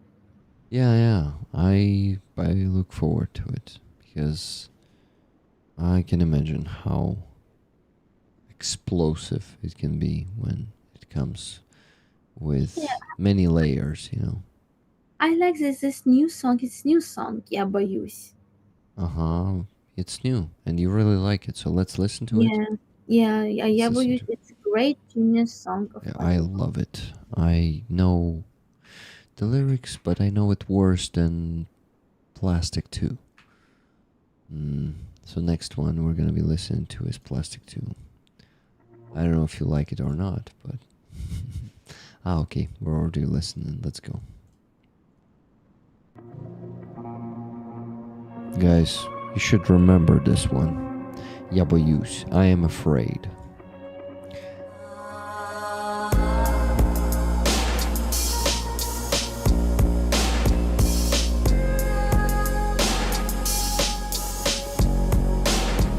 Мої щоки провалилися в безодню, я знов похудав. Запах поту забирає дав. Моє жирне волосся схоже на морську капусту. В цих дворах стало темно, тепер я боюсь. Тут я бачу ухилянтів, які пахають кальяни. Але сам боюсь піти до ТЦК без ляни. Зжимається анус, ніби в кріслі у дантиста. Однокласники їбашуть на всі 100, будучи 300. Я боюсь, що завтра не стане благодійних концертів. Справжніх реперів кулю витягують пінцетом. Тому я не знаю жодного реп-артиста, власне. Просто є пацани, які купають класно. Боюсь перетворитися на музику, під яку пиздять про погоду, їдучи в таксі на день народження. Наступна пісня буде про барабан печалі. Грає фоном, поки хтось купує новий чайник. Майже нема крові, війна, жирна п'явка. Слава Україні стало вітанням на п'янках. Не знав малим, що буде така хуйня, коли малював промінь. Що ти вибираєш, бронь чи бронік? Я боюсь машини на щиті, я опускаю погляд. Мені здається, ніби я живу дарма поряд. Сонце недоречне, тут пасує за метілля. Почуваюся як жарт, який не залетів. Я так боюсь наркотиків,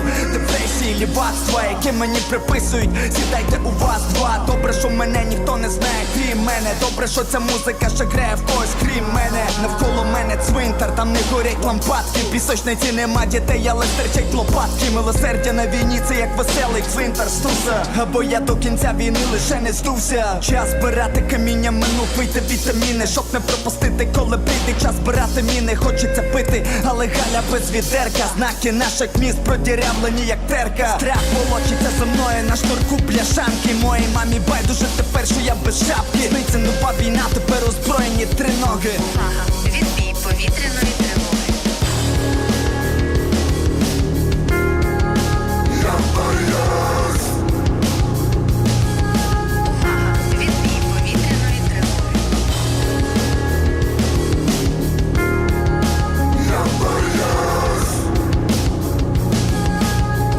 Відбій повітряної тривоги.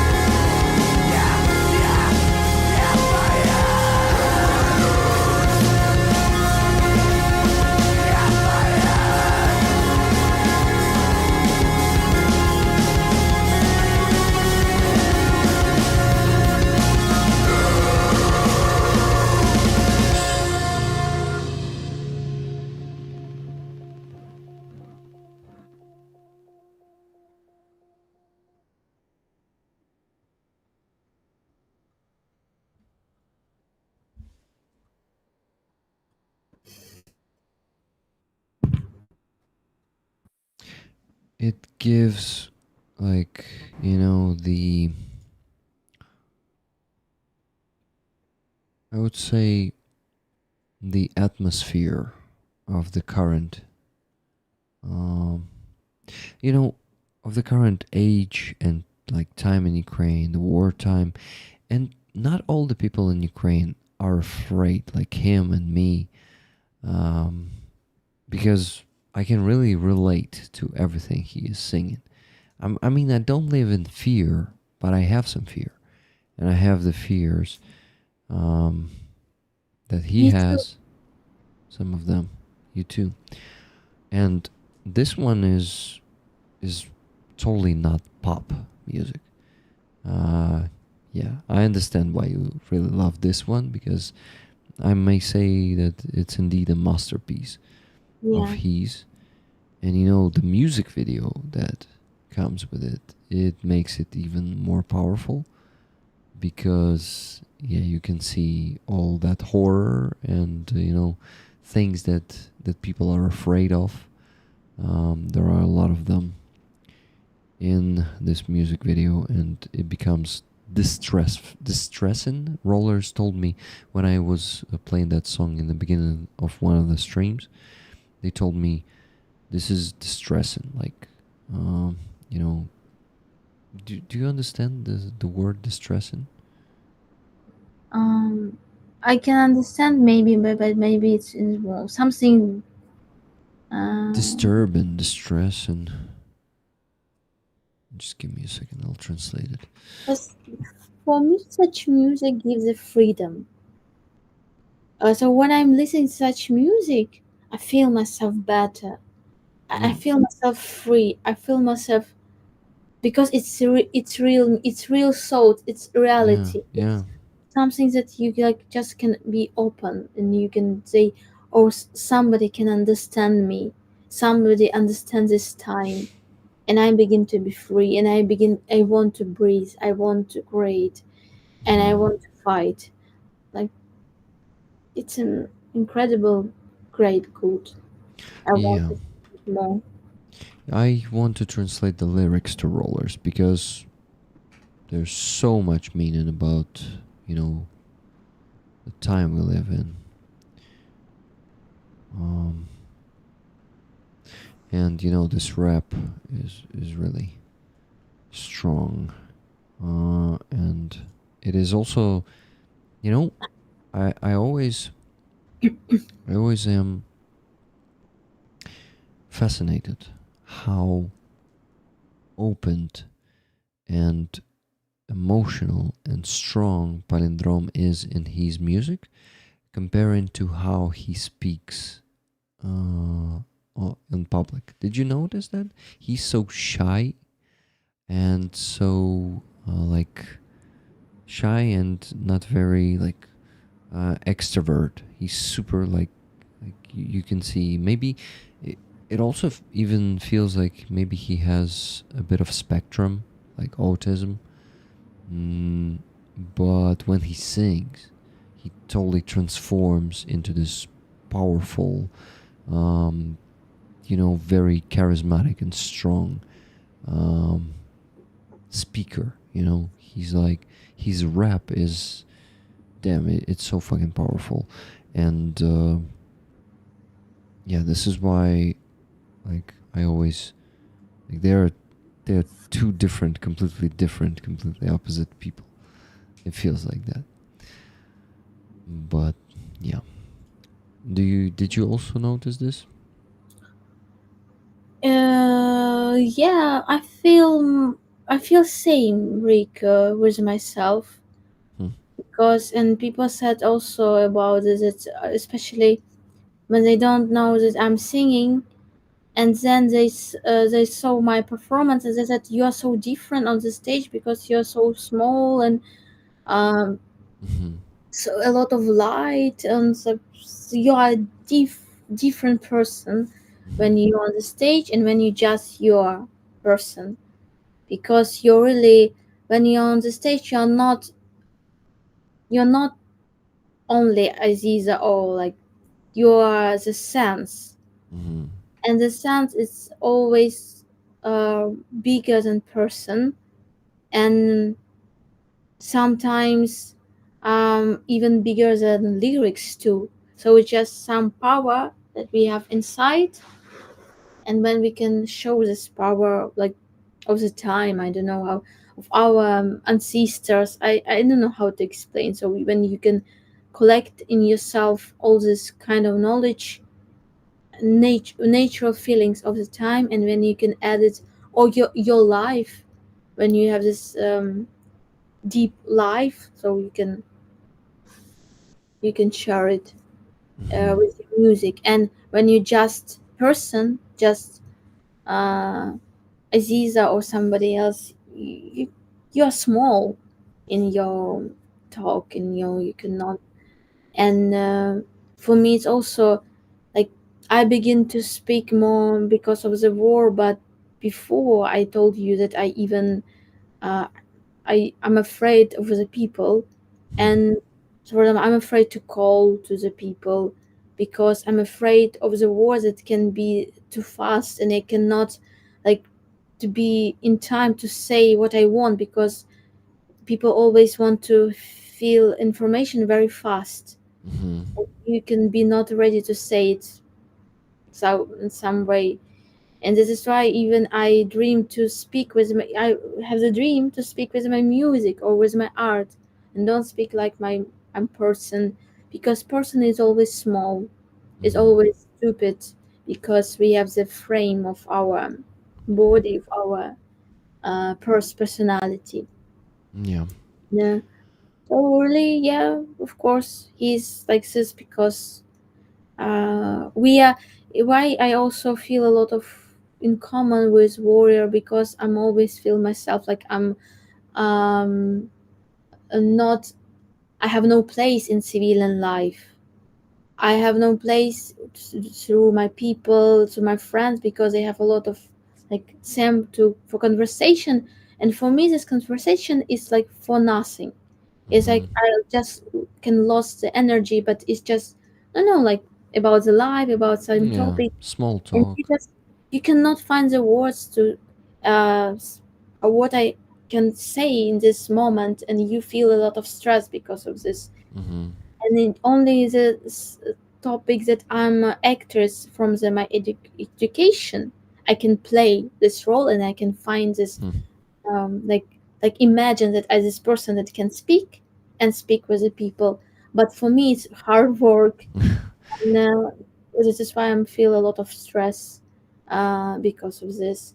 This is why sometimes, mm, I feel that uh, I need to be more honest and do only what I want. But sometimes we could not be do only what we want. We have to have these contacts, conversations, and it's really not our role when you create the music, because when you create the music, uh, I don't know, maybe I'm also have the spectrum, but when you a lot of time alone because you create the lyrics, you create the music, you lost skills to for conversation and skills to saying some words, explanations, and it's just also Professional deformation. information. Yeah. Um, mhm. You know, it's 3 a.m. now, rollers, and I got 20 minutes ago. I got a donation from Nikki Hill. She donated $10 and said, "Last funds until Friday. Can anyone match me? Ticket to roller." So we. It's already 3 a.m. The stream has been going for 5 hours and 20 minutes. And it seems there's still a long way to go, because we still need to raise $1,220, and I would love to, go to bed right now and say, fuck that. We're not reaching the goal today. We can do it once, but if we do it once, we do it twice, then we do it 3 times, and it may become the new normal for me. So I'm not giving up. I don't want this to be a new normal. In 7 hours from now, I need to wake up and go to rehabilitation, and I'm not skipping this one. Also because I'm stubborn. I'm always late, but at the same time, I'm a bit disciplined. Somehow, yeah, it can be this way. But I see that less and less people are watching. We had 60 about an hour ago. Now we have 43. People need to go to sleep. So if any of you who are watching right now and have the means to donate, please donate, because soldiers won't be able to get the equipment in time, and that means risking their lives more. It's not like our in time is very fast, right? Because they still have to wait for 5 months until we get to their request. But if they survived for these 5 months, I think giving them an extra chance to survive would be a good option. Maybe the stream went not the way you wanted it to go. Maybe you didn't want us to talk about the music, listen to this, because I look into the chat, I see the conversation, and many times I noticed today that it's not about what we're talking about. Not from everyone, but maybe it's not interesting to you guys. So I don't know. We Ban the music. ban the music. No, we're not banning the music. Because we're also trying to share some experience. You know, me and you, when we listen to Palindrome, we have some feelings. We earn some experience. And this experience is connected to war. And this experience is connected to us, you know, living in this. And him living in this. And just listen to the translation of this song, guys. It is called I'm Scared. My cheeks have sunk into the abyss. I've lost weight again. The smell of sweat gets washed away by Dove, the antiperspirant. My greasy hair looks like seaweed. These yards turned dark. Now I'm afraid here. I see draft dodgers puffing on hookahs, but I'm scared to go to the draft office without Liana. That's his wife. My anus clenches like in a dentist's chair. Classmates are killing it at 100% while being 300, meaning wounded. I'm afraid tomorrow there will be no more charity concerts. Real rappers get bullets pulled out with tweezers. That's why I don't know any rap artists really. There are just guys who dig really well. I'm afraid of turning into background music for someone's small talk in a taxi on the way to a birthday party. The next track will be about the drum of sorrow, playing while someone buys a new kettle. Almost no blood. War is a fat leech. Glory to Ukraine has turned into a drunk toast. As a kid, I didn't know shit would be like this when I drew the sunbeam. What do you choose? Draft exemption or a bulletproof vest? Bronchi bronik. That's a very good play of words in Ukrainian.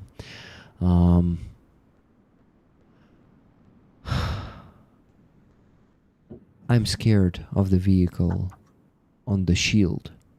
I lower my gaze. Feels like I'm living pointlessly. Right nearby, the sun feels out of place. A blizzard would suit better. I feel like a joke that didn't land. I'm so afraid of drugs, depression, the leftist tag. They pin it on me. Sit down, you get a D. It's good no one knows me but me. It's good this music still plays for someone other than me. Around me is a cemetery with no lamps lit. The sandbox has no kids, only shovels sticking out. Mercy in war is like Stus's merry cemetery. I just hope I don't burn out before the war ends. The time to gather stones has passed. Take your vitamins so you won't miss when it's time to gather mines. I want to drink, but Hala's got no bucket. The road signs of our cities riddled like a grater. Fear drags behind me, tin cans on a sting. My mom doesn't care anymore if I'm without a hat. I dream of a new war, now with armed tripods. Attention, the air raid alert is over. And then he starts screaming, I am afraid. Yeah, boyos. Again and again. And these lyrics are very, very interested in Ukrainian. They are built very, like, you can tell that the person who wrote it is very talented. And, you know, a master of word, master of metaphors and the play of words. Unfortunately, translation didn't give you much understanding of that because it got lost in translation. But, you know, just knowing the sense, the meaning, or just the direct translation of the words of the song, I think you could really catch a lot of the sense and the meaning from it.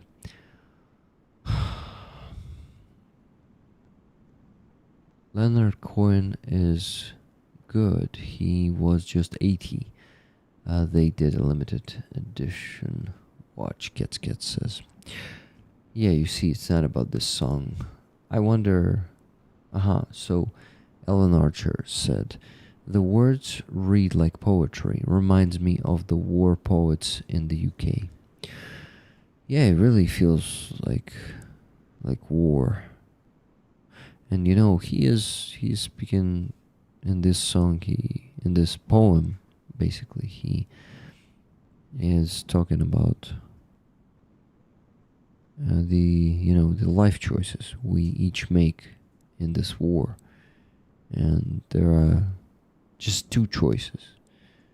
Bronchi bronik, it's either you choose the reservation from the military, or you choose the body vest. So bronik is a body armor.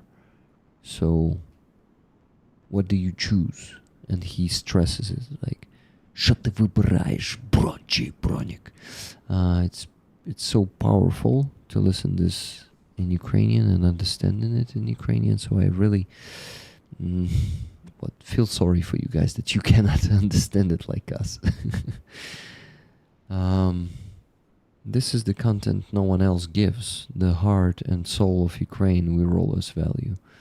Thank you, Cass. I really love to see the appreciation because, I understand that, it might not be very interesting to people because it's easy to lose attention when we do this, like listening to the poem. It is something that I probably cannot do from the first try, understanding all of it, and yeah, then we discussing it. So I don't know. I mean, I just see how people leave, but it's also because it's 3 a.m. But we had the days where we had 70, 80 people watching at the same time at 3 a.m. So it must have something to do about or with the conversation we have here. It is different from what we had before. But I love the conversation we have, Aziza. So I want you to give me a feedback about this song. Or did you do it already? And You ask me? yeah, you didn't give me a feedback about the song yet, right? It's my favorite song, one of the favorite song, and I like the lyrics. I like the tempo of this music. I like how they add the instruments and how it's in the end has this changes with the beat. So it's like add the beats to the main beat, and the scream of palindrome, and everything is perfect. Yeah. The sounds and the sound, video also perfect, and it's like it's really about this time, and it's really I like this music. I like it's really when I heard this song, because I heard before a lot of his pop songs. And then I heard this song, and it makes this, oof, yeah. Palindrome is still here. Palindrome is still great, and he can do it. Like he just maybe choose different directions, but he can do it, and he still feels the time. And for me, it's the most important. So he will do more. He will do more music. I think we can wait for something really special from him, and yeah, great song. Yeah, really good masterpiece. Yeah. I don't know if the remaining 36 people are still interested in winning dispatch on Raffle, because people keep leaving and we have less and less people left on the stream. So we're still gonna raffle this at some point when we reach the goal. But today we're stuck in fundraising. We still need to raise $1,220 and no cents, exactly $1,220 to reach the goal. And I just don't want to leave defeated, because Yeah. it's still a huge sum of money. It's not like the last time we did not reach the goal. It was $290. So it happened only once on Sunday stream. We did not reach the goal, and it was only $290 remaining. And now we have like almost 1,000 more than that.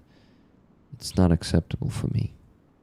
No, I keep waiting for the new people who are gonna be waking up in Australia, or I don't know, or coming back home in the evening in the States. But I'm reaching the goal today, no matter what. Sorry guys for being an asshole to you, and you're not alone here. You're not the only ones. There might be some new people joining the stream later. We had this in the history of this channel. Not even once. We had these moments. So we're gonna have one today. I don't doubt it. Who knows? Maybe someone wake up in Europe already and we're still streaming and they donate. We'll see. I don't want to set the record for the time of the stream tonight, but if it is needed, I will do it. I try to remind myself that it must have felt like that in 1943. Still, many people did not get to see the end of it. Some died on the last day. Yeah. This is so unfair, and the wars, it's so fucking stupid. Like, if you saw or maybe read the book, it's quiet on the Eastern Front, right? Or the Western Front, I guess. You have seen how death continues there on the front line, and even in the rear during the war, and even in the last days, and even maybe after. So yeah, Cheryl, all of his my grandfather killed himself in 1943. He was so depressed about the war, and all his children and grandchildren drafted to be soldiers. He went through World War I. I'm so sorry, Cheryl. War is such a tragedy for so many families, so many souls.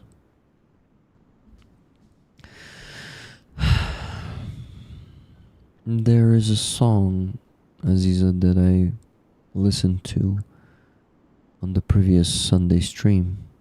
You were not here, and it got me crying real bad. It's a song of Kraken and hate speech. Maybe I send it to you? Yeah, I did. you send me. I sent it to you. So I also usually don't listen to Kraken because it's a pop music, pop rock, and hate speech is.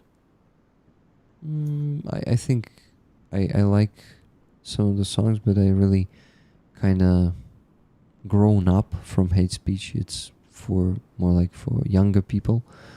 So not my favorite band, but still like some of the songs, some good lyrics.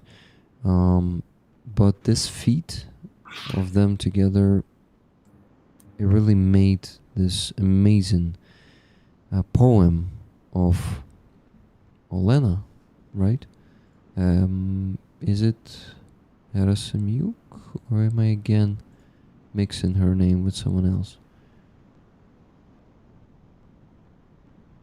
Rick, my favorite war poets are Sigrid Sesson and Wilfred Owen. Thank you, Alvin Archer, for sharing that. Even less people stayed, 33 people. Well, hope never dies. I hope it will never die. I hope the hope will never die. Yeah, but anyway, someone will join us, maybe. So maybe I put that song later today, but I'm not sure I'm ready, because after that on Monday it played in my head, and it like my heart was squeezed, and the next day, and I wanted for it to get out of my head, but it's stuck there, кожен день втрати, this. So this was a tragedy for me too. Like, it really hurts some days, and I just want to fucking cry. I don't want to feel anything, just like they sing in this song. So yeah, it started playing in my head again.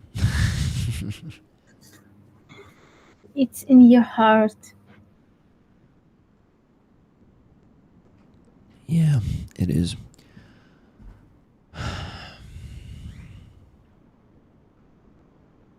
All of his children and grandchildren lived to see the end of the war, but my grandfather did not. Yeah, Cheryl, it's such a fucking tragedy. War breaks people. Because I think it's the worst thing that can happen to people. Like, there's nothing worse than, be forced to kill people. Yeah. But the most terrible thing that a lot good things can happen through the war, and a lot of progress in this world was because of the wars. Yeah. Because a lot of new ideas begin to exist because of the war. So they were for the war, and they after this they begin to be in the civilian life, like new steps of the development. Yeah. And like in Ukraine, in 1 year and 3 year, we saw the changes that we could have like during the 20 years, and we saw the speedy changes in our mind, and it's terrible because it's cost a lot of lives. It's cost a lot of Yeah, the price is very, very high. very high, but it's really also give us a lot of good things. Like, it's broke the illusions and our prison in the mind. Because like, for example, if you say about Crimean Tatar, this full-scale war begin to be a new chance to liberate Crimea. It's but it's truth, because Yeah. it was a full-scale war. It was no hope.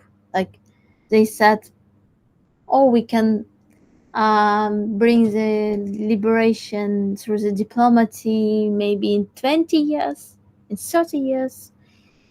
And of course, it's like, it's not, it has no sense for my parents, for my mother, because she's old.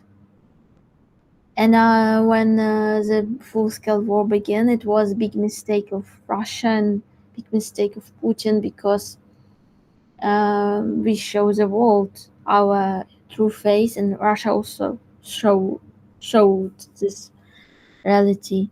And we, like Crimean Tatar, begin to have the hope that we can liberate Crimea, and we begin to be warriors, because a lot of centuries Russian destroyed our our army system of like Cossack country, killed like all people who can like can be against the system of Russian world. Yeah. And so we like we begin to be awake, but the price is too much, like high. Yeah. Sometimes it's like it's awful, and yeah, but it's very hard to live in illusion. It's like what you want to choose, bread or freedom, like peacefully life and be in prison. Mm-hmm. It's really awful. It's like a slowly death. Like you Yeah, can, slow death. yeah. And in any case, in the future, your next generation have to fight. Will have to fight. Yeah. Yeah. Oh, so guys, almost an hour ago we had the last donation. It was from Nikki. Well, actually, to be honest, 45 minutes ago. So not almost the hour. And she sent $10 and asked, can anyone match me? Can anyone still match her, guys? Yeah, it's what? It's nothing that we can overcome, right? So, even if I felt sad at that moment, it's not the reason to give up. We should never give up, and it leads to fantastic things. It leads to freedom, it leads to victory, it leads to saving lives. So today, when you're donating, you're saving lives. If you have the means to donate, still, you have the chance to contribute to saving lives. And 6 people dropped off, 32 left. We'll see. Australians wake up only in like half an hour or an hour, so we're gonna have a new flow here. I need to go visit the bathroom once again. So I'll leave you for 2 minutes. Okay, Aziza? Okay. Talk to rollers, please. Thank you. My dear rollers, who are here and want to bring Greek happiness for this evening. I want so much to see him happy, and don't want to see him sad.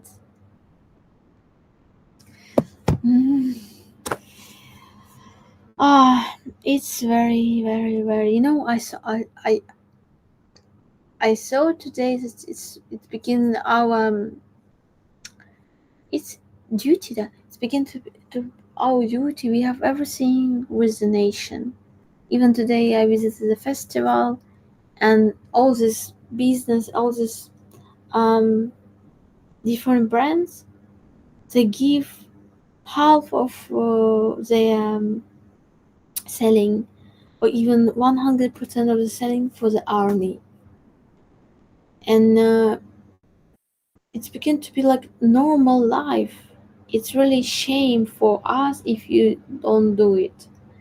If you just have the festival just for the festival. No, all festivals have the idea to fundraising for the army and you like do it with a reason. And really I like it because it's begin everything begin to have the sense. It just you drink the coffee not because you just drink the coffee, because you bought it and donate to the arm for the army. And this coffee begin to like have the great taste of the sense of the life. So I really um, want to inspire you to do this step if you can do it, of course, because um, we told about it's exactly the people who are here. They did a lot. We know it. Just maybe somebody is in the shadow, and maybe it's exactly a super moment to do it, to do impossible, because it's always about what we can do, how more overcome our like our power, how we can do it better. It's the question of every day. Yes, please, please. And I just want also to say to you, thank you uh, for your constant fighting for Ukraine in different ways and constant inspiration to be with us in this moment. It's really a lot for us, for Ukrainian, especially in this time when you can see this stupid Trump with this stupid um, communication with the maniac uh, Putin. And yeah, what else? Hi, Terence. We are here. We are talking about donation and how I feel a lot of gratitude for you to you, and it's even a shame to me to push to donate, but it's only way to save the lives and to really defend the democracy and like normal sense of existence of this world. I want to I told you about I want to tell you about one topic. I want even to create art about this.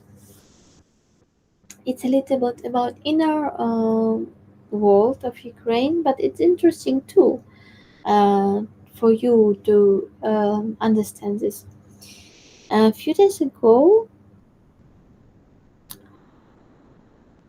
it was interview with the Russian singer Alla Pugacheva that was most popular singer in the time of Soviet Union. And Alla Pugacheva, it was like we have, for example, Gorbachev or Putin in the political world, and we have singer, like monarchy of one person that has all concerts, all money from all Soviet Union, and exactly such for me, from my vision, uh, Pugacheva is an instrument of empire or influence of empire, and when such singer can take from from Ukrainian open resource. So they want to listen not open singers, but want to listen Russian singers. It's are very popular. And same mistakes again. Ukrainian begin to be so she's against Putin, but the long period she voted for this party. She voted for Putin, and she's exactly instrument of Russian culture, of Russian chauvinistic world. But she's against Putin, and she like good from the good Russian party. But exactly this make her very dangerous. And still, Ukrainian begin to say, "Oh, thank you. You are against the Putin. You are so we why wisdom. You have great wisdom. You're so genius, great person."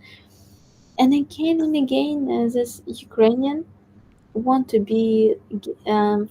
find something good in Russian, and I want to create art about this because I saw a lot of posts, a lot of articles about it from different people, but it was not my thoughts about this, and I want to describe why it's very dangerous to support this, to be on the side of this person, not because, for example, she pays the taxes for her thousands of songs for royalty for Russian, and she pays the money for our deaths, but also why it work like Russian propaganda and uh, like Russian instrument, how we begin to be part of Russian world through such personalities, how we begin to be connected with Russian.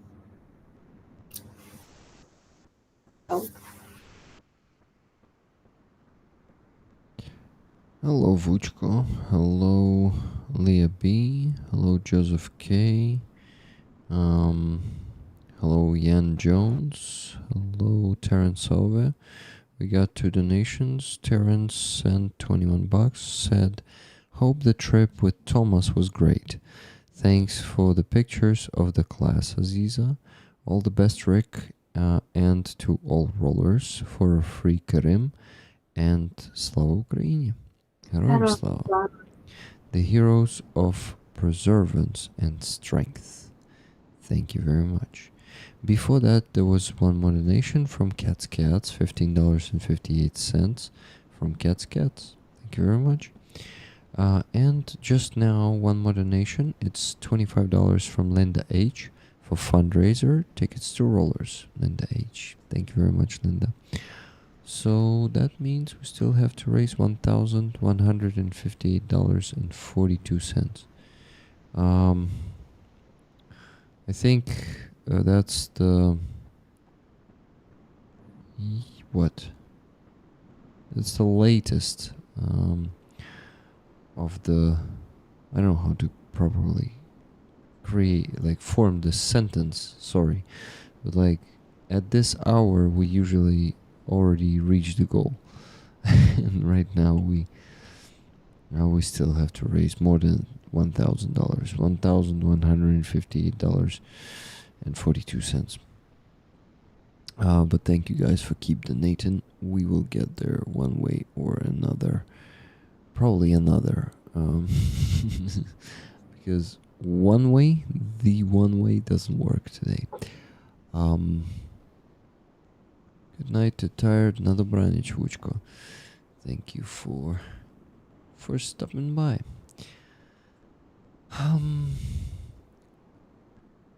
Okay. Oh wow. $110 from Kathy S. Thank you so much, Kathy. She says, "I really can't afford this, but I wanted to get that 10-year-old Ukrainian boy I know another 69 Sniffing Brigade patch. Instead of donating to them, I will donate to you. Can you send a Bradley Abrams or other patch?" I will, Kathy. I will do it specifically for Christian, the Ukrainian boy. If I'm not mistaken, that's his name, right? 10-year-old Ukrainian boy. Thank you so much for this donation. The patch is on me. The shipping is also on me. So let's do it. Thank you. $1,048.42 left to raise. Thank you, Kathy. It means a lot that you put this fundraising as a priority today, and I will of course help you to get the boy the patch. Just choose one and write to me on Discord. I will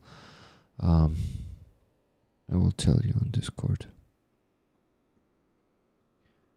Christian also, although I don't know if it is with a K or C. Got it. Thank you, Rick. He has HIMARS and Patriot. He already has HIMARS and Patriot. Then it should it be 1 or 2 patches? What do you think? Since it's for Ukrainian boy who lives in the States right now, 10 years old. And he's 10 years old. He was forced to leave home and his family because of the fucking Russians. So we really are falling asleep. It's almost 4 a.m. here, guys, and still a bit more than $1,000 left to raise. And today we need to reach it. Kid? What do you mean by that? Okay.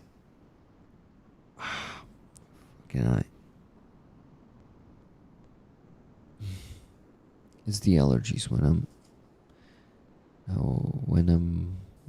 doing some sleep deprivation. It is getting worse. Hello, Surfer Des. Good to see you. Surfer Des, you won't believe it. It's been 6 hours and 1 minute of the stream, and we still need to raise $1,048.42. And Aziza, I know you want to be with me until the end, but what if I let you go to sleep earlier? Because tomorrow you have Crimean Tatar language. Yeah, but I don't want to leave you. Well, I just want to lie here. lie down. You lie down and just, Aziza, lie down. Your eyes are getting heavy. Your breath is getting deeper.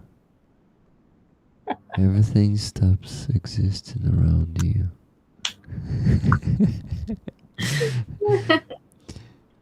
Your body becomes Just heavy. I dream for the sleeping, and it's a dream is very sweet. Oh, Aziza, if only you had the microphone with you right now, we could both do the ASMR stream. It would be so cool. You could put your microphone this close to your face and maybe make this deep voice like mine, the low. Why I have no such voice Are you sure? when I want to sleep? Yeah. When you want to sleep, but when you don't want to sleep, you can't imitate such voice. No, when I wake up, I can have such voice. When you wake up, Like sore throat, right? you have more deeper. Even there is such exercises for the singer. Oh, You want to develop your, deep voice. You can practice such sounds in the morning when you only wake up. wow, interesting.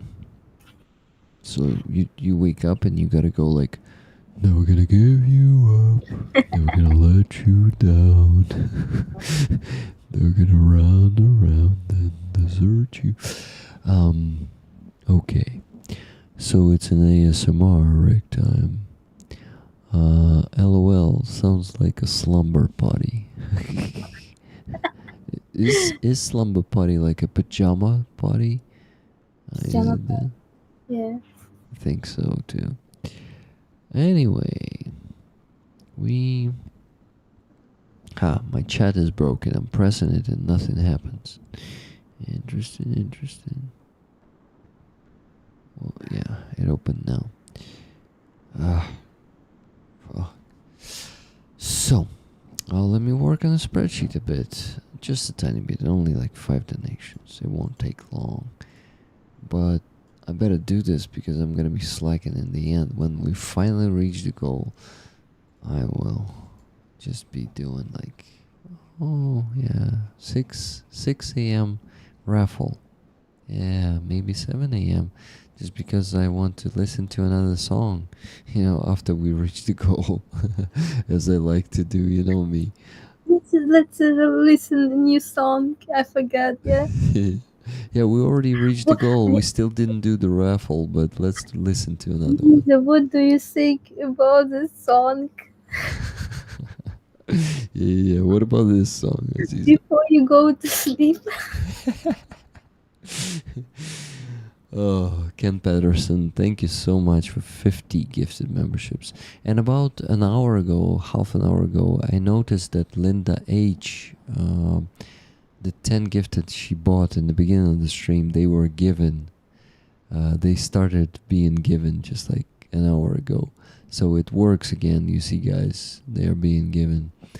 Thank you, Ken. Ken, if by any chance you can also donate to PayPal, please do that, because we're struggling to reach the goal, the fundraising goal today, and we still need to raise more than $1,000. And it's been 6 hours. It's 4 a.m. in Ukraine. It's tough, especially for Aziza. I'm used to this shit. Aziza has also got used to it because she's been a guest on my Sunday streams for a couple of months now, maybe a few months, and she always wants to stay with me until the very end and to share my not really a suffering, but I would say like just a bit of a pain, or maybe just a sleep deprivation. She wants to share some sleep deprivation with me, I guess. So that what is happening. Hey, is it stuck? It's stuck again. Motherfucking piece of YouTube. Like, come on, fucking on. Just look at this. How many gifted memberships were given after it's stuck? 20 or 50? It's just dumb. So yeah, guys, only super chats and super stickers work again.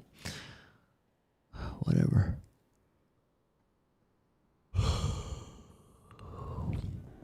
Aziza, there's an offer for you to do ASMR. You can just whisper.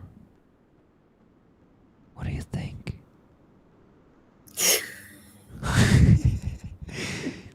We can actually talk like this. What do you think? Okay, it's a night.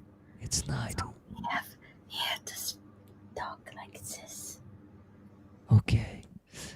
I'm gonna be using a bit of my voice since I'm an ASMR reg and you're a whisper, Aziza. What's that? What's that noise? Rick, check the Nutella, Nikki says. I go and check the Nutella, Nikki. Thank you very much for your donation. And that's, oh my god.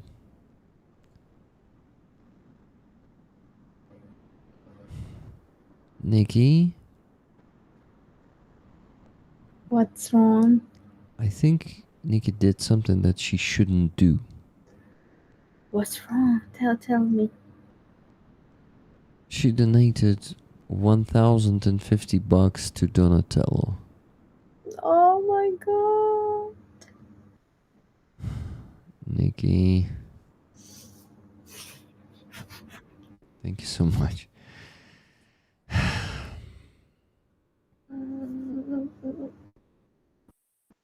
I really hope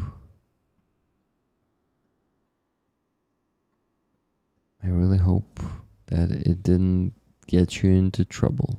That's a lot of money. Yeah.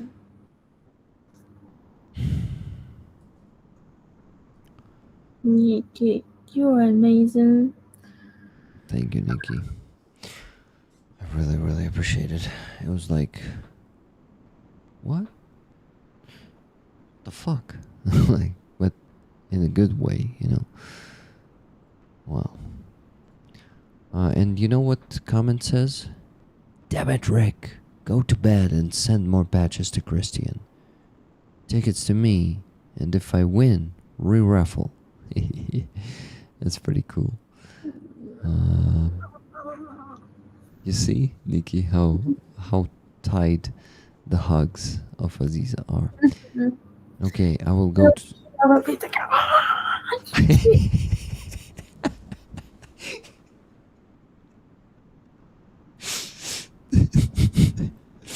That was really...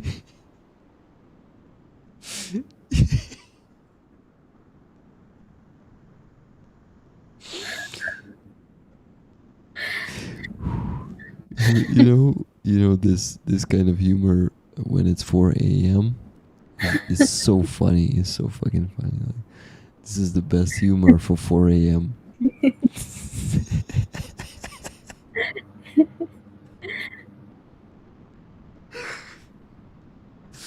I just imagine how you meet Mickey, oh my god, Nikki, and you grab her and you know, like people when they grab and lift another person like this. I'm strong. Yeah, she's so strong she could lift anyone easily, guys. Oh my god. Oh my gosh, Aziza, the love Cass was saying. Yeah. Ooh, oh my god, now I need to work on the spreadsheet indeed. And you read the messages and tell me what rollers are saying there. Oh my god. Oh, wow. Thank you, Nikki. Thank you, everyone who donated today. Nikki, I hope it didn't get you into trouble. Let me think if we will have enough money to close the fundraisers. I mean, that's only money on PayPal, so 1,000 and about 250 bucks plus 2,000. I think it should be enough. Yeah, it should be enough to close both fundraisers, because you see, the money from Donatello will be used only in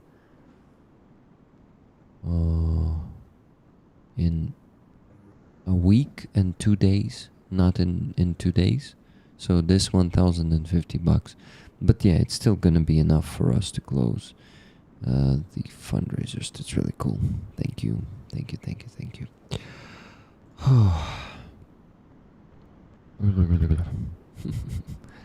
I need to work on the sheet.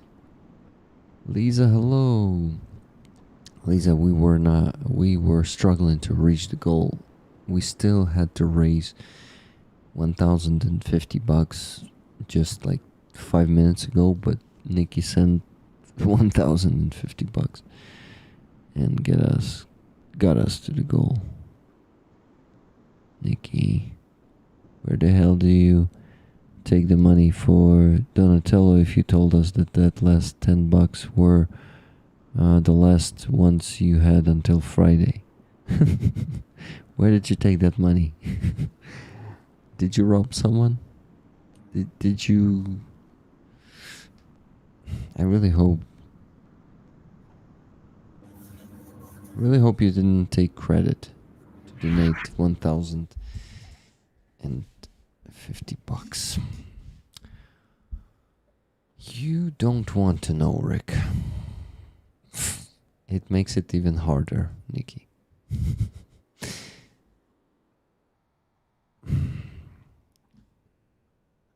Maybe it's the place you told me, but it was like, I think something changed. I don't know. She was telling me about one robbery once, but yeah, seems like that money were already spent on donations for Ukraine. So I don't know. Okay, I'm not focusing on the Focus. spreadsheet. Aziza, please keep talking to rollers.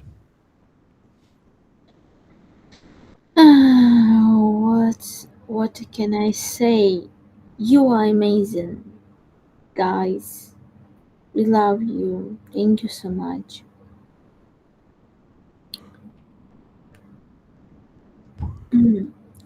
Me and Nikki are professional bank robbers. Who said that? RP Merchant. Happy Marcin. Mercin. Marcin. Marcin. Marcin. Вот так Ah, просто. that sucks, my dear. I had some bug last week. Silver Earth, but feeling better. Now hope you feel much better soon. Somebody feel not good. Okay, I need to focus.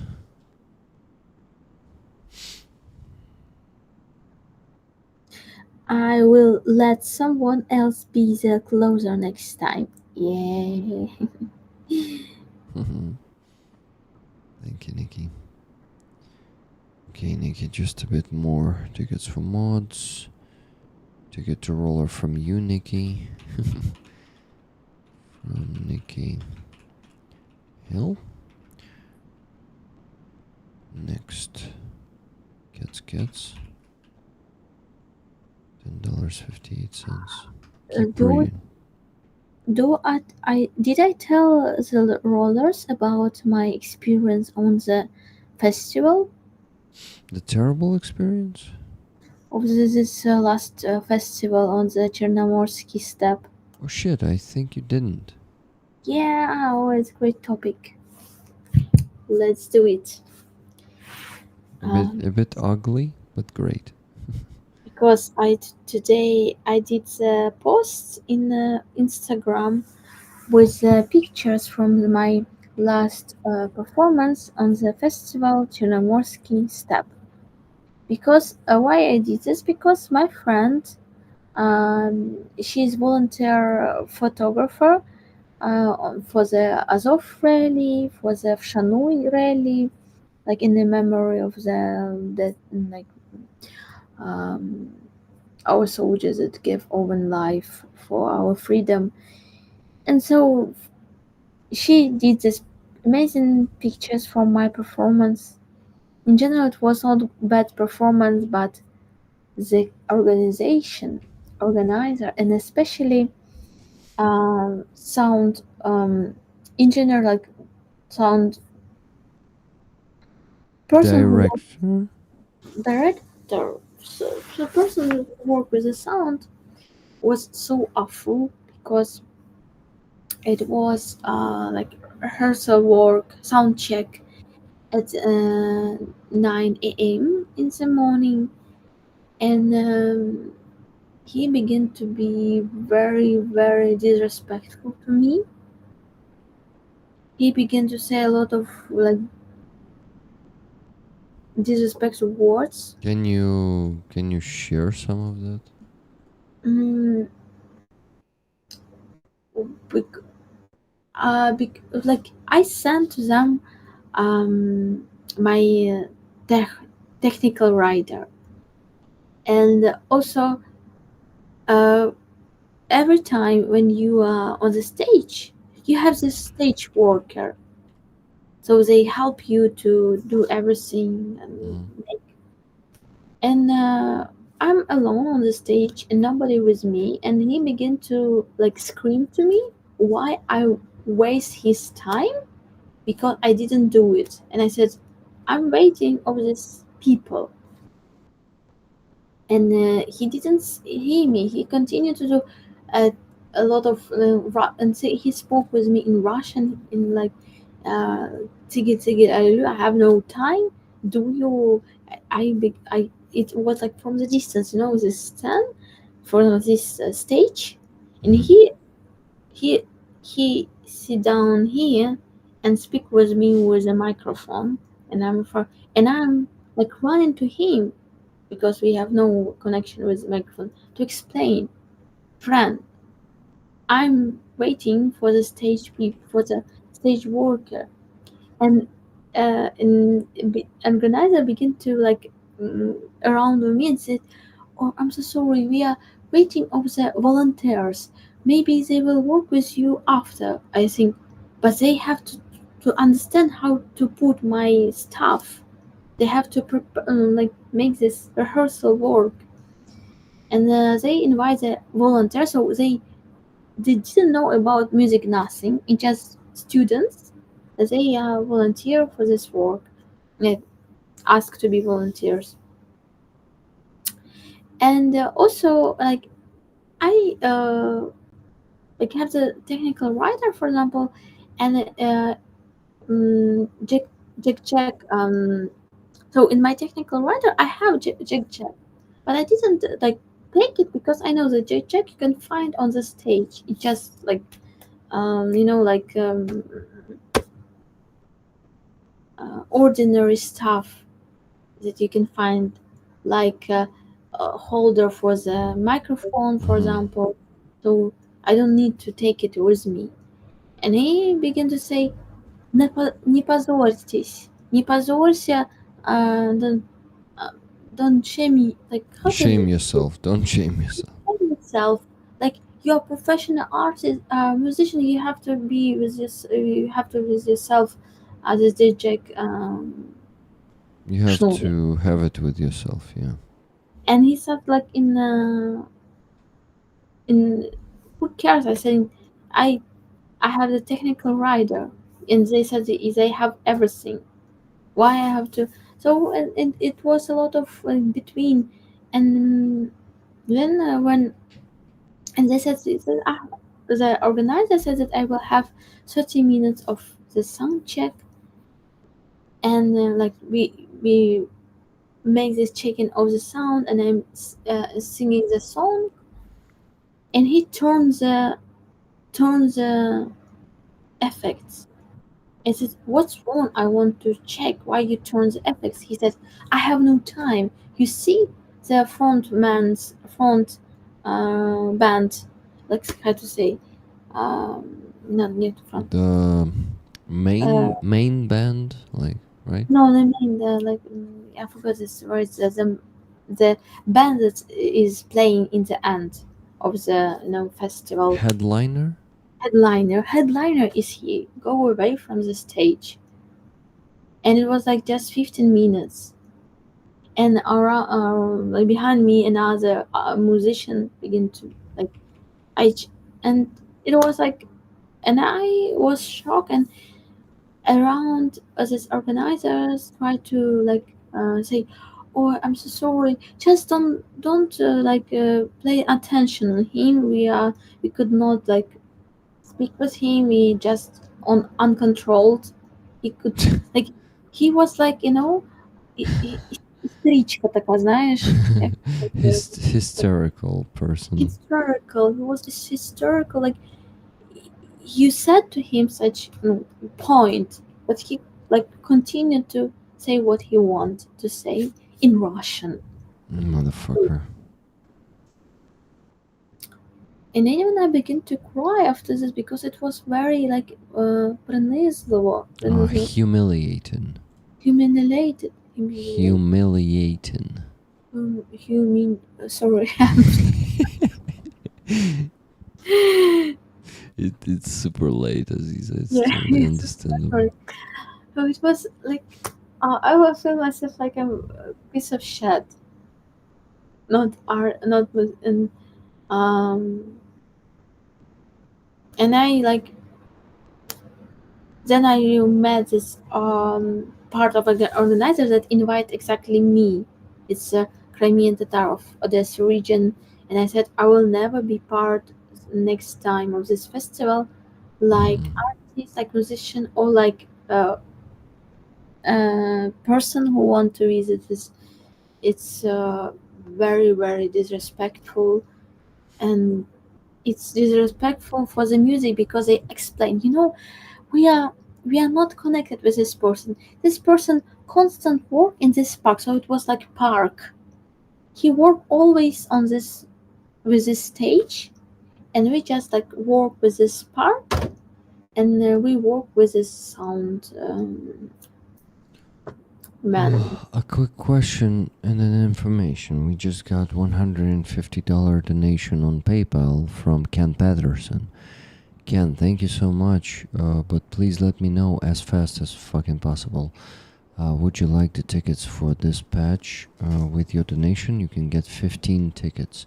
By the way, Nikki Hill has given all her tickets to Sally Lou's. Sally Lou's never won a raffle before, so Nikki wants her to be the winner. So she gave her 105 tickets from her donation on Donatello. This beautiful patch is patch of 92nd Brigade of the 2nd Self-Propelled Artillery Division, and they have M109 howitzer, Paladin, the American one, on their patch here. So humiliating pronounced something like humiliating. Humiliating. Humiliating. It's a very hard word. It's a hard word, yeah. Humiliating. Humiliating. Give my tickets to whoever most deserving. Who is most deserving? I can give it just to rollers, to everyone, so they can give pluses to the chat and get it.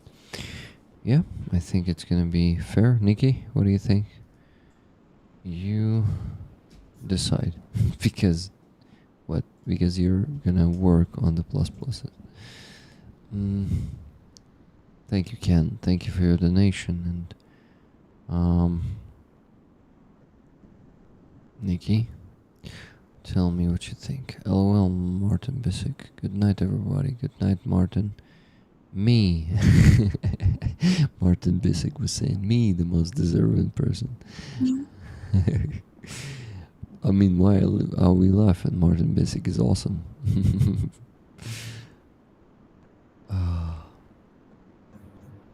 Very disrespectful and also unprofessional. Indeed, yeah. It's such a narcissist motherfucker that should be fucking cancelled.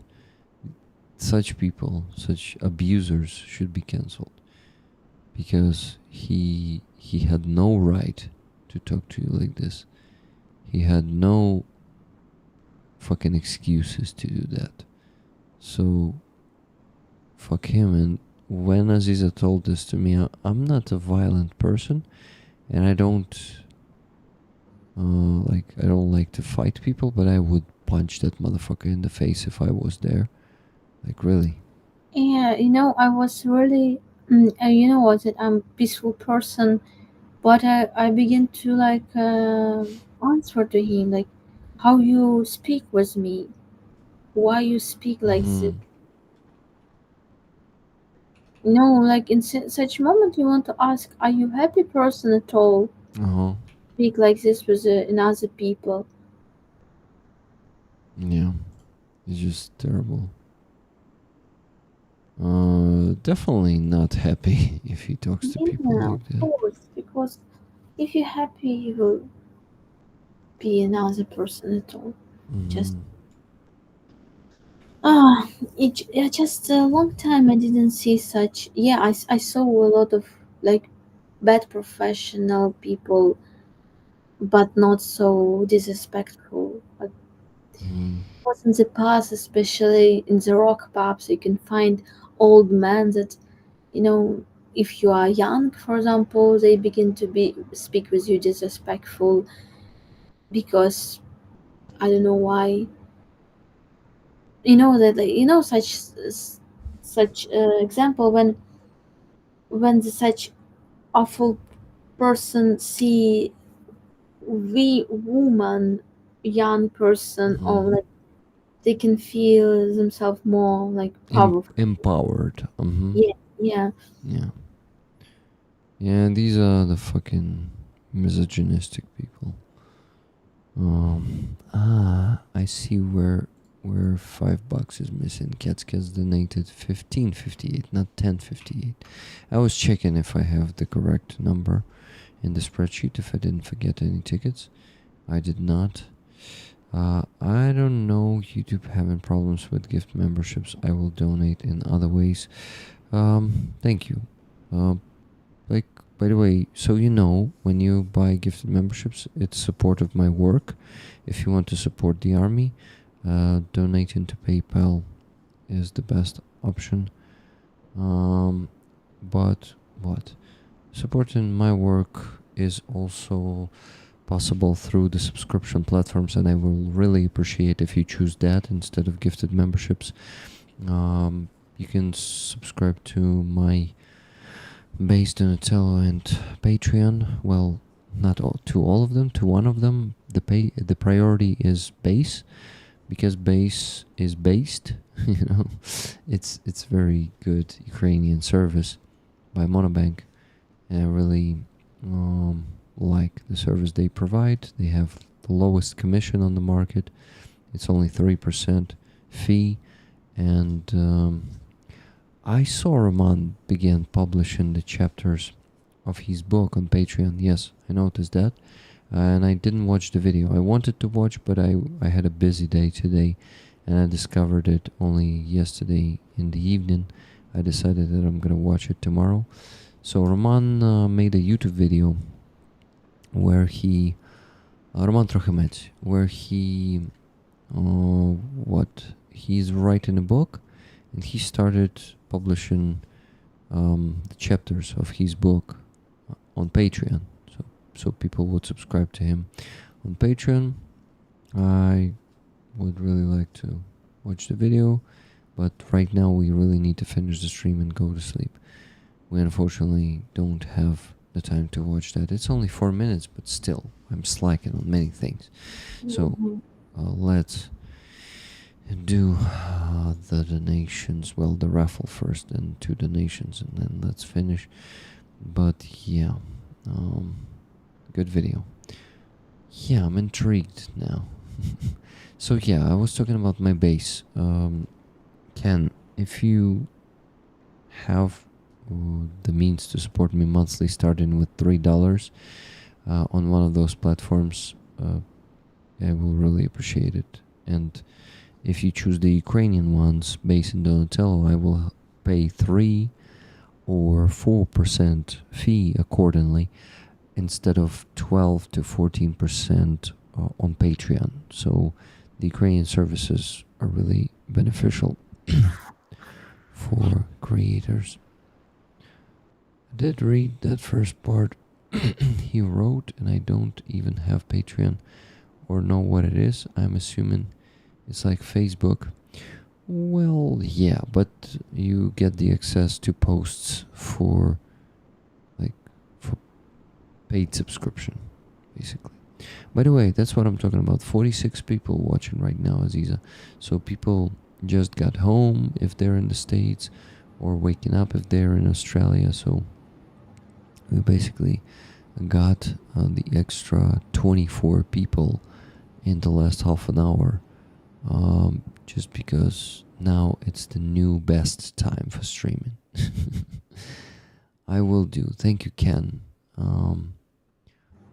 Thank you. There's a link gonna be posted right now by the Nightbot. You see, Elvin Archer initiated the base command. He used the base command for Nightbot to post that, but Nightbot doesn't seem to work right now. I can't afford it and donate too sadly. No problem, cats. Donations are the priority. Only those who can support both should subscribe. If you don't, no worries at all. Just keep donating to the fundraisers. That's the most important thing. Supporting my work is important for me, but it's not really important for the army. So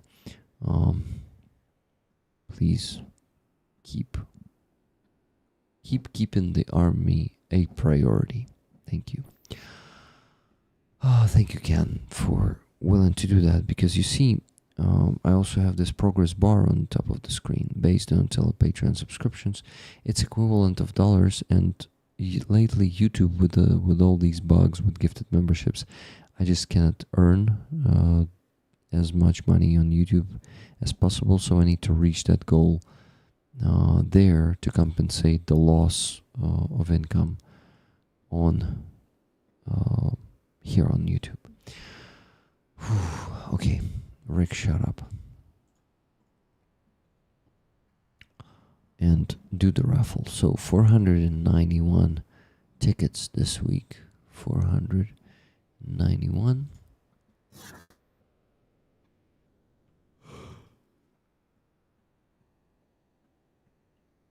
And I'm gonna spin the wheel when I'm gonna check that you see it on the screen, and you don't. Now you see. YouTube sucks. Yeah, it gets. Way I see support, and Rick also supports Ukraine more generally. Yeah, last month I donated.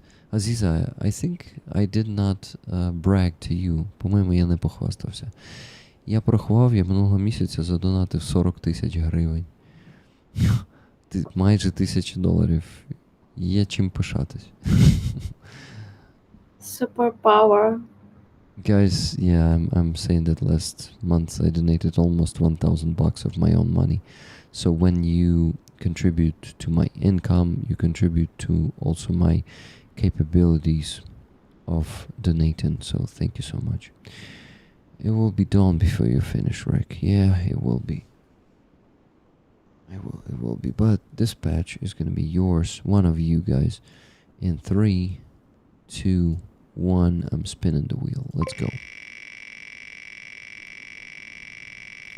And it is spinning. And the winner is number 430. And I think the chance is huge that it's one of the tickets that Nikki gifted to Sally Lou's. I think it's one of them. 430. Yes. Wow. Roller's magic work. Thank you, Nikki. You made sure that Sally gets this fantastic patch. I am so happy for her, and I am so grateful to you. I just noticed. What did you notice, Surfades? Rick, been meaning to ask you how your dad is doing. Hope he is healing well. Yeah, he started working again, being a taxi driver, and he doesn't work too much. He works 5 hours a day. He begins at 7 a.m. He's an early bird, so that's a normal time for him. And he ends at 12, maximum 1 p.m. So he works for 5 hours. I think five and a half. He really is being careful right now, because you see, having a near-death experience usually changes people's perception, and treatment of their own health. So he doesn't want to die. Now he decided that he's not gonna work as much as he worked before. So I'm really happy. So Sally, if you're still here with us, I don't think Sally is here, but congratulations, Sally. This is so cool that she won this patch. And Nikki, it's thanks to your generosity and luck, of course, because it could be number not among these 105 numbers. Congrats. Okay.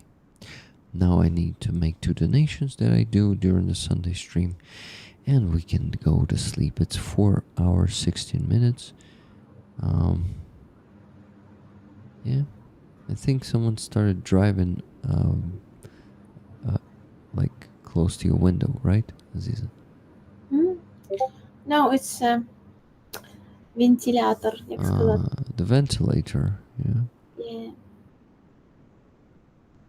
Okay, so while I'm donating,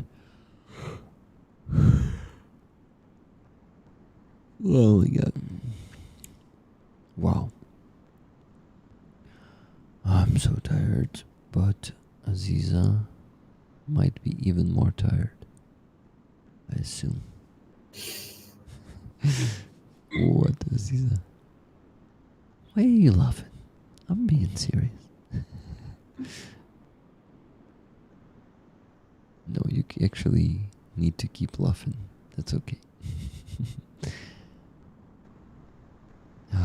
Okay, so from Rick Rollers for Halina for IFAX with love and Slava Ukraini.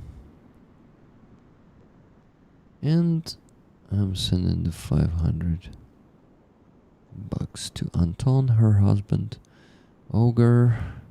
Good to see you in the chat. Congratulations to Sally Luz, and special to the most generous angel, Nikki. Thank you. Aziza and Rick, I have so much respect for the work you do. Thank you very much, Stacy.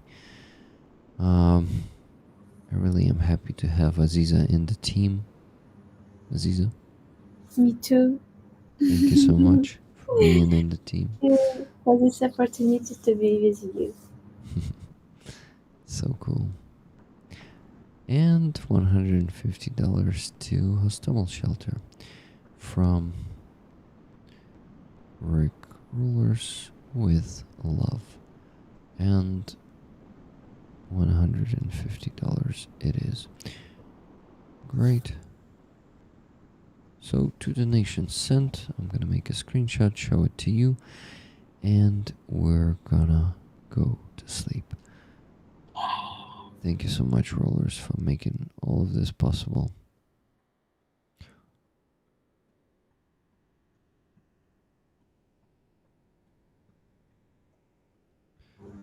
It's strange that the sound from your microphone disappeared without you muting yourself. How did it happen? I don't know. Before it was all everything was alright. Yeah, it was alright. Just the slightest noise, not a big one. Why he begins like this? Okay. Wait, air conditioner or just a ventilator? It's like special ventilator, but he worked with the water. I know this one. It's like печка, like дуйка, але Yeah. з водою, і там можна поставити ще такі холодні штучки. Як вони називаються, такі, знаєш, блакитні. Хладогенератори? Так, такі для Холодогенератори. для холоду, да. Ну, виглядає як велика дуйка. Дуйка is a funny word. Я не знаю, як сказати українською. Це дуйка. Yeah, I think ventilator, heating ventilator is the right way, because duika is after all a slang word, so none of it fits, unfortunately. A humidifier? No, it's not humidifier. We have these Chinese ventilators that use water inside, and they are cooling with this water. Or do you need to put the cool water there? Yeah, it's better to like I use water in bottle that I like from the refrigerator. Like that it make it more cooler.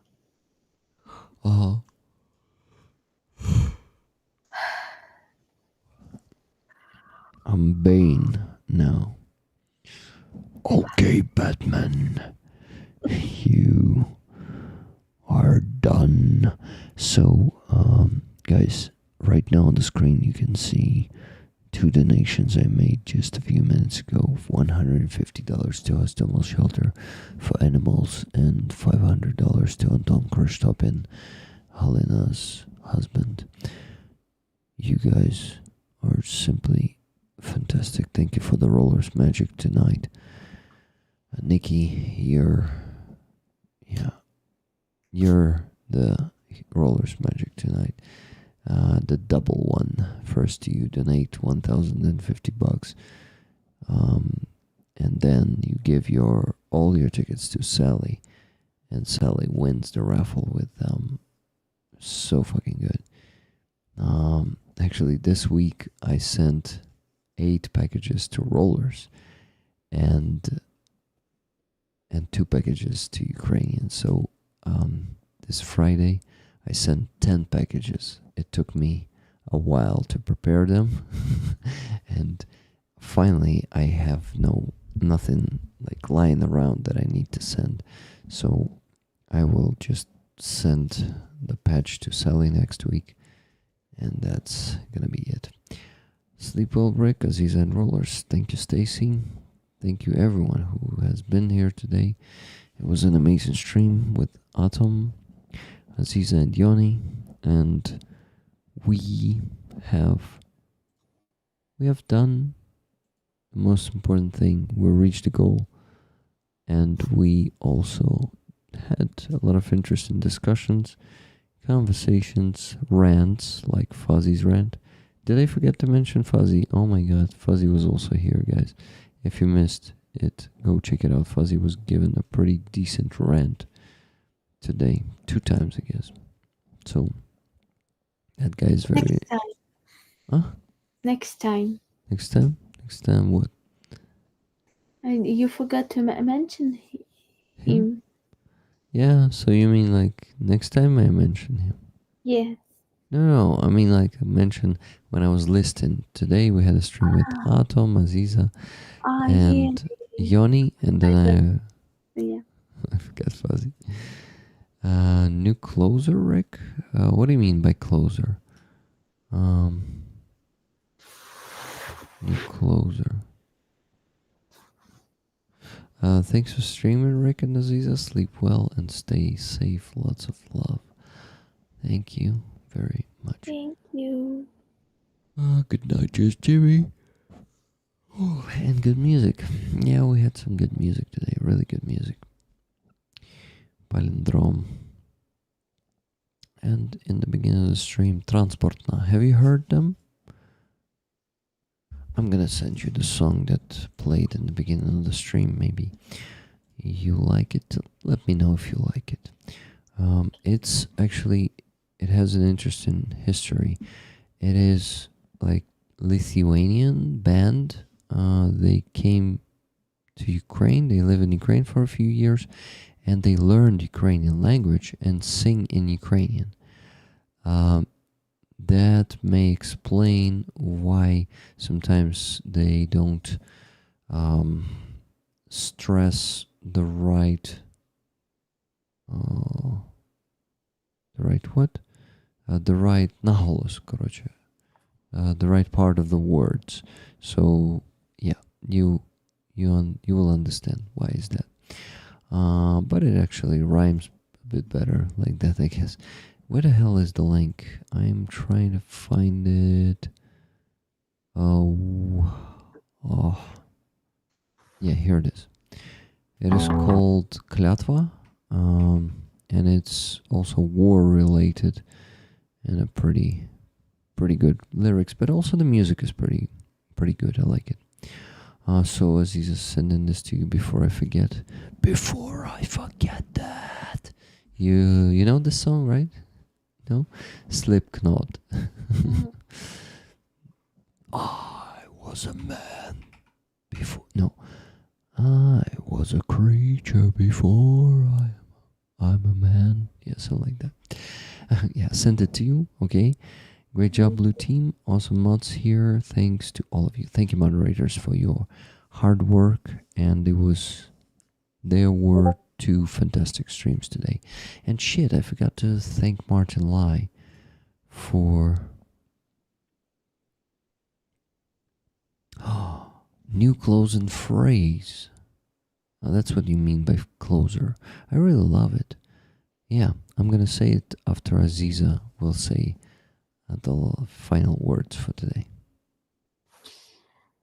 My dear friends, it was really a happy time be together with Rick, with his amazing guest, with the rollers, with our dearest friends from all the world. Thank you so much for your constant fighting for Ukraine democracy, for your great heart, and that we can build this home in our hearts. We can find this safe place, and we can really create this new history together. Hug you, love you. Thank you so much for everything you do, indeed, and will do for Ukraine. Thank you, Aziza. It's a pleasure to have you here on these streams and to be a friend too. Yeah. Thank you. Thank you. So the new closing phrase. No, that's the old one first. Live long, prosper, and donate. And the sun will rise over a free Donbass and Crimea. Slava Ukraini. Героям слава. Героям слава. Good night, everyone. Good Thank night. you. Good night. Sleep good. You too. Sleep well. Bye.